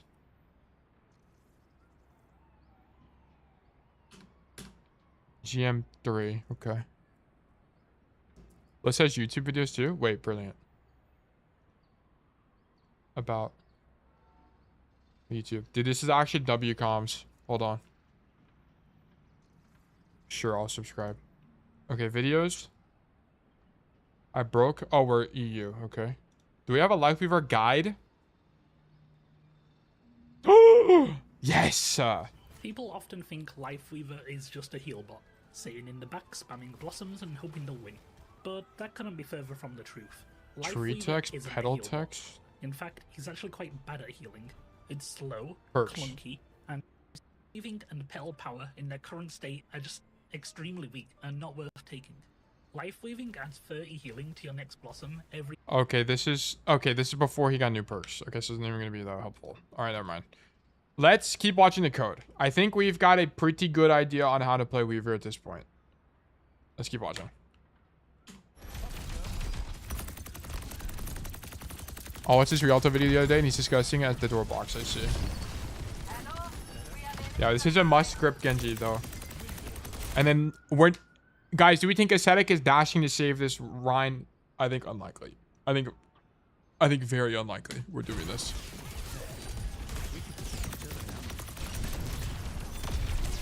And I don't... Okay, you're also dashing in a lot. You need to use dash as an escape, okay? This dash in is going to get you killed all the time because now you don't have your escape cooldown. Okay, so we need to fix this. I think I'm whether or not you go to save the Rhine, I don't know if it's any good or not. But at the very minimum, there's no way we're dashing into this as well.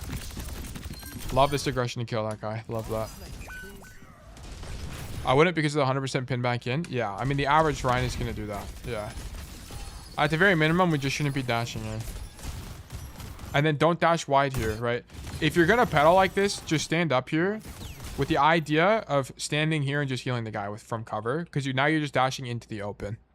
Okay? So one thing you need to be thinking about is where can I stand that's safe? Like, what did we see Ascetic do the entire time? Like, Ascetic is playing safe positions the entire time. Or at the very minimum, Ascetic is playing relatively close to those positions. So for example, right, Ascetic was playing back here. Why? Because we can see our entire team. We can heal the people behind truck, and then we can grip our tank from main if our tank was low. And then whenever we get pushed, we just dash backwards, and now we have cover. Right? Look how close, even though Ascetic is starting in the open, we're not staying in the open because we're within dash range to cover. So for example, what we should be doing here is instead of dashing wide, where now we have no cover and no dash cooldown, we should just be up top to heal. And then if we take damage, we can just dash backwards or something like that. That would be the idea. Okay. And then here, I think you should pedal up top right now. You need to get off the floor. So pedal up top to be here in a safer position. And you can also just heal the Reinhardt from here. Like ideally, you're actually further back. You're like back here to heal the Rein. But we need to get off the floor in main. Because this is where you're going to get dove, stuff like that. This is a staging issue and why I think you struggle against dive. Yeah, nice. And here's the problem. You pedal now, Bombchu. But the problem is we're pedaling now. And guess what's on cooldown for the rest of the fight? pedal, right? You want to pedal early so that now pedal is on a, what, like 3-second cooldown whenever the fight is starting, so you can use it again sooner. So this is the problem. You're using your pedal too late and you only get 1 this fight when you should be having 2. Good grip. Good dash. Honestly, I wonder if you just fight the guy. I wish we had an Ascetic Numbani, because what I don't know is Ascetic playing here? Or is Ascetic playing here? I actually think Ascetic is playing on that high ground. Let me move us to Numbani. That's Numbani. I think Ascetic is playing on the left side, and I'll explain why. Let me get there first. Are we winning? Dude, we're learning a lot about Weaver. I'm actually learning a lot about Weaver here. It's actually really fun. Keezy's, I'm the bozo of this chat. Welcome. Yes. Oliver is the #1 chat bozo of YouTube, so it seems. But I think Ascetic is actually going to play on this side because, here's why. You don't have cover, but you kind of don't really need cover that much. Because here's the thing. If you get dove and you're over here, it's actually pretty difficult to live because now I have to back up into the hallway, right? Like, dive me, sketchy. Like, look at this. So if he dives me, what's my rotation out? It's this, right? Which is kind of weak. Yeah, I don't play a lot in Numbani. No, you're fine. It's no big deal. I mean, I'm just kind of explaining this. I think you want to play here because sketchy, come to the corner and dive me again. Go there and dive me. So, like, look at this. If he dives me, I have this. And then now I can break his ankles and pedal back up. You know? Like, you can do some Lifeweaver shenanigans like that, which has to be way better. Oh, I didn't even realize we do that as Weaver. That's kind of sick. I think this has to be better. Has to be better. Okay.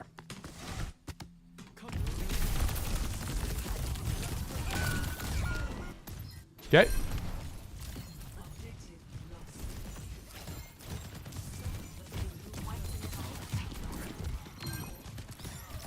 Okay, the Winston is just dead. That's kind of nice. Let me turn this up, by the way.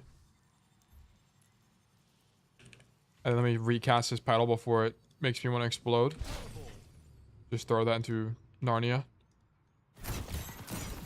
Yo, Ryan. This is where I think Ascetic would be playing, but I don't think Ascetic would be dashing forward, right? You want to use dash defensively if you can, okay? So don't dash forward here. Just keep it. Just keep it. And then I don't think Ascetic is pedaling like this either.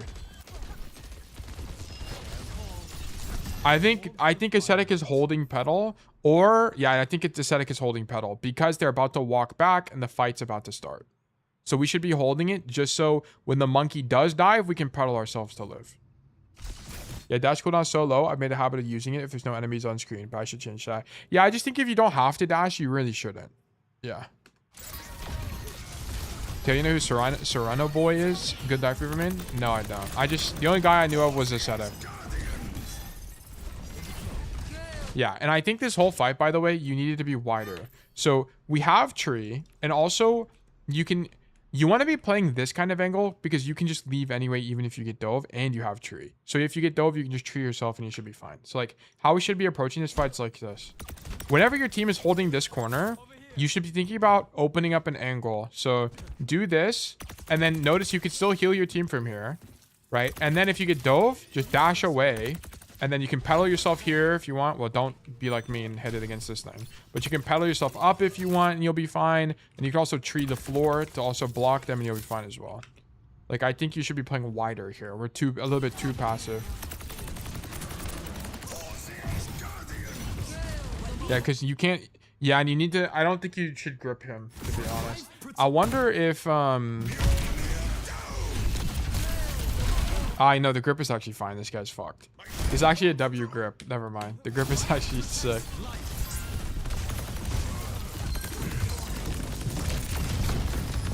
I think a tree is fine, by the way. I don't really have a problem with the tree. But it's like, we should have been in a position to help this Rhine engage to begin with, is my critique. Like, we should have been here healing the Rhine, and maybe he gets a kill. I don't know. Maybe you don't need to grip him. I don't know. If your team does push forward, you can also pedal on payload so it can tank for you. You can also pedal on payload. Oh yeah, you can like use it as cover, right? Like that would be the idea. Like act like this car is the payload. Where's my pedal? Oh, it's shift. You can like do this and use it as a thing. How much health does it have? 300. Okay, interesting. I think it's a little bit niche though. I feel like you're not gonna do that very often. That Moira 100% dies. Yeah, look at this, guys. Watch this.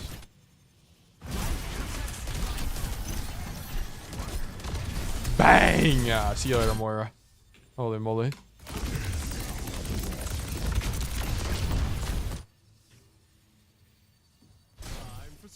That's actually so annoying. It's so loud.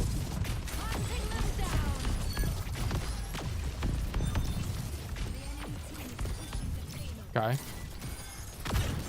Heal everybody. Yeah, like I don't want to see you use pedal for this. This is a grip situation. When people are about to die like this, you grip them. Don't pedal them. That's a grip if you're worried about this guy dying. Because it gives them iframes, doesn't it? Aren't they invincible? Yeah, they're invulnerable. Yeah, so you should just grip them.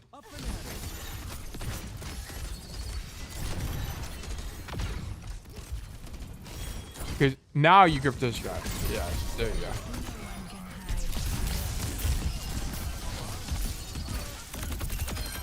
Nice. This is what you use pedal for. This is the most W pedal you've used all game. Engage my monkey, dash away for instant healing, pedal up. Boom. Ginormous. You were smurfing right there. Holy moly. We love that for you.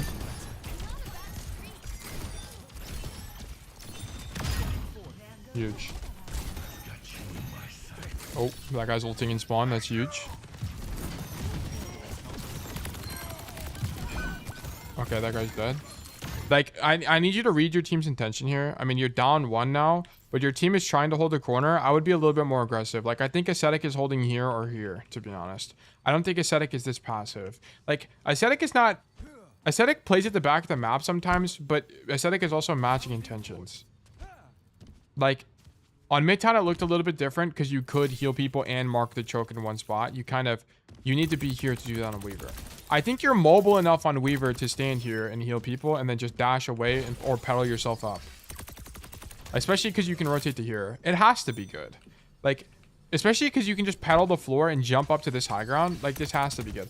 Or maybe you just stand here with the idea of if your team is pushing, you dash wide and heal them. Yeah, it's a lot clearer in this perspective that I was healing the wrong spot. Yeah. I think, like, here, I think the best play, by the way, is stand up top here, spam, whatever. And then if your team is pushing, you dash wide and then grip and heal or whatever. I think it has to be good. Probably makes the most sense.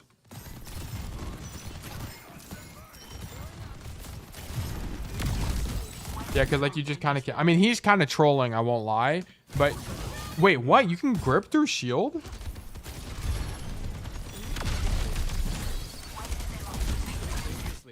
Oh, it like went off beforehand. Very interesting. Oh, you can. Okay, I didn't know you actually could do that. Wait, what? Does it have? Isn't it ignores barrier the thing? Yeah, ignore barrier. Huh. That's very interesting. I didn't actually know that. How much damage should we have? Yeah, I feel like Ascetic would have had way more damage than you, and it's because Ascetic would have been doing this.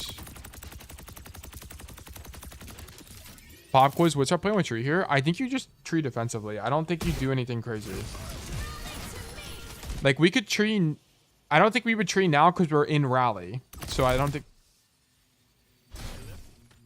we tree now because we're in rally. So we shouldn't stack our ultis. We want to layer our ultis. So if the fight was losing now, we could pop tree. But I don't think it's really a need. I don't really know what you... Like, I don't think we tree this. I don't think we tree this. I think we just heal bro.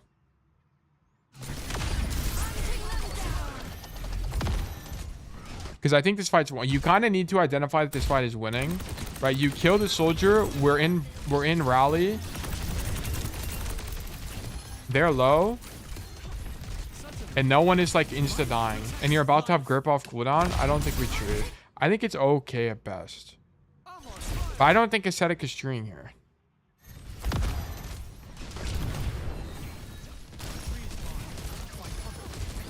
I love this from you.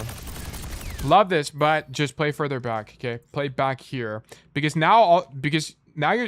you're so far forward, like this, now you can't like back up and do the pedal play I was talking about to get to the high ground. Like, it's gonna be way, you have to like back up through main now, which is a lot more awkward. You want to be here because not only does this give you cover, but also you have this pedal. Oh yeah. Yeah, like I need you to be thinking about rotations out. How can I rotate out to a safe position? Maybe we hold for Ana ult if we're tracking timers as a response.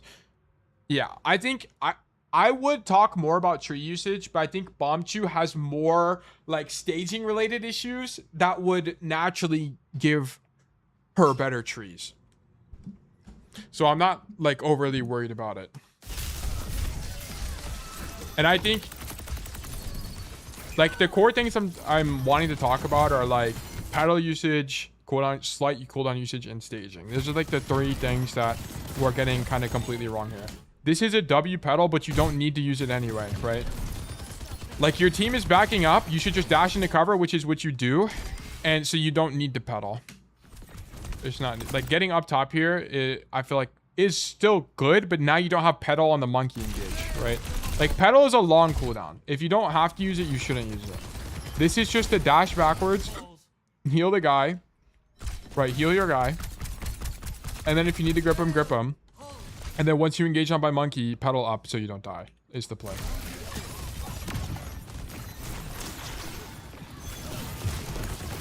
Like here's what you need pedal for, and you don't have it. Like what? 2 seconds, 1 second. Oh, now you have it. You just got it, but now you're overwhelmed and you die. Like, and the reason why is because you're on the back foot the whole time. W cleanse, yeah, the cleanse is really good.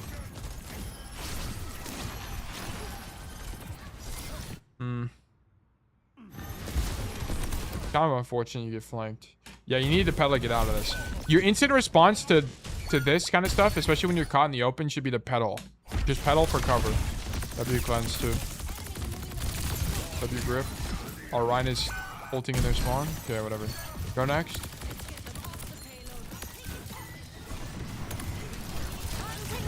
Yeah, I don't really like pedals like this. I think it's, but I would like it if there's no fight happening, but your team is walking right now. So don't pedal. You might get dove and you need it to live. So don't use pedal like this. Has to be weak. What perks do we take? You take allies heal 20. Quick melee. What are these? Thorns detonate for 40 extra damage when enough stick. Okay, interesting. I don't know what major perk is better. Which one does Ascetic take? 5 seconds. Oh, let me go back. Did I lose the Ascetic VOD? Bruh, are we being so dead ass right now? What is going on? I don't even know. Oh, it's right here. We take the explosion one. Okay. Super Bloom is way better.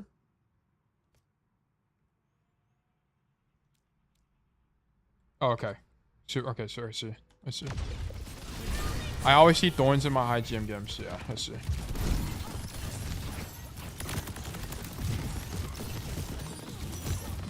Like, this is fine, but just stop dashing. Like, heal this guy. Cool. Stop, like, maybe that dash is fine to see the brig. Maybe it's fine. And this is a W tree, but I think you should be using it to hold space more aggressively than this. Like, if you're going to tree for this, your tree, you can, because it also doubles as cover, right? Think about treeing here instead. That way your team can use it as cover and take less damage. Melee when you have healing orb out, I think. Wait, you can do that?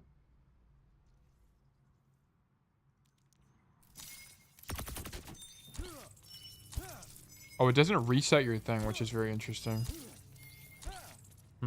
Okay.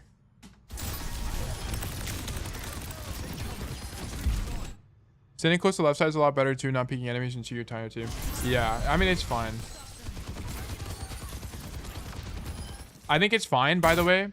Like, I think Ascetic would be wide here because you can just dash back anyway. It's fine.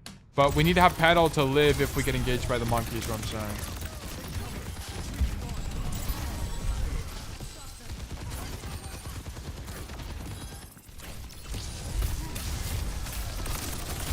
Like, you need to your response to this is pedal.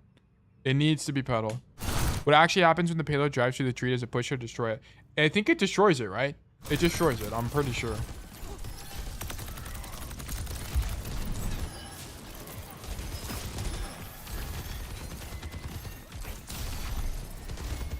No, payload goes to tree. Wait, as in the tree still exists or the tree breaks?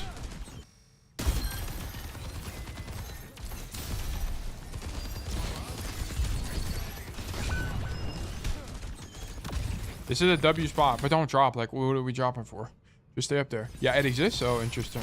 Okay. Yeah, pedaling here is fine, right? Pedaling to save this guy is fine because he's going to die even after you grip. But you could also say, like, oh, but how would you have known that you needed to be on the pedal earlier? I don't think there's a way to know. Yeah, I think pedaling there to try to save him probably makes sense. This is fine. Yeah, that guy's dead. That guy just sucks. I don't know what his idea is. Huge stun.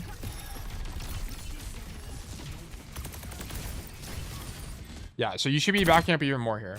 Like, here's the problem, right? So you're in main. Your closest cover is to your right side, and you kind of don't want to. You'll be stuck on this side of the map if you have to dash here. Like, you should be backing up either to this corner or to this corner because you have better cover and more consistent LOS with your team. Because it's very likely that after the shatter, this Ryan's going to pin deep or something, and you need to be in a position to be able to support him as that happens. If you're tucked here the whole time, you're just going to be able to see way less and have way less information. So I think you need to be rotating to one of these sides right now so you have more cover. You can still be in main, like, especially because you have dash. Like, you can still be here or here. But you need to be moving closer to these walls so that you can dash into cover. Right? Aesthetic was doing that all the time. We're playing one dash distance away from cover at all times. Because here you dash and you're still in the open. And you shouldn't grip this Brig, by the way. Brig lives this. I'm pretty sure the Brig lives this. Never mind, she's half. I understand why you do it. But here's the problem. Like, because you grip the Brig, you don't have grip for the Rhine now. Like, this Rhine is who needs to get gripped. I don't think Aesthetic is gripping this Brig. I don't think he is. Yeah, I think you're healing Brig. Like, Brig can self-sustain the Winston dive most of the time as long as she hits the bash. Like, let me see this. This guy's a little bit lost, but that's fine. Yeah, I think, honestly, the Brig might have hit the left shift if you didn't grip her. My bad, a bit late to stream, but I'm here. No problem at all. We're learning Lifeweaver. I'm actually having a lot of fun learning Lifeweaver. You need to just shoot this guy. Yeah, I was about to say, just shoot him. You could tree him in the room. You could definitely just tree the door. Like, boom. This will stop the follow-up, and it will save your Bastion, and it will stop this guy from leaving. Yeah, oh, I thought about it. Dude, honestly, you should do it. I'm gonna be honest, Bombchu. When you see opportunities like this, you should just do it. And then, if it sucked, go back in the VOD and think about why it sucked. I would definitely tree this guy. 1 bajillion% tree him. I don't know if it would have saved the Bastion, but the Winston would have been stuck here. He's nanoed. Okay, but we lose. The fight's lost. We just lost. Our Bastion is dead. We'll have to retake now. They got Nano Monkey. We lose anyway, right? Like, I'd rather you tree there in an attempt to try to win this fight. Lifeweaver is fun to play, but man, I just can't do it. Lamau, I hate accidentally gripping my team. Yeah.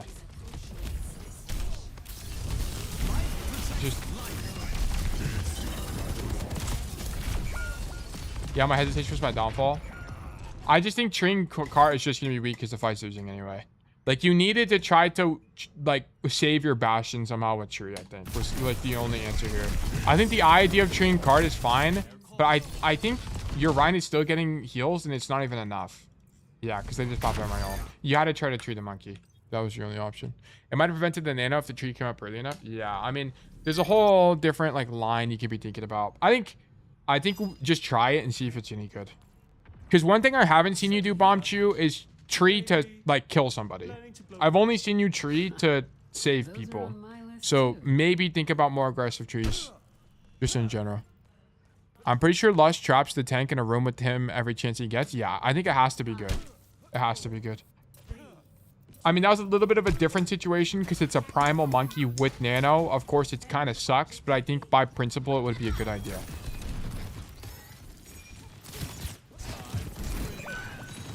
Okay, I don't really think that... I wonder... I need like a Dorado VOD from Ascetic or something. Or maybe, let me just see the attack from Ascetic here. On Midtown. How often are we peddling our DPS? Okay, is it okay if I want to do a VOD review of my Genji for fun? Guys, you can do a VOD review. I can VOD review whatever hero you want, but you should prefer doing heroes that you actually want to improve on. It's going to be way more beneficial and productive. Poke. Walk. Okay. We're not peddling a DPS here. Heal. Bert, appreciate the follow, man. Notice everybody is on his screen. Notice he's so far back. Everyone is on his screen right now. Okay, the start here is rough because my team won't stop flaming each other. It's fine. Happens. Bert, appreciate the follow, man. I think he totally butchers his name, by the way. Hold on, we're gonna watch this for the 3rd time. Bert, appreciate the follow, man. Oh, I think he said, Bert, thank you for the follow or something. I don't know. It's kind of hard to hear what Ascetic is saying. Notice he's not... Okay, I don't really know why we're not healing Zarya here. If I had to guess, the reason we're not healing Zarya here is because... I guess as the Rhine is overextended, so the idea is that the Rhine might die if you just shoot him. And then you could just grip the Zarya anyway, if you need to. I think is the idea. And now we're just trying to keep our Zarya up on the angle. Now we grip her because she's out of bubbles, or at least we think so. It's okay, because the Rhine also had to commit a cooldown there. I think the risk is high, so we gripped them. But we didn't pedal a DPS here at all. Okay, I wonder, do we pedal DPS here on 2nd? I feel like pedaling a DPS is going to be weak. Because they might not use it. We ride the cart, okay? How do we use pedal? I think we pedaled ourselves out. Yes, we pedaled ourselves out. I just noticed the Lifeweaver eyes. Oh yeah, this skin is actually cursed. Rip the guy. I guess Weaver is like actually super good with immobile tanks because they can't get out, so you can have them just overcommit and grip them out. Is the idea. Notice this is actually so genius. This is insane. So you guys might be thinking, why is the Weaver standing here and shooting his gun instead of walking with his team? And the reason being is because if Ascetic walks with the Zarya here, he's going to be point blank. Like, we would be point blank in this fight, and we wouldn't be able to do anything. Like, it's going to be point blank healing on the Zarya and Juno, which is going to be weak. It's going to be easy for us to get walked on. So instead, we stay wide, shoot our gun, and then we pedal in the mid fight and heal them from the pedal. That's fucking genius, bro. That's actually so smart. It's because that geometry is just bad for Weaver.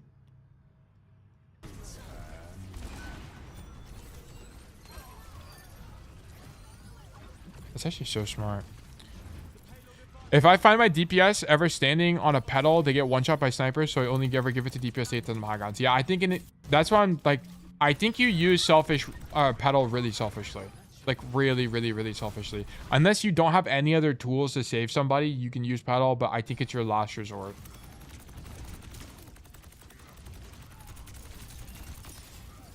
Like, we're spamming and denying rotation so much. And notice we dash here, but we're dashing to heal ourselves. Like, look at this. So we're 250 HP. We take damage. We're now 150. Dash to heal. I wonder how we use tree here. Tree point, and then we drop. Is Ascetic just a goat or what? What the fuck? This is a goated pull.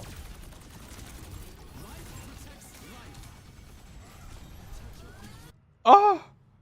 I mean, she got bubble anyway, but holy shit, that's amazing. Alright, cool. Alright, let's keep going. Yeah, don't pedal your team. It doesn't work. So, like, this pedal, I don't want to see from you. Don't want to see this pedal. I know your intention is to try to pedal your team up, they're just not going to use it, so don't do it. Unless you're coordinating is not a point. Got time for another one? Probably. Probably, yes. Yeah, I think we do have time for one more after this. I mean, it's just going to depend on the hero.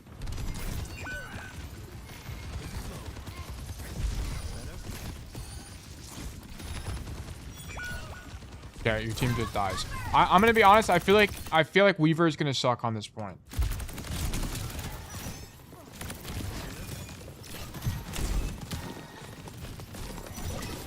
W grip. Wait, she goes back in. What?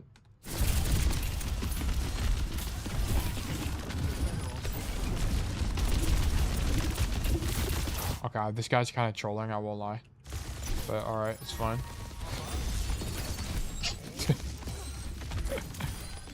I feel like as Lifeweaver, like your teammates are toddlers and you're just trying to prevent them from hurting themselves.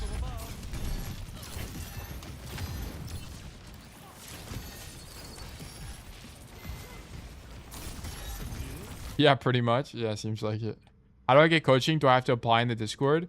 You make a code in the Discord and you enter the Raffle in between code reviews. Okay, like here, you come up top, bomb chew. Like, don't dash, because look at this. This is literally it killing you, by the way.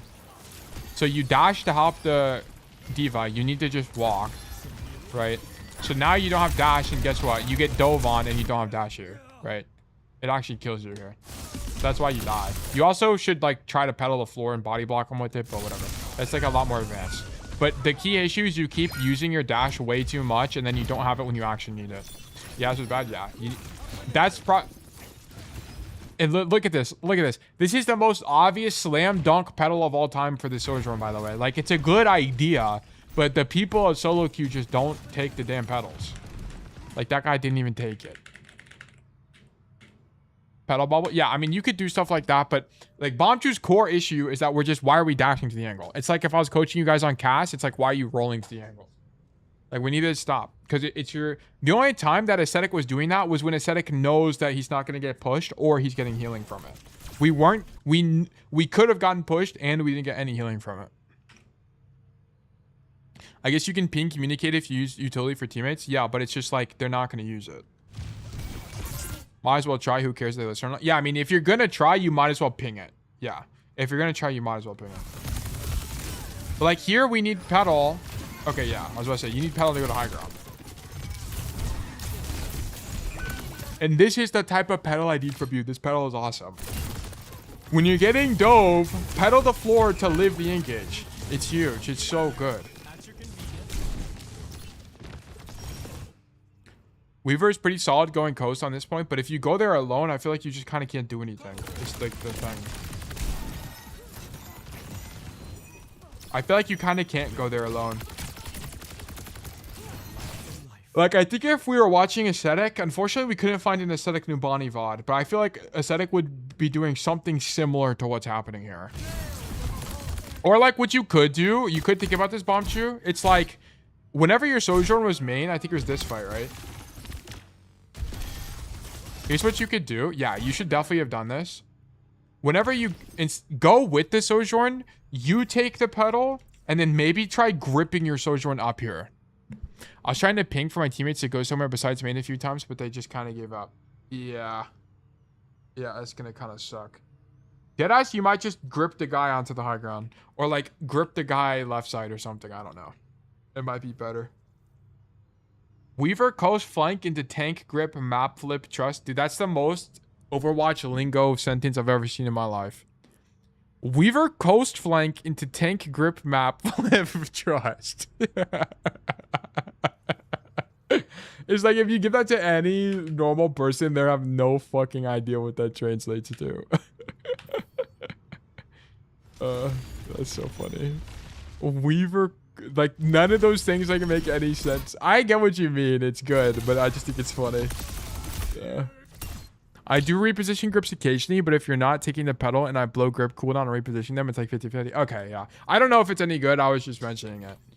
Yeah, if it sucks, then it sucks. So, yeah, no problem at all. I think it should probably suck on average, so that makes sense to me. First person in your bloodline to read that sentence. Yeah, exactly. Okay, now we have tree. So let's get up to some funny business. I want to see a petal up top. Boom. I want to see a tree immediately. Why are we not treeing immediately? We gotta live here. Boom. This is a tree. I guess you're gonna grip somebody, but both of them are low. I would grip to save them. Yeah, you needed a tree. It's gotta be a tree. Now we're stuck. Oh my god, this guy Brody C44 just outplayed you. You got read like a book. Holy moly, look at this. Bang! Wait, I don't even did Brody C44 even grab the mega?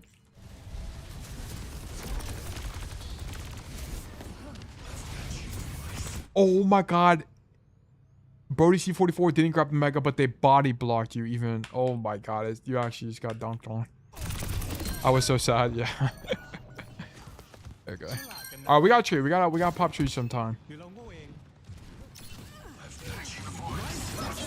Oh, okay. I don't know if Ascetic is doing this. Ascetic 1 bajillion% is pedaling up top to this corner and then healing his team. And then Ascetic would pop tree on point, maybe. I guess okay. But it's like you kind of just don't know what's happening. Like, I prefer you come up top here, then pop tree, because you'd have more information. Should I vote for maps I have bad win rate on? In my opinion, yes. I just don't vote for maps. I kind of just don't care. I don't ban anything and I don't vote for maps. There's some maps where it's just like not just not parry, so I guess if you don't think it's the map sucks. You need to be up top all the time, bombed you. Up top tip for soldier cover? Okay. I mean, like, I just wish you were up top because you'd have more complete information, is all I'm saying.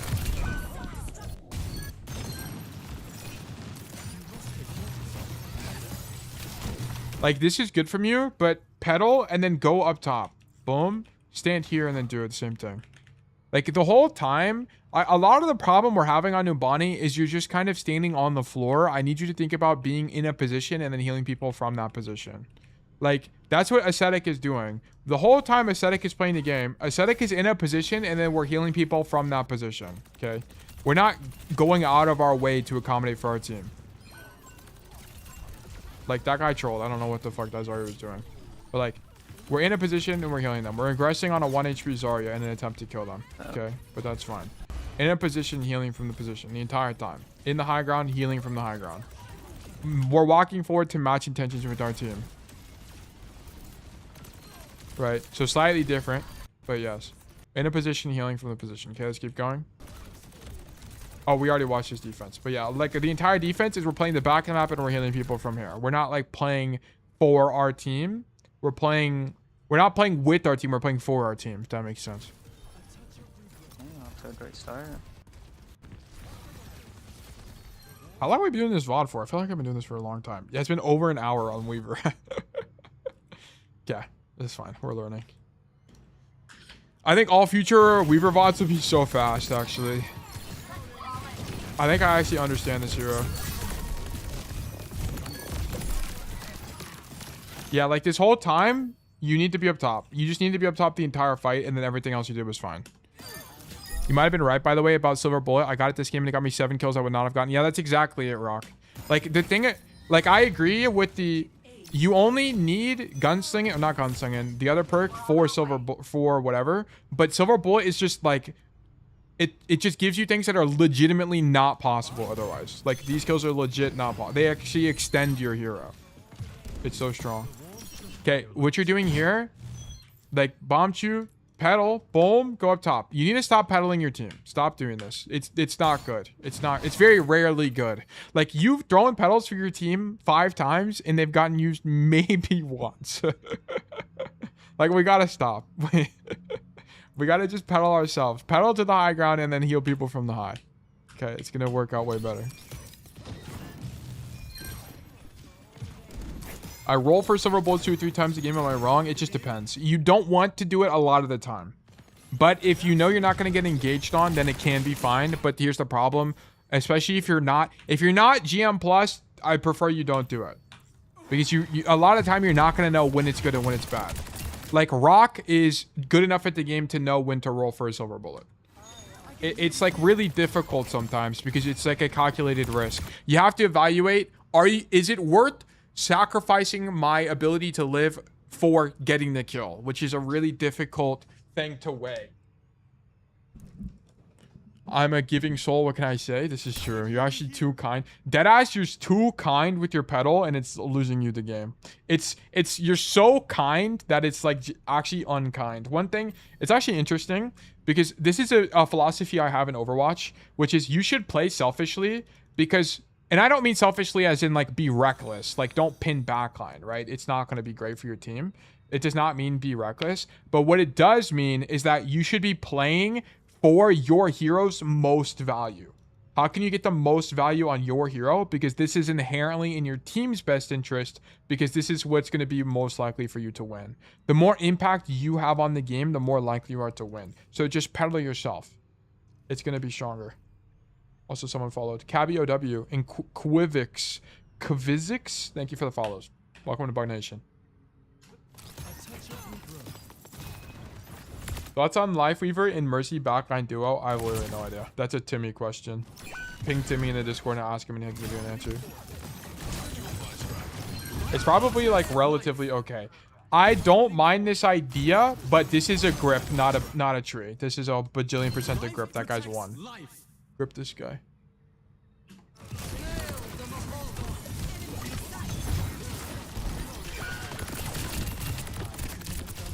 Okay, one thing I want you to do, Bomb Chew, is... Well, I guess we'll talk about it after. We're almost done with the VOD.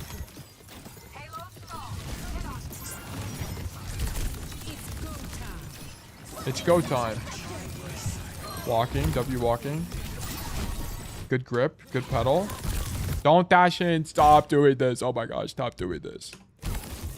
Okay, we pedal ourselves. Boom. And then you just have like a bell going off in your brain, or like I don't know, like something's going off in your brain, and we keep dashing into them and dying. You gotta stop doing this. You need to heal people from the position. Stop like walking, like dashing in and trying to help, like do stuff like this. Also on sauce, yeah, it's just too dangerous. There's some situations you will do it, but it's going to be like when you're making a rotation. So for example, like let's say we're here and we have to dash to grip a guy, then sure. Okay, but not dashing into the enemy team to heal them. Like maybe if you were gripping them, it'd make a little bit more sense, but definitely not to just heal them. Because you should die here. Yeah, a better players just kill you there. You should have died. 100 billion%.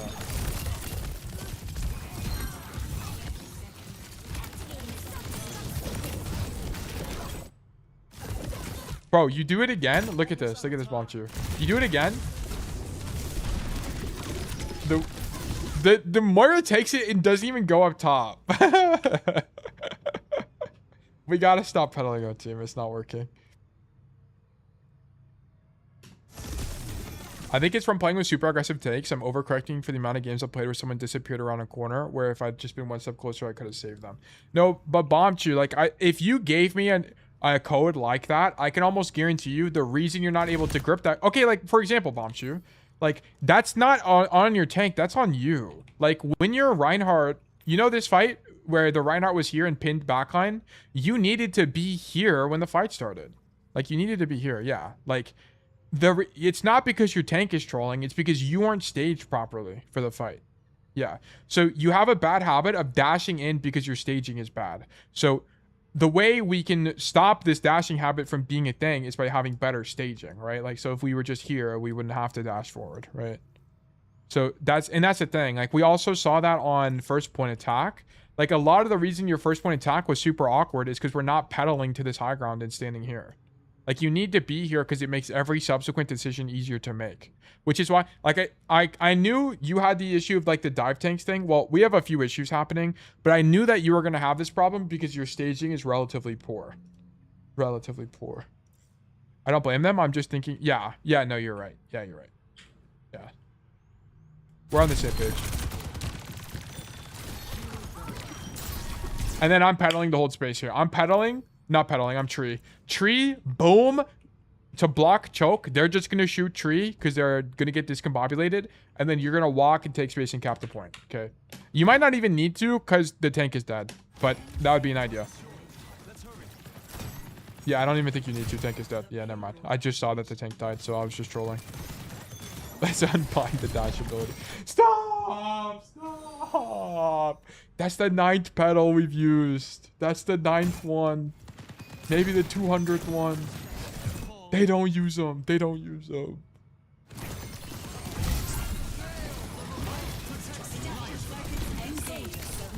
Okay. Wait, we love this. I think, by the way, just a slight micro thing, but I don't think that, I already forgot. I don't think Ascetic is healing like that, by the way. But maybe if I send them telepathic mind waves, they'll finally take it. Dude, maybe. Actually. This is new tech. I think Ascetic is doing this, by the way. Which side are you on? You're on the left side. I think Ascetic is doing this. Heal, unswing, heal, unswing, heal, unswing, heal, unswing. Just to play cover a little bit better. Because, like, you're healing and, like, you're charging your thing and swinging the enemies, which you just, like, don't need to do.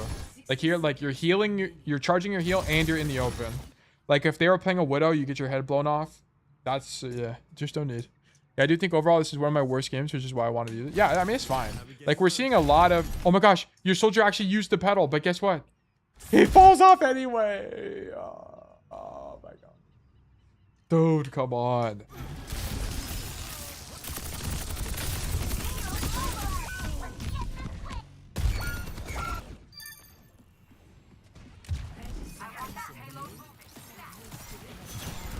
Okay, we come in.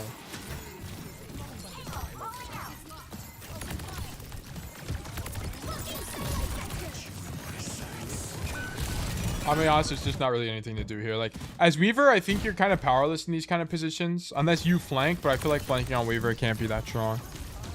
The only thing about this is whenever, like, there's just kind of not a need to play in the open.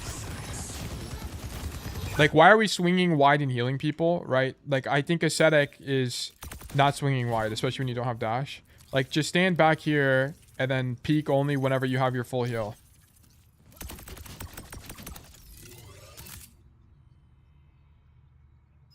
Would I tell the elevator guy I'm going to the roof but take the stairs back down immediately? This is exactly that situation. Okay, Bomb Chew. This is 1 billion% unfortunately a verdict losing. But this is fantastic because you have a lot to work on. Number one, stop pedaling your team. Okay. It's not working. They're not taking the pedals. And you need it, more importantly, in the dive matchup to pedal yourself so you don't die. Okay. Number two, stop dashing forward. Okay. You keep dashing forward a lot, and what ends up happening is there's a few times per game where you just outright die because you don't have dash to get backwards, okay? Dashing forward can make sense sometimes, but think of it as dashing to a position, right? And then number three, I think your trees were mostly fine. Don't worry about your trees, okay? You can get a little bit creative with them sometimes, but I wouldn't worry about it too much. Number four, you need to be thinking about positions. Like, what high ground can I stand on, right? What cover can I use? Like, stuff like that. Because what ends up happening is you don't think about this ahead of time, so you get stuck on the floor, and then now you have to dash forward to heal people. Now you have to use pedal in the mid-fight. Now you have to use all your cooldowns suboptimally. I need you to stage. Where do I want to stand before the fight starts? Okay? Because that's going to solve a lot of this on its own. And then, honestly, I'm going to be so honest with you, Bombchu. You're going to lose a little bit, but I need you to think about positioning more aggressively. And I don't mean aggressively like stand in their spawn, just for the record. Like, I don't mean, like, for example, on this corner fight. Whoops, let me clear this. Like, on this corner fight, I don't mean, like, stand on the corner itself, for the record. Just for clarification. Like, I mean, instead of... I don't want you to do this and then heal your Rhine. I want you to do this... poke with the idea of dashing, pedaling yourself, and leaving. I need you to do that more. I need you to get used to this kind of idea more on Weaver. Okay? Because I think it's just better. You're going to get way more value because you can do this. If your tank does something stupid, you can grip him. But you just straight up can't do that if you're playing at the back of main here. So I need you to be thinking a lot more proactively.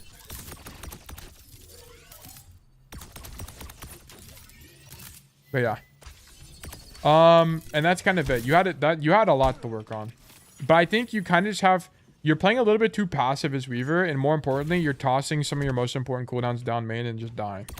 So if you just fix those, you should be fine. But yeah.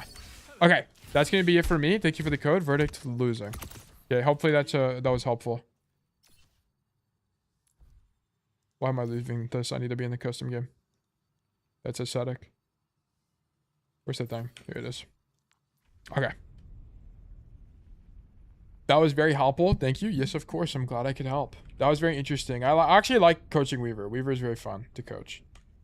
Also, it's just so much easier when there's a one trick I can watch. Like, because I can just get more information. / resolve. It is 2:30, and we can do one more. I'll do one more code today. Can you check my VOD from yesterday, Tail? The team quote. Yes, I can. I'll do that while we do this. I'll be back with a better VOD in the future. Sounds good to me. Okay, new coaching raffle is live, guys. If you're here and you'd like to get coaching from me, please do enter to enter the raffle.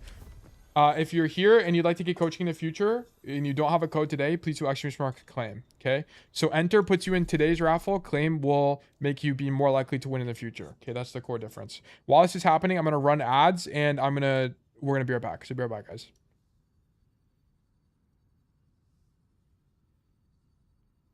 I need to get Sneaky's code from the other day. Tail coaching request, Sneaky.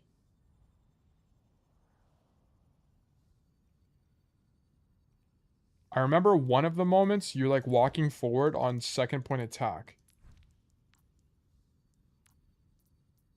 I have it already. That's brilliant. Should I enter for the B2B Weaver VOD? Yeah, sure. It'd also be way faster. 5. Ready for battle. Okay. So, for example, second attack I remember, because I remember I edited the video last night. And you walk too far forward.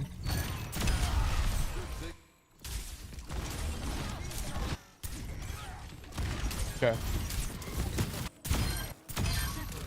Okay, here you walk forward.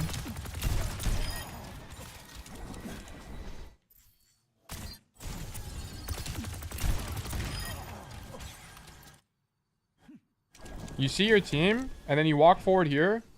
Now you're on the angle. This is when you team check. You need to team check again. Team check again, because look at this. Look how far forward relative you are to your team. Your team was on the cart, and that was it. You see what my critique... You team check here, but they didn't even leave the cart, so it didn't even matter. You just knew they were on cart. They didn't walk... You just assume they're walking with you, Sneaky, and that's the problem. This is why you need to team check here as you get to the angle, and then you realize they're not there. Oh, I'm in Agile, I see. Okay, well, wait. Who are your top 3 players? What do you mean, Kizzy? What is that? What do you mean by that question? Like my top 3 students? I'm not sure. Also, this map is really pretty. I never really like looked around the map, but it looks really nice, especially at nighttime. Like this side of the map is really pretty.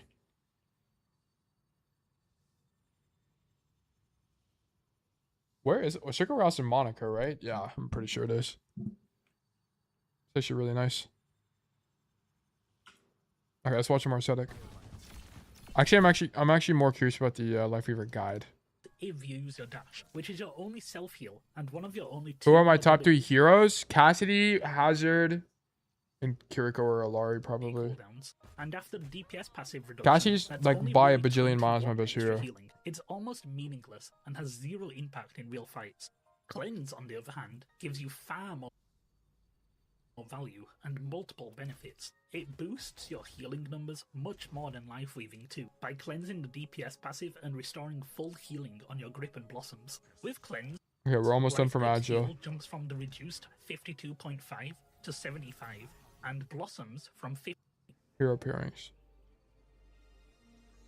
First up is quite a controversial pick. I actually really enjoy playing with a Mercy as Lifeweaver. Okay, also controversial pick. I love playing Cass with double hit scan. It's actually the GOAT matchup. Okay, Sneaky is free from agile now, so I can talk about this. Okay, Sneaky, here's the thing. So you get to the angle, you kill this Weaver. This is when you team check. Boom. What do we see? Our whole team's on cart. Okay.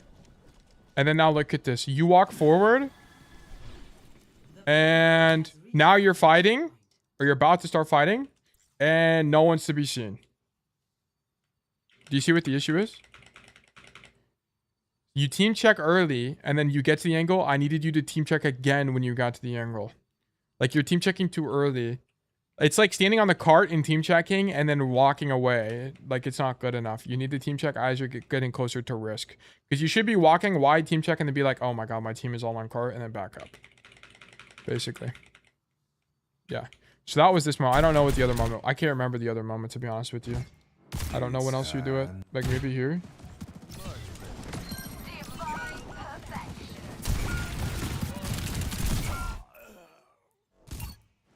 That looked fine to me. From right side. Just need to be a dead eye earlier, but that looked good.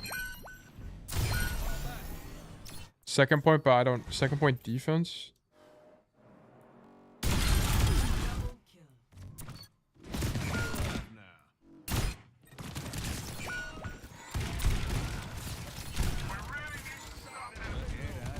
I think it was earlier than this, right? I think it was here that I was critiquing you.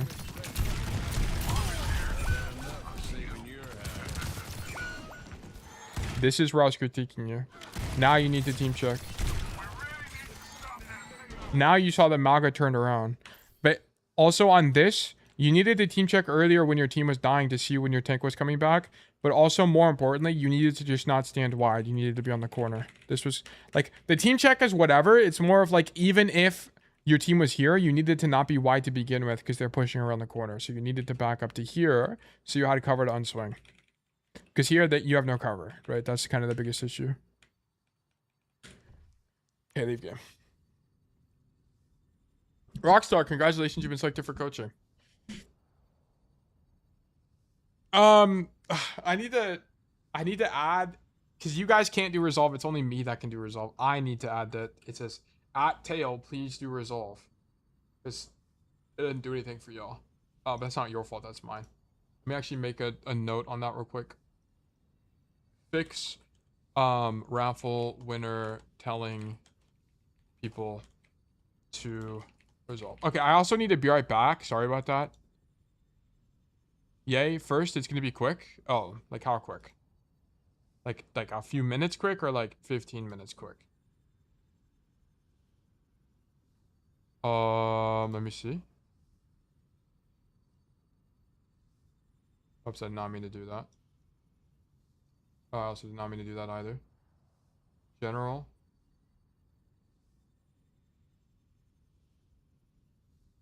So I enter the raffle if I don't get a ticket, but if I abstain, I get a ticket. If you enter the raffle and you lose, you get a ticket. It's the same thing as claiming. You get a ticket no matter, you only don't get a ticket if you don't enter in any form, whether that be exclamation mark enter or exclamation mark claim. And then if you win, it sets your balance to 0. That's all it is. So basically, the longer you're in the community, the more likely you are to get coaching.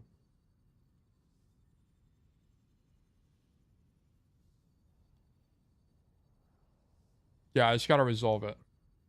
Holy notes. Also, what is this, like, a goated font? Like, it's like the most minimal possible font. That actually looks crazy.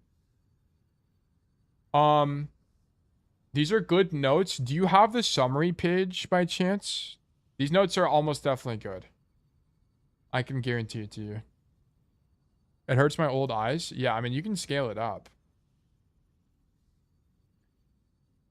Oh, I thought you were Rockstar. Yeah, I mean, it's pretty... Yeah, I'm not even reading this. I can already tell you it's good notes. Like, this level, like, length, I can guarantee... Like, 90% of the time, if the notes are long, they're good notes. Because it's more about the intention than anything. Like, I don't care about the content all the time. I care about the intricacy. Like, are you thinking about what's going on? Are you thinking about the interactions with your game, so on and so forth? And it's very obvious to me that Rockstar is. No summary. Don't know why it did not transfer. Okay. Probably because you're using the old template, but it's fine. Oh, it's quick play. That's why it's gonna be fast. Yeah, we'll just knock this out real quick. Let's knock, and it's cast, so it's just gonna be super fast. It's my first day trying. Sure, no problem at all. Okay. How long is this code? 7 minutes. Yeah, this is gonna be fine.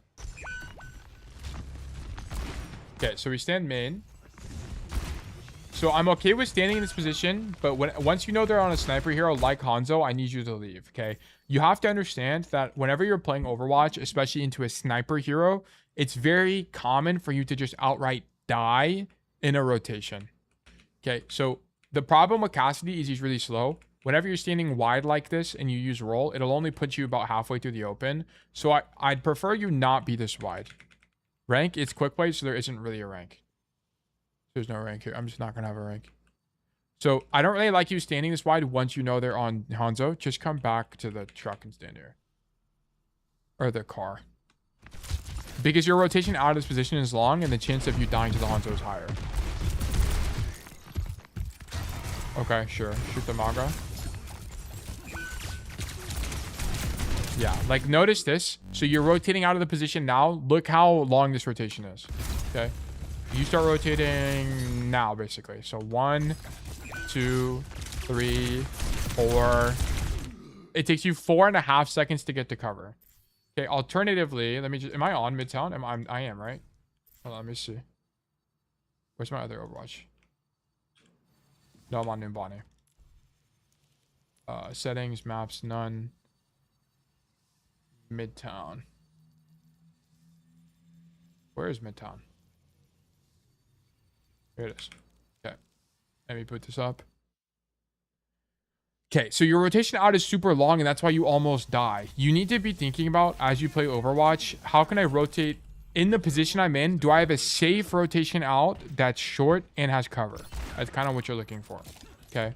And here's what we're going to be looking at on Midtown. So whenever you're playing first point defense in particular, you want to play for this train space, and I'll show you why. So whenever you're here, so Sketchy can shoot me really easily from this position, and if he does shoot me, it's really easy for me to live, right?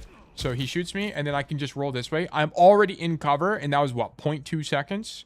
So I'm already in cover from the enemy team, and then I can walk up this staircase and stand here where I have a high ground advantage, and then whenever they walk through main, I can just shoot them in the back. Okay, very strong. So you should be preferring this high ground. 100 billion% prefer the high ground. And notice that this way, right, if I get shot by Sketchy, right, I have to rotate a long time. Like I have a 2.5 second rotation out this way. While there is cover, it's just a really long rotation. Even if 2 want to hold closer to spawn. Okay, here's what you do. Like if your tank is holding spawn, you stand here and shoot your gun. Then you rotate back like this. Once your team is giving space, you rotate back like this, and then you play car, and then you do the same thing. Rotate this way. This is how you play this. I have a video on Midtown that would be really useful to watch. Once Told Tale. If you look up Once Told Tale Midtown, it should, yeah, this one. How a top 500 coach thinks about Midtown. That I talk about how to play the map a lot in that video. But more vulnerable to window. Yeah, but that's what I'm saying. Like once you know someone's in window, you should be leaving the angle. Like once you I mean, this is also vulnerable to window as well. I mean, you have slightly more cover, I guess. But like if you're worried about window, like I don't even think, like you kind of just don't want to fight for window, because if you're losing, you can't bail. That's kind of the problem. Like in Overwatch, it's kind of more important that you take fights where you can leave and be fine. That's way more important. That's why pros don't die, because they're always playing angles like this. Like I would never want to fight Sketchy on this window here, because I have to commit for this. While Sketchy, like if I hit Sketchy twice, he can just unswing and he never dies, right? Like Sketchy should never, ever, ever die in this fight. Not gonna lie, I don't like how Book like playing Cassius. I feel like there's so much room for creativity. There is a lot of room for creativity. This isn't unique to Cassidy. This is optimal for most heroes. If you're playing Hanzo, you're playing this the exact same way. Like it's the exact same way.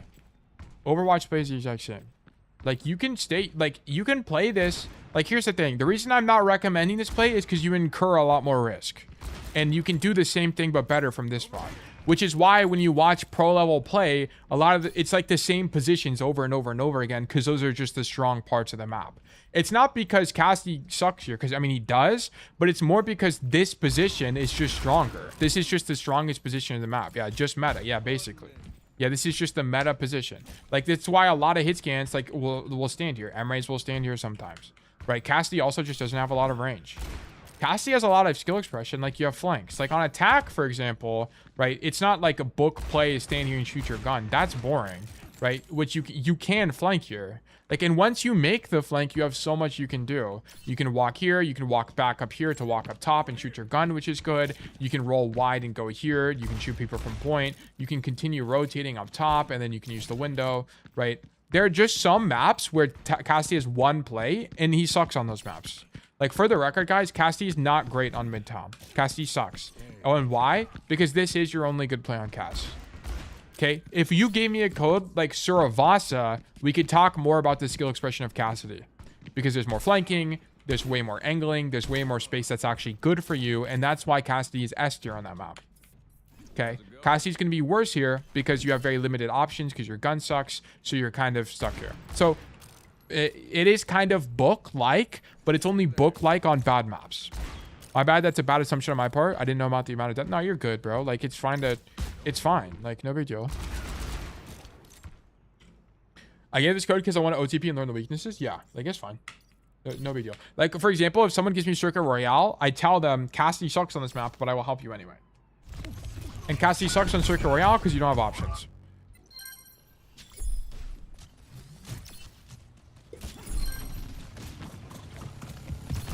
Okay, shoot our gun. Come up top here. Nice. Good staging from you. And then you're getting pushed, so you leave. Honestly, good idea. You just... This looks like, to me, you're not used to this kind of concept.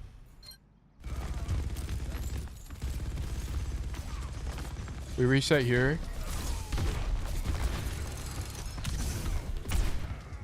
I'll just put plat. So, hold on. Let me just put plat real quick for Ryan. There we go. Yeah, honestly, this looks like a reps thing to me. You should have just left slightly earlier, but whatever. Like, the core issue is this, by the way. You back up. Your idea should not be to fight here, and the reason that should not be your idea is because your team is backing up.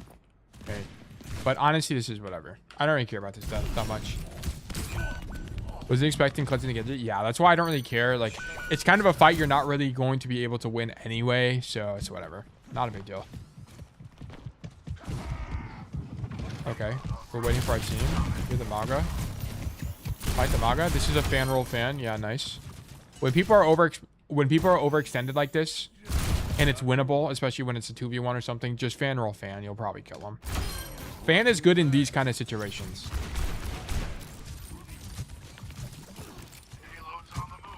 Okay, rotate through cover to get here. I actually love that from you. Come left side.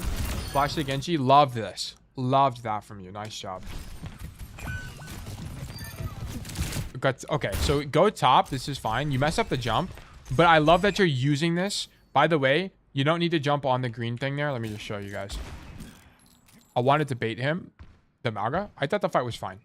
The Genji fight was also here. I think most of what you're doing right now is fine. So just so you guys know, there's a few jump. I talk about this like every time I'm Midtown, but I'll just mention it. You can jump on these fins on these windows, which lets you jump on stuff like this, which is really good. This will let you poke the walk up as Cassidy, which is strong. Also, on this side of the map, just make sure you know you can jump over this wall. Okay, you can jump on this ledge and then jump over. And then from this side, you just jump on this white thing and jump over. Okay, you don't have to jump on the trash can.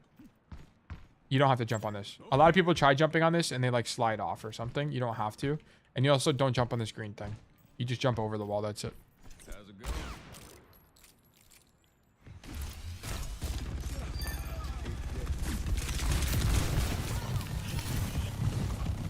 Yeah, just don't drop here, by the way. I think you dropped to kill the Genji. The Zen. Oh, yeah, you mess up this jump. And then it kind of discombobulates you and you drop. Yeah, I didn't want to go down the high ground. Yeah, that's what I figured. Yeah, you just kind of mess up the jump. Don't drop here. Just throw flash. You can't drop here. Because you have to understand, if you drop, they're coming back from spawn. You can hear the Genji. But if you drop here, you're committing. And we don't want to commit to this. Because there's two reasons why. Not only can... There's a few reasons. You can flash the guy from here and it's in range. But also, if you drop, you don't have a rotation back up that's safe. There's no way on this map to get up there. Like, if there's an elevator here, maybe it's a little bit more forgivable. But that doesn't exist. And also, because you drop, you're the only guy on this high ground, right? No one else on your team is playing high. They're all on the floor. So now your team is going to give up this space for free. So there's a bunch of reasons why this is bad. But you should just... Your best play is just stand up here and flash this guy. And then once you get dashed on by the Genji, just roll backwards. Okay. That would be optimal.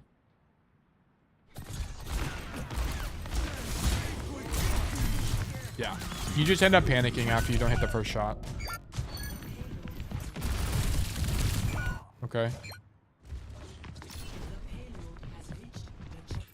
You can hear the enemy team is pushing forward. You need to live here. Whenever you're in a situation like this where your team loses the fight and the enemy team is taking space, the worst thing you can do is die. I mean that's pretty clear in a game like Overwatch. But the reason that is, let me just explain why, is because your team is going to walk back and they want to hold a corner like this normally, right? This is what ends up happening. If you die now, your team is going to be 4v5 and then they won't be able to hold this space fairly, right? In an action, like in a game. So your team will have to give up another corner so the cart will be back here. So you need to not die here. So resultantly, your idea should not be to peel for these guys because the chance that you die is very high, especially into the Malga matchup. So you should not be walking forward. We have to back up here. Yeah, so it gets you killed. So you have the wrong macro idea. You need to reset. Like, even if this means your Mercy or your Soldier might die, that's fine because you need to not die. My team was dead in front, but still living though, so better to back up. Yeah, it's still better to back up. Like, you need to not die yourself, because Cassidy is slow anyway. Like, maybe your Soldier, if he knew the map, he could run this way and, like, map flip and go up top or something. But you can't do that as Cassidy. You're just too slow. You got to back up on your own. Right, and you're far enough out of the fight to live on your own. Like, you're far enough away. You can continue leaving. I don't think you're dead, especially when they're so far away and you have cover to work with, right? You have this corner and then you can unswing to here. I think you just keep rotating and you'll be fine. Okay. Next fight. Our Doomfist is dead. Ambitious Hanzo ultimate. Okay, on this, whenever you're in cover and you want to roll fan, don't roll into the Malga. Because now, notice this, you're exposed to enemies and you have little cover. Just roll. You're already in cover to begin with. Just roll into the wall. Okay, so it looks something like this. Of course, it's different map geometry, but it'll look like this, right? Roll into the wall, whatever. Because you maintain cover and you get the reload. People don't use the switch spawn feature, it seems. Yeah, I don't really know why. It's a very important thing as well. I think the Soldier was just kind of autopiloting. Very important part of Overwatch. This is good. It continues to take space. Okay, but I don't want to see you walk into main. I know you're you know what? It's okay. You're matching your team's intention. You could be slightly safer about this, though. And you could have done the same thing from a high ground and cover and then walk forward once your team is hard engaging. But it's whatever. I'm practicing rolling through people. Okay, I mean, sure. That's just not a situation where you would roll through them because you're already in cover, right? You only really roll through people once you are like in a 1v1. That's when you'll roll through somebody. But if you want to just practice and get familiar with the idea and get a better idea on when it's bad, then sure. Okay, no big deal. Okay, you can play in this position as long as you know how to roll to the high ground from here. So as long as you know that you can roll from this staircase to this platform, this is fine. But if you don't know that, you can't play here. Farther for gun though. High ground was tempting, but effective range. The problem with this high ground is not an effective range thing. It's the rotation out. It's really difficult to rotate out because if you get pushed, not only do you not have cover from people on this high ground like Yenzada here. If this, okay, like let's just say the enemy Hanzo went up here, you can't live this. But also if you try to rotate out of this position, you can get caught sometimes and just die. It's just not really a point to playing up here as Cassidy. Typically you want to play on the floor. And this space isn't really that important for the macro of Midtown. Because notice from here, you kind of can't see anything. It doesn't do anything anyway, a lot of the time. You could be up there. I don't really play that space very much, but I have a hunch it's bad. If it's that far up, I wouldn't go there. Yeah. Yeah, so you're playing this spacing correctly, by the way. I like the idea of the rat, but if your idea is to play here, you need to save roll because you need to be able to roll out of this position this way. Because otherwise, you're going to be stuck in main with no cover. Like, look how far you are with no cover, and you can't just, like, roll up the plat there. I don't think you can, at least. Let me just confirm this. I don't actually know for sure. Didn't know I could roll it. Noted. Yeah. It's in the roll tuck vid. If you haven't seen the roll tuck video, guys, I highly recommend you do it because I show very important roll jump spots as well. You can roll this like this. I don't think you can just roll up, right? No, you can't. Yeah, you definitely can't. So I'll try one more time. Maybe if I have a little bit of distance. Nah, you can't. There's no way because it's not sloped. Shoot Zen.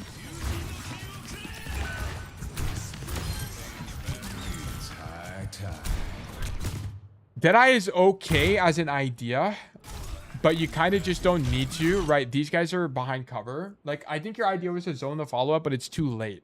I don't even know. Actually, you kind of just need to not Deadeye here. These guys have cover. They're going to unswing you, and your team is not holding this space. It's just too risky. Got scared of one-shots.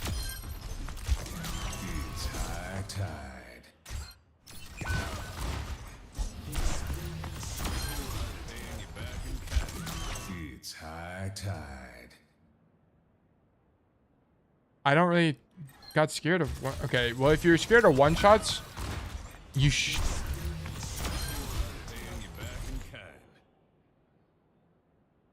well, if you're scared of one shots, why are we going wider and walking forward? I don't really know.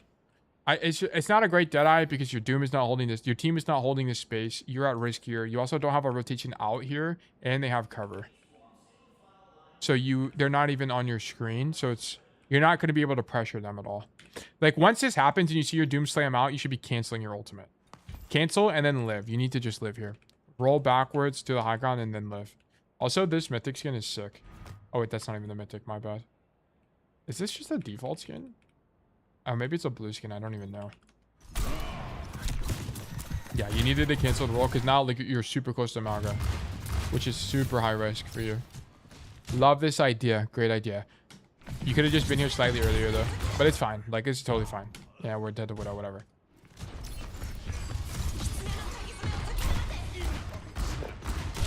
Yeah, that's just a reps thing. That just needs to convert.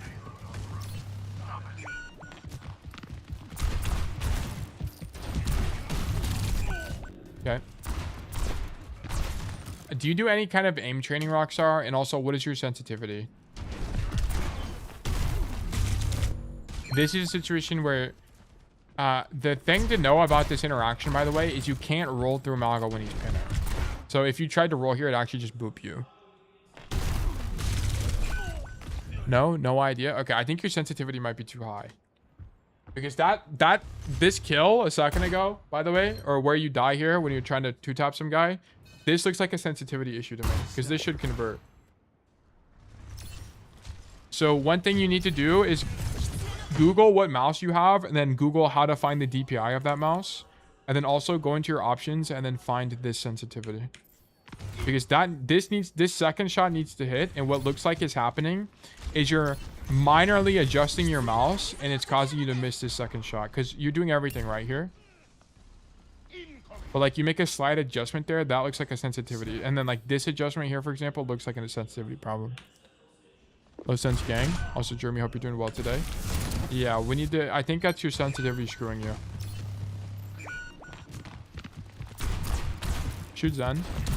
Yeah, I mean, you're kind of just dead here, I'm going to be honest. You shouldn't be going to this angle because your team is dead, right?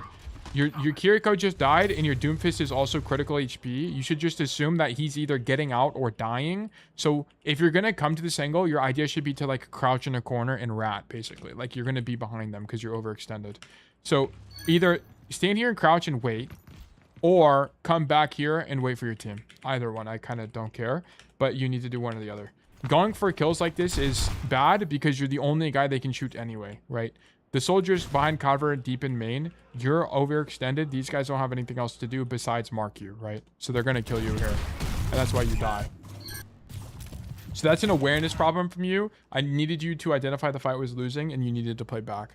Okay, this is verdict losing. We make a bunch of mistakes here. I like your ideas, right? But I need you to see things like this, where when your tank is critical and your team is dead, you need to not go for these flank plays because they're just going to shoot you. You need to wait for your team. And then we had a few plays, like this Hanzo kill was good, but it just needed to convert. That looked like a sensitivity issue to me. We need to not fall off the high ground when we have an advantage, okay? Because you need to just understand that falling off the high ground is just pretty bad for Cass most times. And this dude was in flash range anyway. So you could have made the best of both worlds and just stood up here the whole time. And then on first point here, I need you to always consider rotations out, right? Am I in a position where the rotation out is easy and fast? The answer to this here is no, right? It's really slow to rotate out here and you don't have cover a lot of the way. So you're going to take forever and die. So I needed you to poke in main and rotate back to the car and then go up the staircase. That would have been the optimal play there. But yeah, this is going to be verdict losing. Thank you for the code. It would be a lot more helpful if I had... Like, the problem with quick plays, I don't get to see both sides. So it's hard to prescribe you with homework. There wasn't like a core pattern issue there. So that's kind of the only thing. But yeah. Okay, I hope that was helpful. And we ended the coaching right on time. That was going to be the last VOD for today. Holy coaching. I feel like today went by fast because we had the Lucio and the Weaver VOD took forever. Both of those took a long time. So, but we learned a lot. I learned a lot at least. I hope you guys did as well. We're going to do Dark Souls. Super insightful? Yes, of course. Perfect. Yeah, we're going to move into Dark Souls. I'm going to run 3 minutes of ads while I change scenes here. So this is the variety moment of the stream. There's no more coaching for today. We will resume tomorrow with more coaching. So yeah, as a new viewer, that was awesome to watch. Perfect. Love to hear that. This was a super successful stream IMO. Lots of fun new stuff and interesting segments. Yeah, this is why I like doing new heroes. I think I just learn a lot from them. Unless it's something like, I just don't like heroes like Sierra, because the problem with Sierra is there's no one to ask for help. We have to figure it out ourselves, right? And Sierra's hero identity is just so lost. Like, I just don't really understand the hero. But, like, we had the Zeta Freya code, and that was way easier for me to coach. Because, like, Freya, I just kind of understand Freya. Also, I've coached Zeta's Freya a bunch of times. So it's also helpful that way. I think now that I kind of understand Sierra more, if we got another Sierra code, we'd be fine. I still feel bad about that code the other day, actually. Holy moly. But yeah, okay. So, yeah. We're going to go ahead and move into Dark Souls. I'm going to run 3 minutes of ads and change scenes here. So be right back, guys. Do that. Dark Souls. Let me also move to black screen. And then, Sketchy, thank you for the help in the lobbies today, by the way. I appreciate that.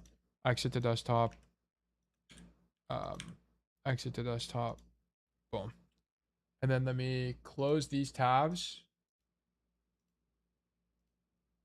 Close this tab. Let me do, let me close these. Let me do Steam. Let me change the game to Dark Souls. Whoops. Let's do that. Dark Souls Remastered. Dark Souls first playthrough. No spoilers. Done. Close. Library. Dark Souls Remastered play. Have you done Widow coaching yet? Feel like it would be a lot of hit shots forehead. No, I haven't done Widow coaching yet, and I actually think it won't be hit shots forehead. I think it'll be a... I know you mean that mostly as a joke, but I think it actually would be pretty interesting because Widow is a little bit of a complex hero because you need... Widow is an information hero.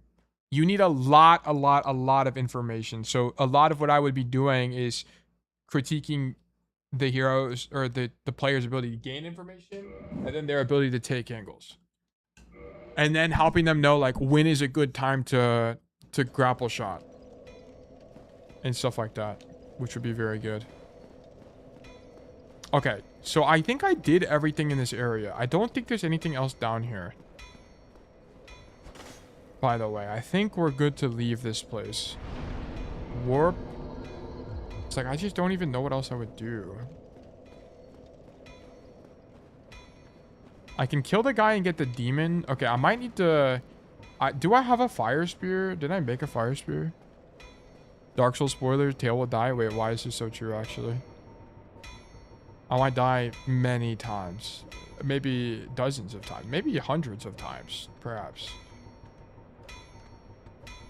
Where's... Dude, what the hell? Dude, don't kill him. What the fuck is up with these pinwheel guys, bro? They actually are menaces. Get the hell out of here, bro. God damn. Bolgadas, I went from GM2 to M3 on DPS. Were you limit testing or did you just tell Q or what happened? Your guys' little slim legs are killing me.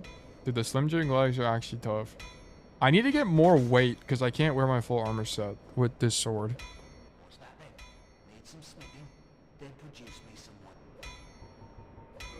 Purchase. What was I doing? I forgot. Not Titanite shards. I need oh yeah, I need to figure out what do I need to upgrade my fire spear. I need green Titanite shards, of which I have 0. Motherfucker. I feel like upgrading the fire spear kind of sucks anyway. Can I make a fire anything else? Not really. I need a +5 of any other weapon.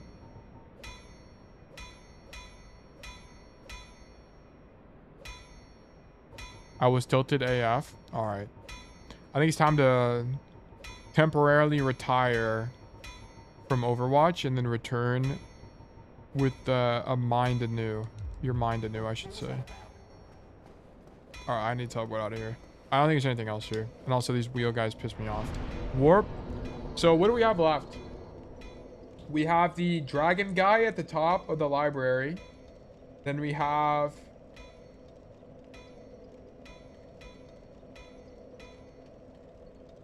What else? I did everything in hell. And then I think I did everything here. I don't think there's anything else.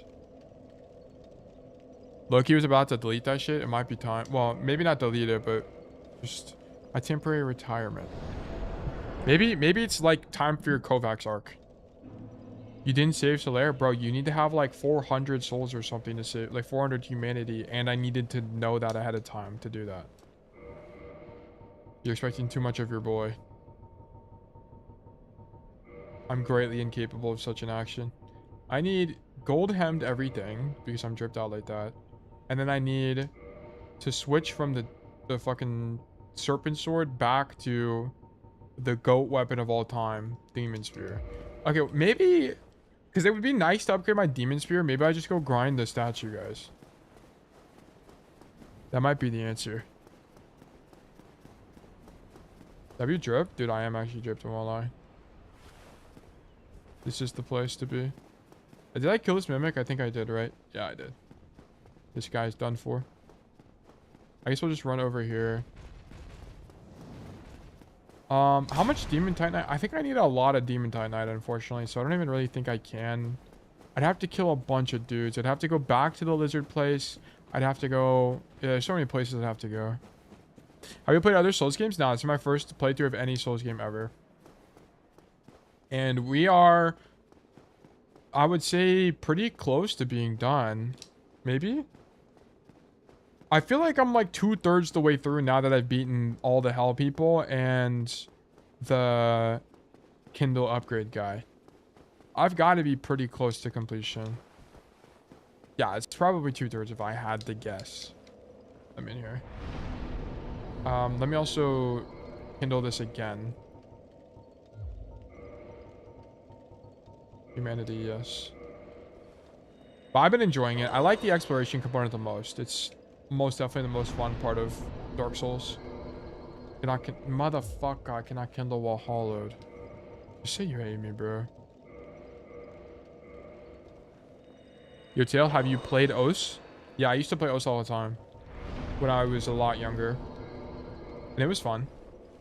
I was a... 5-digit, I think, was the highest I got. I could beat very hard difficulty maps. But I couldn't, I was not cracked out of my mind or anything. I enjoyed it.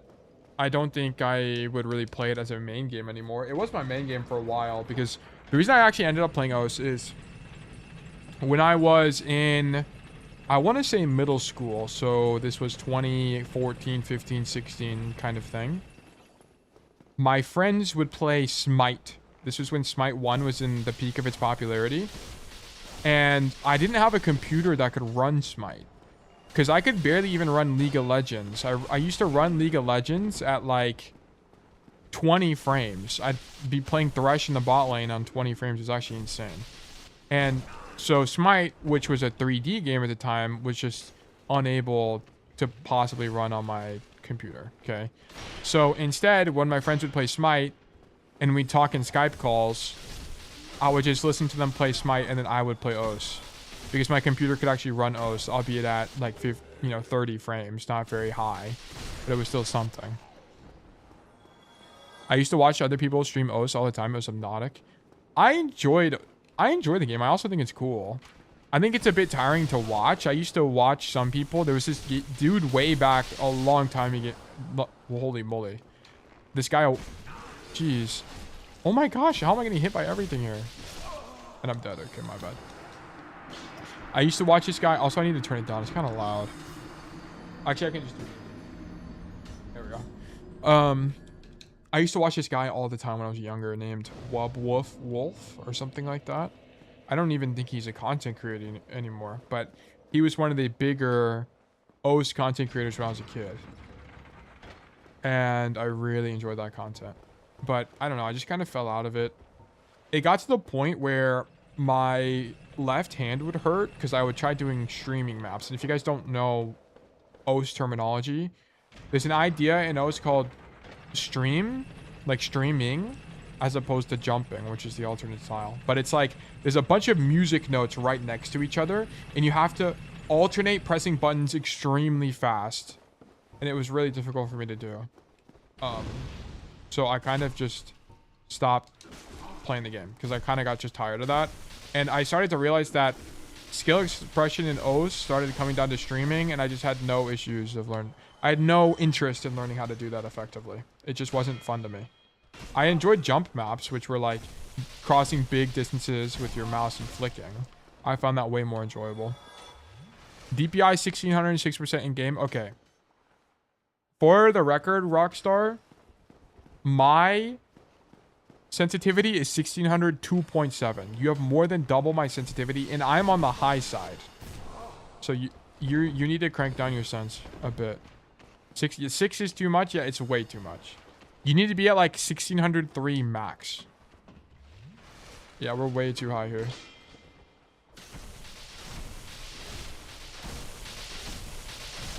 I wonder if these guys are resistant to electric or if I just do 30 damage.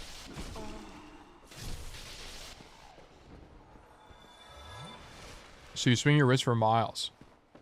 Yeah, you kind of need to, because for the reason I just showed you on the quick play game. Like, because your sensitivity is so high, you don't have the level of precision you need to convert 2 taps. Which is why you didn't convert that kill the other day. Or just a second ago. This walk back is horrible. Also, what's up with this? I've never killed this guy. I don't really know if I should. He seems kind of chill.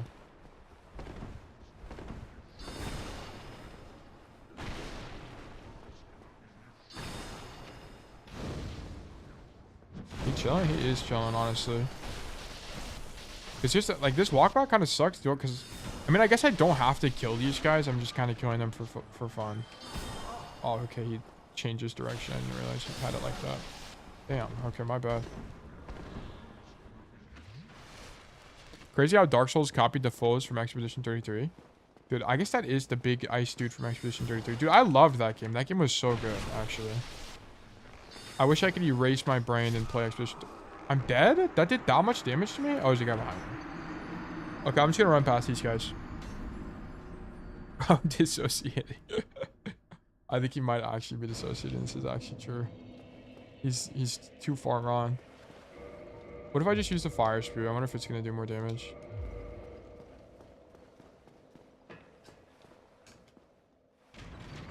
So I tried 2%. I would do 3% because it's going to be a huge step down. Do 3%. I'm 1600 2.7. It's going to be really difficult to adjust. I mean, you can go down to 2 if you want, but I think 3 is probably going to be fine, and you just be on the higher side. It's okay. But whatever you have right now is insanely, unbelievably high, and that's kind of the core problem. Okay. I wonder, do I do more damage now? No, I do even less damage. Okay. I think these guys just have naturally high resistance. Oh my god. I mean, they're made of stone, so it kind of makes sense. Excuse me, gentlemen. Excuse me. Okay, cool. Grab this. Excuse me, I got places to be. And I go right side, and then I take the elevator. There's no bonfire here, which kind of sucks. Rotia, how did you discover Aim Beast? It's actually goated. It's made by Aim, like people of the Aim community who just wanted like a better platform. Like the reason I like Aim Beast so much is it feels way nicer. Like the quality of the actual game is nicer, even though there's less scenarios. I just like the UI. It runs smoother. It feels nicer, and it's just way more fun. For shooting it great, but for moving around it feels like console. Yeah, you'll just have to get used to it. Like all the pro players you watch have way lower sense than you, and that's kind of the key thing. And that's why they can convert so many kills so easily, or what feels like so easily, because they just have. It's just easier, like objectively, because the sense is lower. Okay, so I died again, which is tragic. Also, why is this not? There we go. I think you'll get 700 FPS on any aim trainer, by the way. I don't think it's like unique to Aim Beast. They all run really well. Aim Labs, I think, is the worst optimized of them all, and it also just looks ugly. Like, I hate... My biggest critique in video games is when the UI is bad. For example, a really good example of this is Smite. When Smite was super popular way back in the day. I don't know if you guys even played Smite. You might be too young. But... when Smite 1 was a concept, the UI was so ugly. Hi-Rez, as a company, always had such ugly UI, and it just turned me off from all of their games. Besides Rogue Company. Dude, how many of you guys... have you guys ever played the game Rogue Company? By chance, that game was actually goated. Never played Smite, but I heard it's like Deadlock.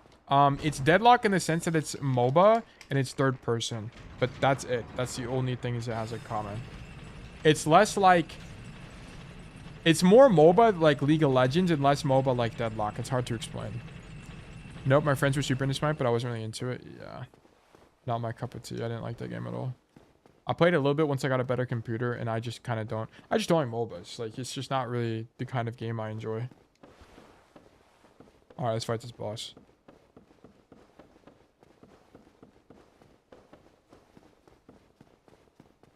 I think I'm definitely a shooter guy, though. I think if Overwatch wasn't... try Ring, right? Dragon guy. Small arena, okay.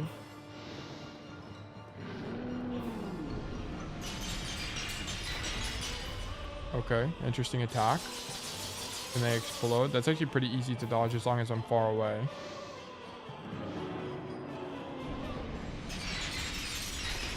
Oh, okay. So if he does it from that side, it's a close range attack.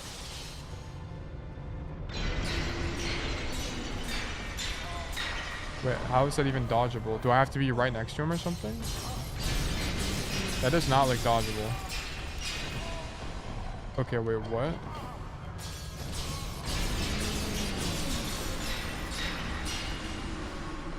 What the hell? How do I dodge this? I like playing League of Legends because I enjoy the characters, but aside from that, I'm not a MOBA person. Yeah, dude.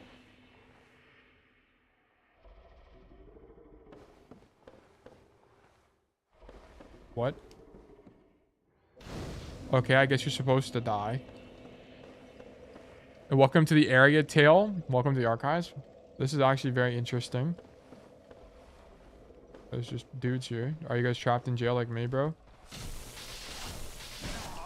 So that wasn't the actual boss. Okay, interesting. I wonder if you can beat that boss, like if there's a way to do it. Like if you just hit him with 1,000 fireballs, 10,000 fireballs, I wonder if he dies. That'd be kind of interesting.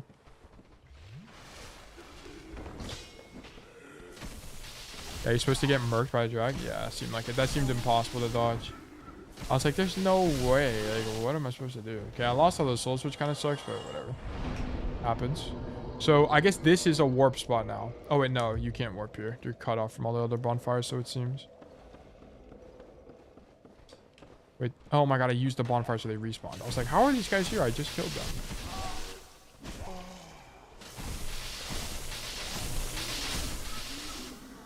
This is a good, like, small, farm you could do. It's locked, I bet.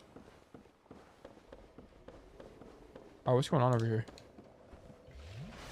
All right, see you later, Poppy, by the way. Thank you for tuning in. Hope you have a great rest of your night. It's locked. Give me the key, bro. Nice. Nice. Oh, cutscene.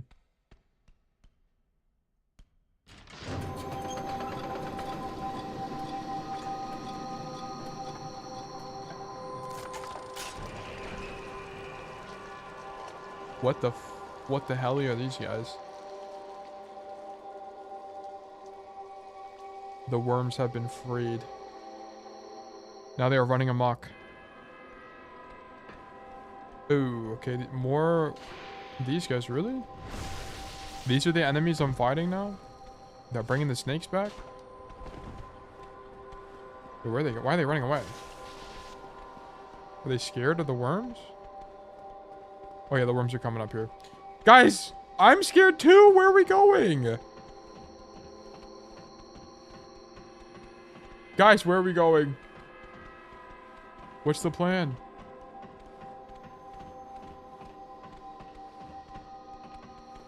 Don't, dude. I want to live too. Damn. Okay, fine. Only one of us can live. No. Chill. Nice. Dude, die. Bro.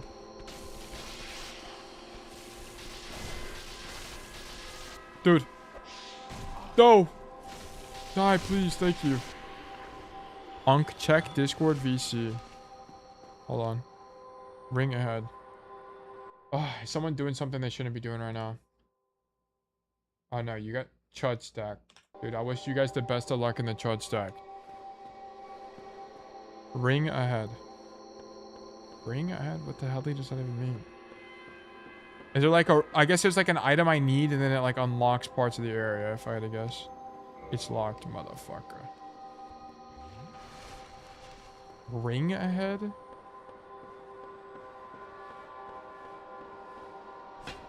That's almost definitely it. Okay, I think these worms might kill me.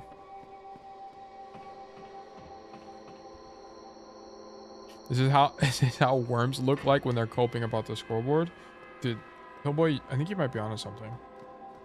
Are you a scriptwriter for Dark Souls? Oh, I see what I should do. I need to fall. Oh.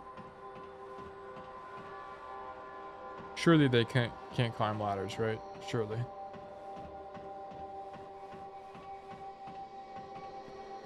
Okay.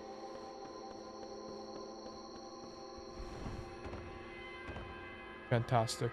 What? Oh my god. Dude, chill. Dude, chill.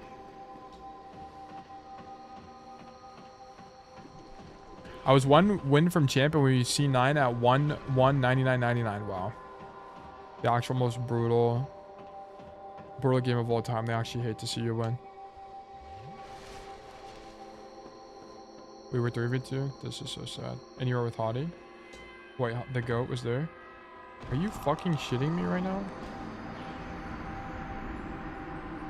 Why do they got parkour like this in Dark Souls?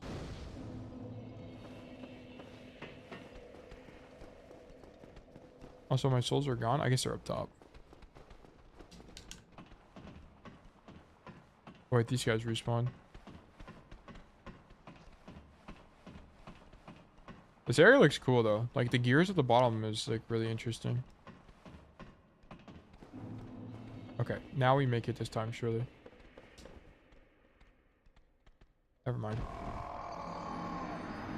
You know, I actually think it's genius. They're like, you know what? Let's add parkour, and then let's add things in the way of the parkour. This is epic. Thank you from software. This is brilliant. Alright, I've obtained my souls. My 4,000. The archives is a really cool area, by the way. Or IMO. I think this area looks sick. I don't even know what my favorite area has been so far. Probably like the... I like the tree place. That place was sick. Oh my god, I tried to jump shorter. Just do it, bro. Not that hard. How did I die earlier? Well, it slid me off earlier anyway. Even when I didn't jump. I guess I'll try not jumping. I'll just fall onto it.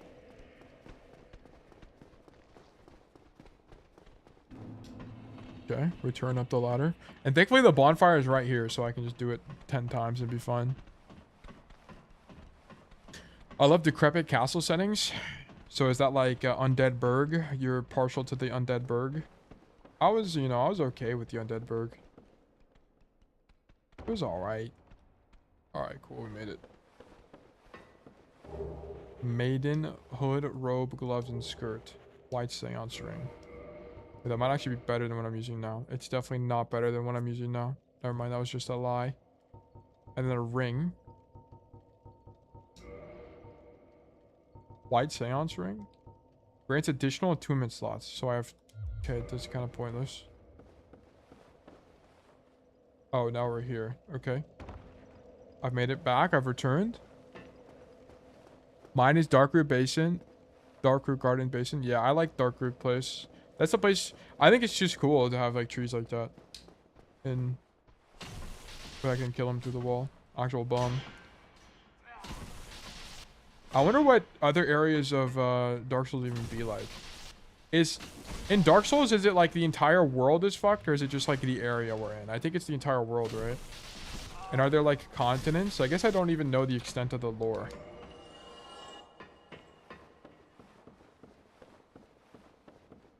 We'll have to watch a lore video when I finish. I guess should I play all the games? I don't even know how to do it. I mean, I think I've enjoyed this game enough to want to play the other games. Hope the rest of the stream goes well. Got a job for Magic the Gathering night. Catch you later. Yeah, no problem at all. Oh, I hope you you enjoy your Magic the Gathering sketchy, and we'll catch you later.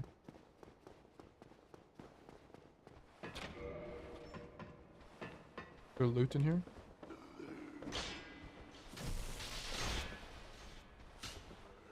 Brother. I promise if you play BB on stream. Oh, Bloodborne? Oh. Well, here's the thing. I don't know how I'm going to do variety and when I stream less. Like, should I still just end streams with the variety? I don't know. I mean, I can. I enjoy it. I think if I didn't end streams with Dark Souls, I would have lost my mind by now. It would have been fucking impossible. The greatest thing I ever did for myself was do variety at the end of streams. Holy moly. Like, if I... This is a illusory wall. Fuck. If I didn't, I would have lost my mind. Without a doubt. I think Bloodborne would be cool. I think just Souls games as a whole is like good to play on streams. I was thinking about... I have other games that I own that I haven't played yet. I definitely want to play Silk Song. Like, without a doubt in my mind, Silk Song's next. Archive Prison Extra Key. Alright, cool, bro. Yeah, Silk Song is going to be next, and then I don't want to commit to picking anything else now. It'll probably be some Dark Souls, like Souls-like game, because I just think they're good to play on stream anyway, because there's like a sense of progression and exploration. So, I think it'd be fine. What is this? Okay, cool. All that for a soul. Illusory wall? Fuck. Illusory wall? Nah, okay. I think games that have a lot of exploration are really cool. I think there are games that I really wouldn't play on stream, like RimWorld. I like games like that, but they just kind of don't work. Or Balatro, right? Because it's more of a casual yapping kind of game. I mean, if I just want to yap for a few hours, I could just play that game, but if I'm going to yap, I'll just play Dark Souls, because I yap on this anyway. Souls games are mega content? Yeah, essentially. I've found that to be the case. It's also not that... It's annoying sometimes... There's been a few bosses where I've gotten annoyed fighting, but it's not draining. I imagine if I played the harder Souls games like Elden Ring, why are they just aura farming in the door? I think if I played harder Souls games, I think Elden Ring is a harder Souls game, but I'm sure if I played games like that, I'd run into a lot more difficulty.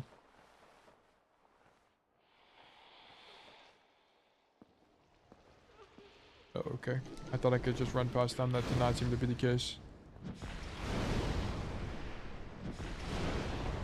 There's some bosses that are slop, that's true, but take into account this is the first Souls they made, so I guess it makes sense. Yeah. I think it's fine. I don't really think there's any bosses that are like egregiously bad. I was stuck on the spear guys for a long time, Ornstein and the other guy, but that was mostly a skill issue than anything. I feel like the boss wasn't that hard.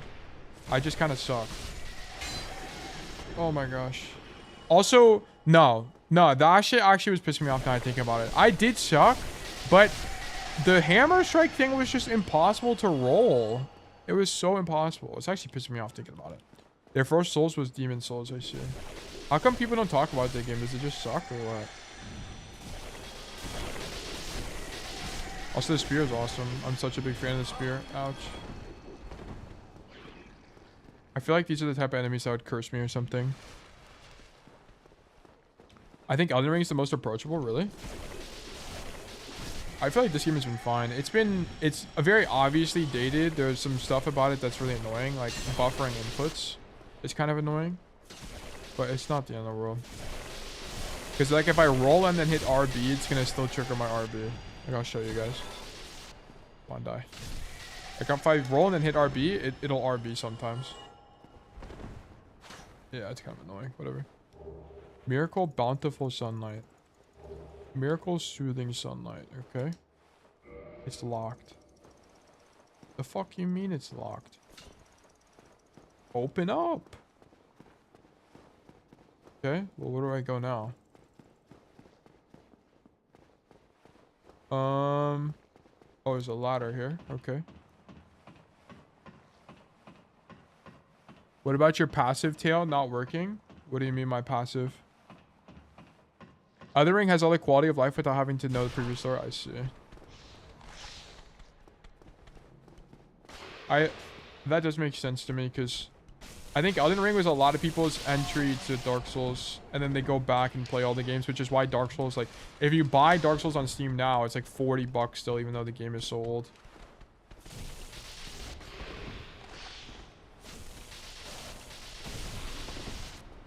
I think it's, I mean, $40 for this game is kind of worth it, especially because it's just so long. I played this game every day for the last, what, 20 some odd days. I think there was only one day I didn't play Dark Souls and it's because I couldn't get my controller to work. But other than that, I've played Dark Souls basically every single day. It's like, I definitely got my money worth from this game, without a doubt. And I think if I bought Elden Ring for $60, that's an even bigger game. I looked at the Steam reviews. People have like 200 hours in Elden Ring, which is insane to me. But I guess it really is that big of a game. There's just so much more stuff to do. What is this? I did it. This would be an epic boss fight arena if there's a boss here. This is a mimic. Most obvious mimic of all time. Oh, okay. It's gonna be the key. Yeah, Archive Tower, giant key. I bet. Bet. Yes, Elden Ring is too good. I hope you play it on stream sometime. We probably won't play. I'm gonna be so dead ass. We probably won't play Elden Ring for years. Like 2 years. There's just so many. Like, I would like to play Elden Ring, but I mean, maybe not. I guess if I'm beating a game like this once a month or once every other month, it could be fine. It might be like a year. But I don't think I would do Elden Ring now. I love watching first playthroughs of games I just beat. It's fun. Yeah. I also bought the Uncharted games a long time ago, and I think that'd be fun. But it's more of a story game than it is like exploration game. And the problem with story games is, I mean, I could play it and maybe it's interesting, but it's less yap. I kind of like games like this because I just get to talk the whole time. But perhaps that's selfish. Oh, shit, there's loot there. How do I get that? I guess I fall there. Is there a railing that's missing or something? Illusory wall, maybe? The guy in there is a gentleman in there. Maybe there's a hole in this.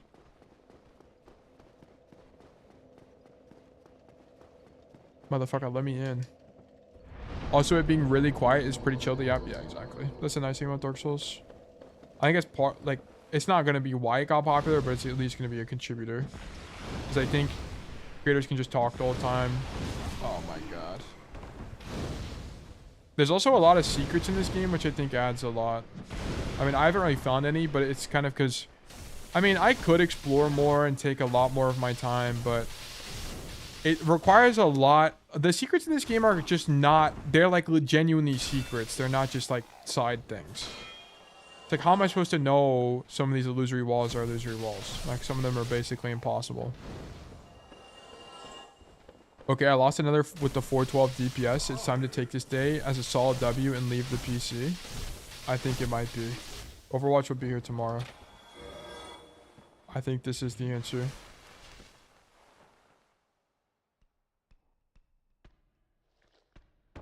Okay, huge. Walk over here. What is this? Weapon? Soul of a Brave Warrior. Are you fucking with me right now? Is this really... motherfucker. I want to see what was over there, but I guess there's nothing. Yeah, it's kind of pointless. Alright, my bad, I suppose. Dude! Alright, cool. With that being said, it's time for me to go to the gym. Good luck with your rest of your stream. Of course, Flubus, thank you so much for tuning in. Much appreciated. I don't really know how far we're going to get today. Hopefully we get to the next boss. I don't know how much more this area is. I assume there's probably 2 more sub areas of this before I fight a boss again. I don't know, because when I was in the hell place, there was like 10 bosses there. I fought the discharge guy. I fought the giant demon guy. I fought... I don't remember. The dragon, and then I fought the root guy. There's 4 bosses in that area, so maybe there's 4 bosses here. I don't know. I think I got everything in this area, though. Almost definitely. I only have 3 SSs, which is a bit interesting, but I'm kind of betting that there's going to be a bonfire up here sometime soon. Also, I think it's interesting. Maybe I just sucked at Dark Souls at the beginning of the game, but I feel like bonfires are so much closer to each other now. Like, I feel like there's a bonfire every 2 feet. Oh, dude, I tried to kick him off. Swapping is too broken. I struggle on Tracer so hard, then I go cast and kill 3. Swapping is also good because if you make them counter you, right? Like if you make them counter swap to you and then you swap to whatever counters those people, it's actually really strong. Because now they're stuck on that hero. Just force low-key, it's the method. You'll learn faster if you just force a hero.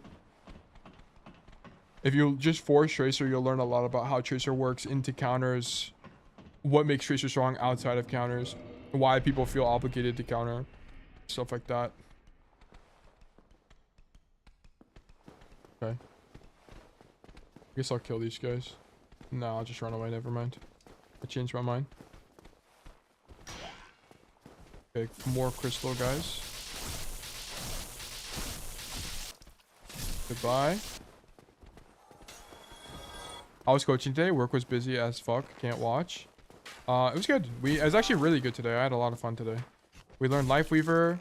We learned we did Freja, Lifeweaver, some Cassidy, Lucio. Lucio was fun. It's just interesting because I got to learn a lot about the game that I didn't really think about before. I don't think Lucio is particularly difficult. It's just like information I didn't have. And I think when we talked to Lizard, who's a champion Lucio player, I learned a lot about how it works. So it was actually really nice. And then Weaver was interesting because it's just a way different hero. And we got to, I just never really got to study Weaver before, so that was just fun. Yeah, I'll have to rewatch it later. Yeah, there's a lot of, it was really interesting. I was very well. Fuck.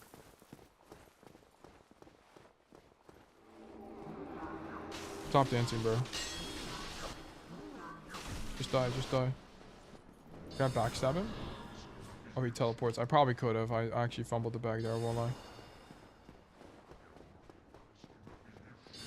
Nice try, bomb. Fuck, I should have blocked that. He's got like thorns that hit me. Oh my god, that almost killed me. Okay. Brother, let me through. Oh my god, I can't get through. There's also no bonfire here, really? I've got Reaper TP. You actually do have Reaper TP. He's going somewhere. He's got more of a fade type of operation. Alright, hopefully this door stays open so I don't have to watch that cutscene again. And I'm going to run past all these guys and grab my souls. It might be worth it to recall, aka Homeward Bone, and level up because I got like 20k souls. I can also try swapping to the axe. It might be stronger against these enemies. Okay, I gotta run. Excuse me. Okay, bait the shot. Run past. Huge. Run up top. Go left. No way that's not a backstab. Are you serious? Bro, are we playing the same video game here? I guess I just can't backstab him. Okay, he's teleporting. Alright, cool.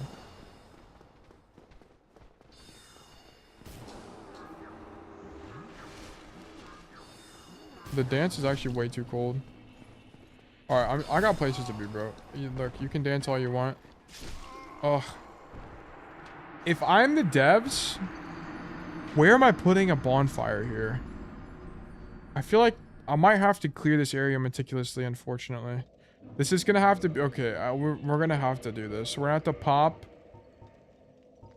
at least 2 humanities because I need more pots. Dude, I'm running low on humanities. I kind of can't just kindle just to kindle. I kind of need to tough it out.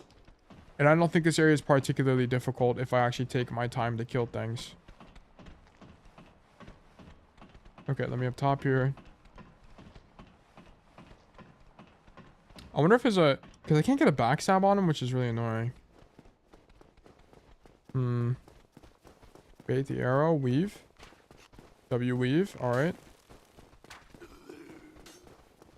Okay, run up top. Okay, that hitting me is crazy, but okay. Honestly, if he stays there, it's actually better for me. Grab this. Nice. Nice. Okay, if I'm a dev, I'm putting it up here somewhere. Heal. Preventatively. This does something. Oh, what the fuck? Okay, very interesting. Is this an elevator? No, there's nothing over here. Is there anything over here? Or is it just bait? What the hell? Oh, there's a chest here. Mimic? Not a mimic. Twinkling Titanite, bro. I do not need Twinkling Titanite in this day and age. Illusory wall. Fuck me. One of these are gonna be an illusory wall, and I'm gonna miss loot because I just didn't think. I didn't think to hit that particular bookshelf, and it's gonna piss me off.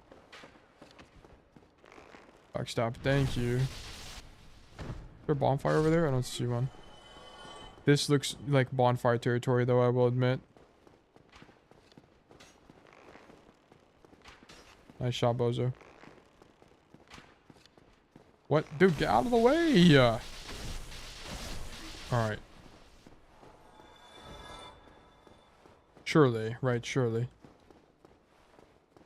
Oh my god, it's over there. I think it's over there. I could fall and it would probably be fine. Is there a chest over here? This is chest territory.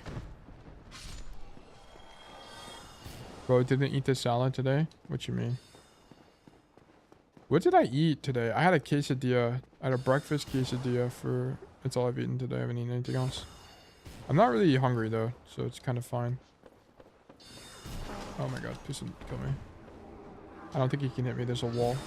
Yeah, huge. Oh wait, this is not what I want to do at all. I need to spin it back. Oh my god, I'm gonna die because I fumbled the bag. Come on, turn it back, bro. Dude! Okay. Come on, come on, come on, come on. Oh my god. Let's get out of here, bro. Is there loot this way? Any chests? No chest. I'm eating the same shit every day, just rice, chicken breast. It's low-key miserable. But things have to be done. Dude, I eat... What do I eat every day? I eat eggs and tortillas every single day. Breakfast burritos every day of my life. Sorcery strong magic shield. Don't piss me off. What you mean strong magic shield, bro? Oh, is this where I came from? I think this is where I came from, right?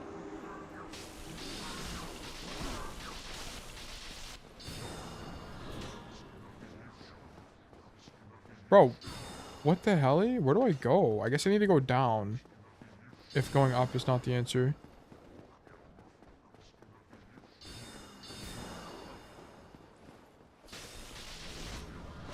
Oh, the Reaper TP is too strong. He's everywhere all at once right now. I wish I could eat the same thing every day. My body rejects it. But I hate thinking about what to eat. It's kind of nice. I mean, dude, I don't know how I haven't gotten tired of scrambled eggs. I legitimately don't know. I don't know. Something about it. It's just like, I think it's because I'm more of a sauce guy. And I feel like I just put sauce on my burritos all the time. Oh my god, I almost died. I think because I just put like sauce on my burritos all the time, it's like fine. I've tried a whole bunch of different types of barbecue sauce and stuff like that, and I think it's been part of my joy.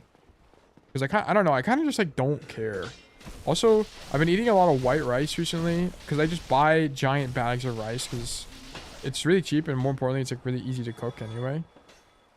So it's been really convenient to just put it rice in the rice cooker. Oh my god, there's the bonfire.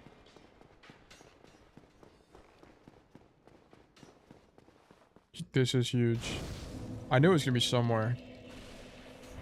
Oh, that guy's gonna disappear. Yeah, goodbye, bro. Nice try. I need 1,000. I need 500 souls. I need to kill one lackey real quick, or perhaps 2 lackeys.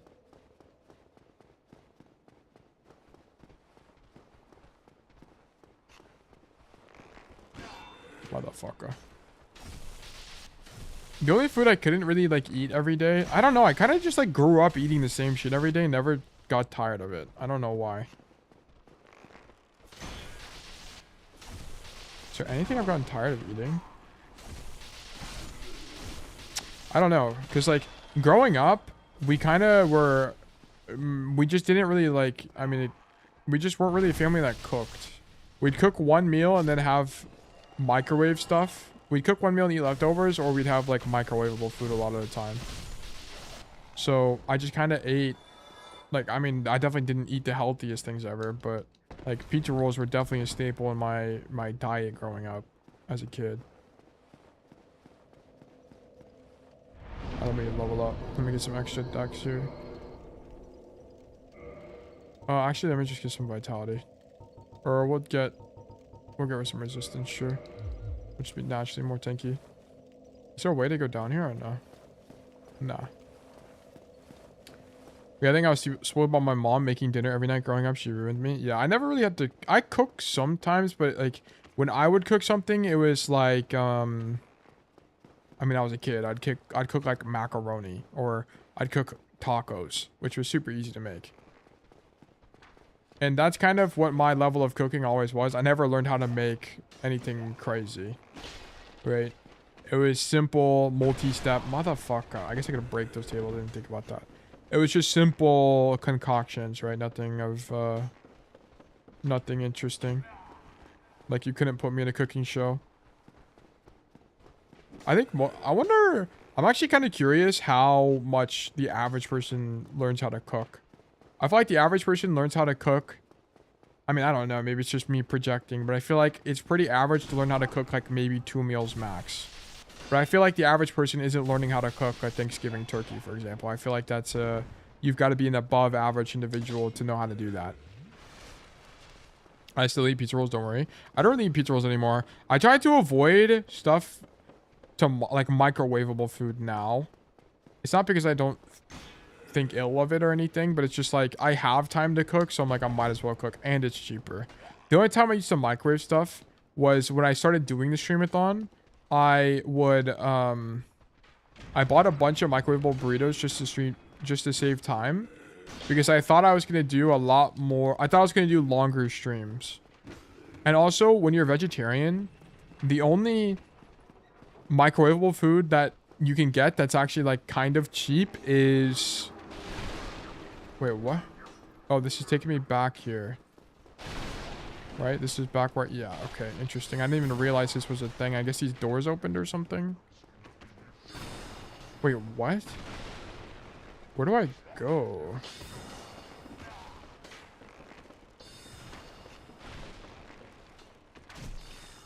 Oh, so this goes back up? Wait, I kind of don't understand what just happened. So I'm here now. So is there a door over here that I just missed? Or is this door shut? I think this door like was shut, or there was a shelf here or something originally. Fuck, I tried to heal.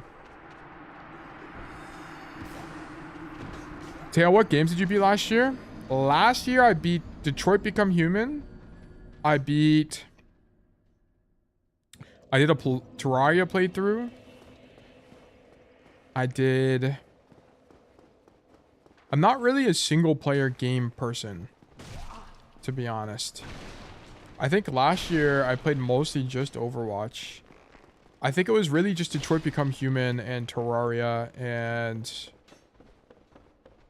Not Outer Wilds. I think I beat Outer Wilds the first time the year before that.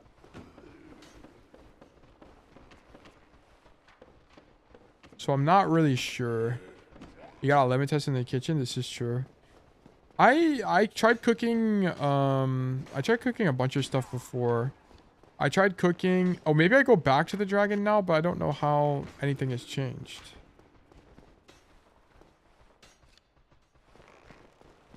And the staircase is flipped too.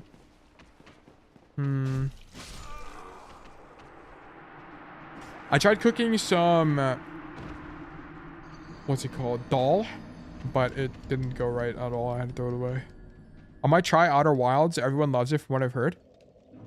It's kind of just a different game. It's a...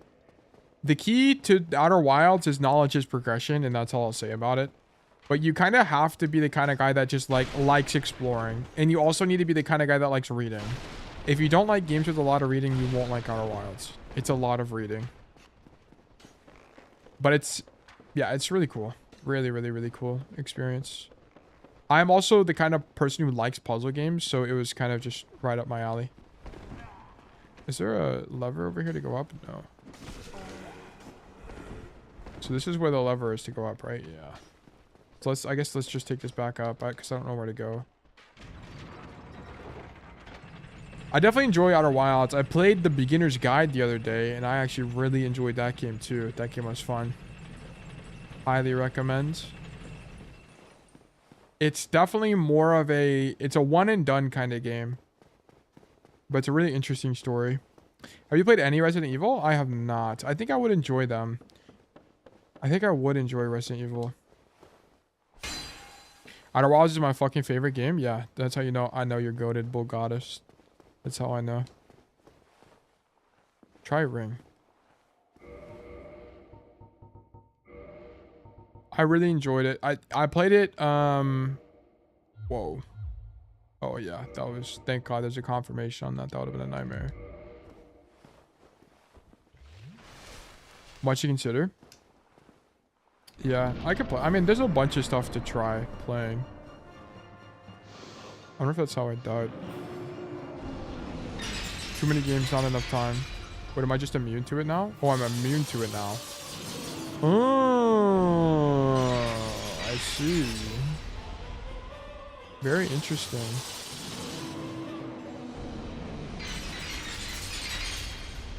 What am I supposed to do?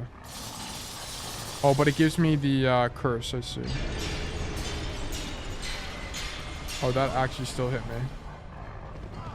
Oh, this still hits me. Wait, what?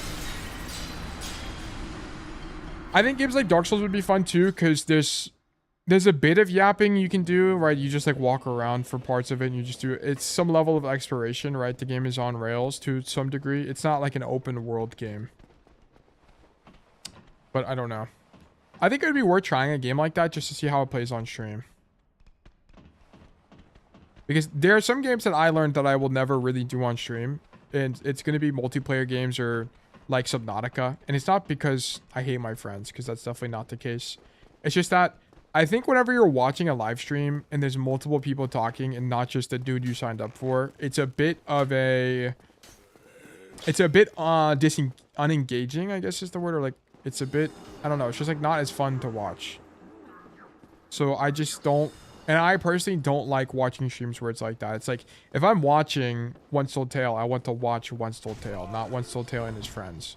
Because also one thing I was running into as a streamer, it's like, when I play with friends, it's also more difficult for me to talk to chat. And just yap. And I enjoy yap. Like, I don't know, I have fun doing that. Also, why did it respawn? I guess because I died to the dragon guy. It respawned me there.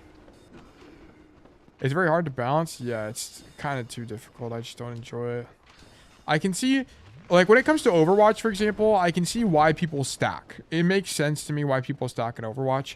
Especially if you're just a gameplay streamer, then, you know, whatever, right?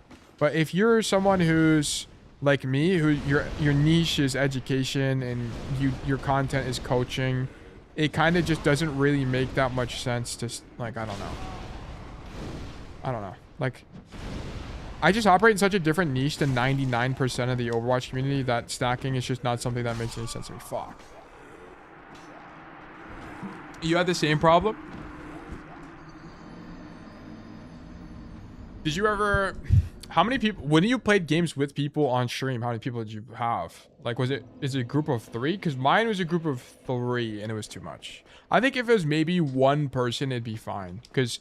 The thing is, if I talk to one guy, like, for example, if I played, a good example of a game that I think would be streamable with one other person would be, what was that one game of the year? And it's not the Two of Us or something. I forgot what it's called. But it's the guy, it's the wife and the husband, and they get divorced, and then they gotta save their kid, or they gotta, like, come back to life. That kind of it. If it's one person, it's not so bad, but plus 2 gets to be a lot. Yeah, that's what I figured. That definitely seems to be the case. It Takes Two. Yeah, that's exactly the game. WCOM's Will Goddess. I appreciate that. That's exactly what I was thinking of.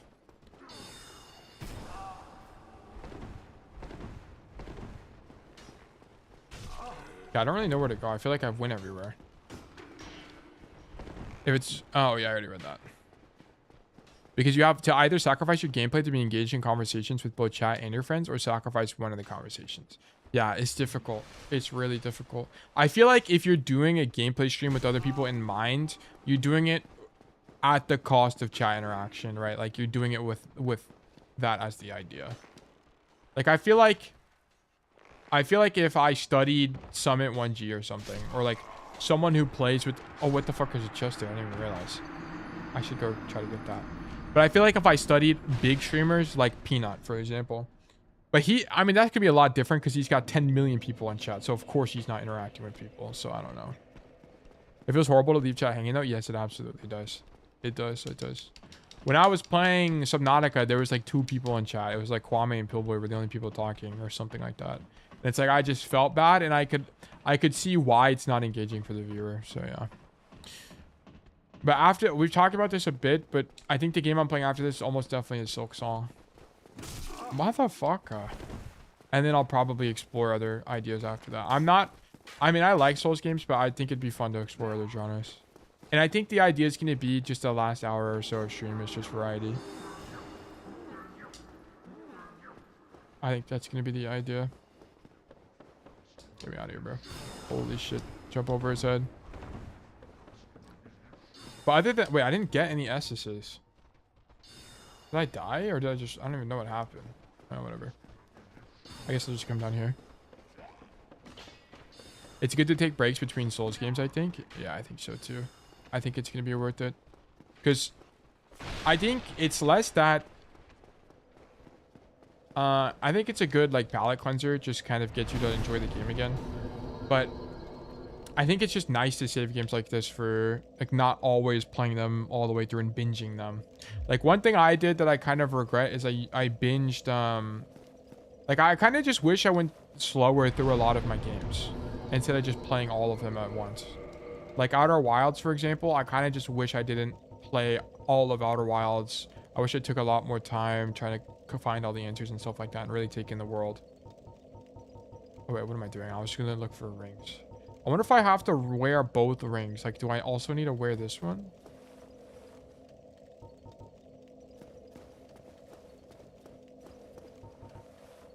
I don't think so. I'm typing one-handed because my lap's so difficult. Well, I hope your cat is doing well. Tell your cat I said, meow, probably. I'm actually part fluent in cat. Fun fact. I took, at my high school, there was a feline language class. Also, when you guys went to school, how many, did you guys have foreign languages at your, get offered at your school? Like, my school had foreign languages, but we had, like, 7 foreign languages. There was, of course, English, because you had to take English. I mean, yeah. But there was also Spanish, French, Russian, German, and Chinese. We had, like, 5 languages. Yeah, I see. W education system. Oh, and we also had Latin, and that's the one I can't even believe I forgot that one, because that's the one I actually took. I remember I took Latin, and that class was actually awesome. We learned a lot about Roman history, ancient Italy, stuff like that. And also, Latin is really interesting language to learn, because you learn a lot about the etymology of English words and how things kind of came to be, which I thought was interesting. Get away from me. Such as naming conventions, just terminology in general is really cool. Only one of mine is... Oh, wait. Talking about cats. Was Tail goated at Spanish? I never really took Spanish. I actually, you know, it's funny. I took Spanish in college for a year because I intended originally. So whenever I enrolled in college, guys, I don't know where to go. I'm gonna be so dead ass. I don't know where to go. Do I just fight the boss now because I got the ring? I just don't understand. I guess I'll go fight the boss again and just don't die, maybe. Where's the lever? Yeah, here it is. What was I gonna say? Oh yeah, whenever I enrolled in school, in college, I had a bajillion credits because I took a lot. Not only did I take concurrent enrollment in high school for college classes, but I also took a bunch of AP courses, which gave me college credit. I took almost every single AP my college offered. I think there's only 2 I didn't take, which was like AP government and something else I don't remember. I have to take French, German, Spanish, English, and you have to take all of them? What? Or their options? That's crazy if you have to take all of them. How did someone die here, by the way? Oh yeah, there's a knight here, I forgot. And he's dead. I only had to take 1 language, and yeah, I chose Latin. I don't even think you... I wonder if they would have let you take multiple if you chose multiple, now I think about it. I don't even know. It's been so long since I've been in high school. I graduated high school in 2019. It's been 7 years. It's actually insane. It's been so long.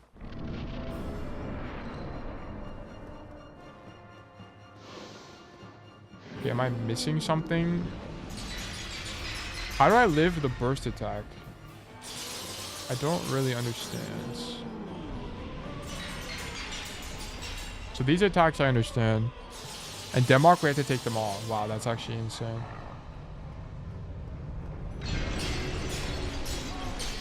Yeah, this just kills me, I think.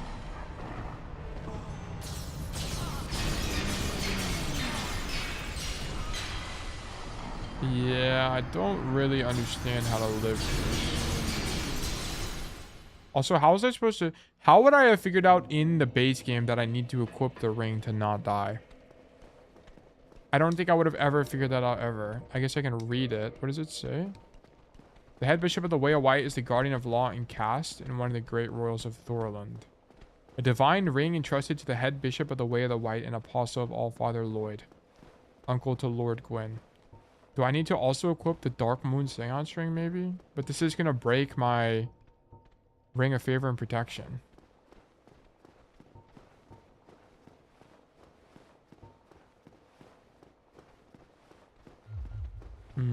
Damn, they make you take Latin? No, you just had to take a language.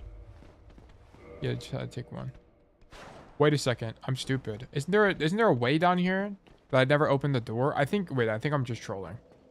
I think I'm trolling. I'm pretty sure there's a way down here that I just never opened once I got the key.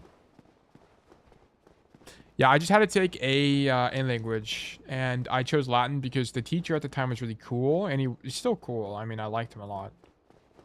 And it was more history oriented. Like, the problem with a lot of the other languages I had to take is, or like Spanish or German or whatever, is that they were more on the just raw language side, which I just wasn't really interested in. I had way more interest in learning the history of what was going on. And that's what Latin did, really. So that's why I ended up taking that class. Also, it's really easy. It's locked. Okay.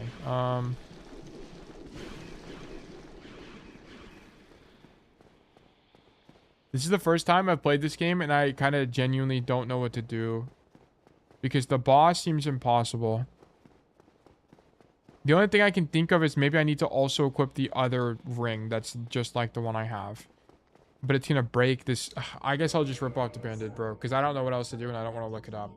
We're just going to try it, and then we're going to try fighting the boss again.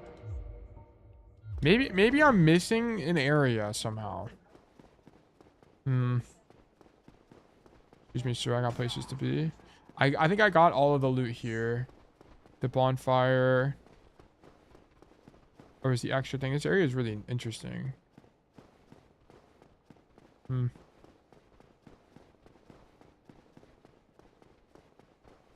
Anything else over here? Nah. I guess I'll just go back to this bonfire and then attune magic, maybe. Maybe I need to equip a spell or something. There's like a specific thing I need to have. I got strong magic shield. Maybe I need that, but I don't have enough magic points. So how would they ever expect me to have enough for that? I don't really know. Let us return up top here, maybe. I'm gonna be honest, we might have to just try this tomorrow, because it's gonna take a long time of trial and error, and I don't want to like just walk around forever. I might honestly look this up or ask for help as well, because I genuinely don't know what to do in this area anymore. So we walked, like, as I was yapping, we explored everything. There wasn't very a lot to, unless I'm just missing something. I could just outright be missing something there. But okay, that's gonna be it for today's stream.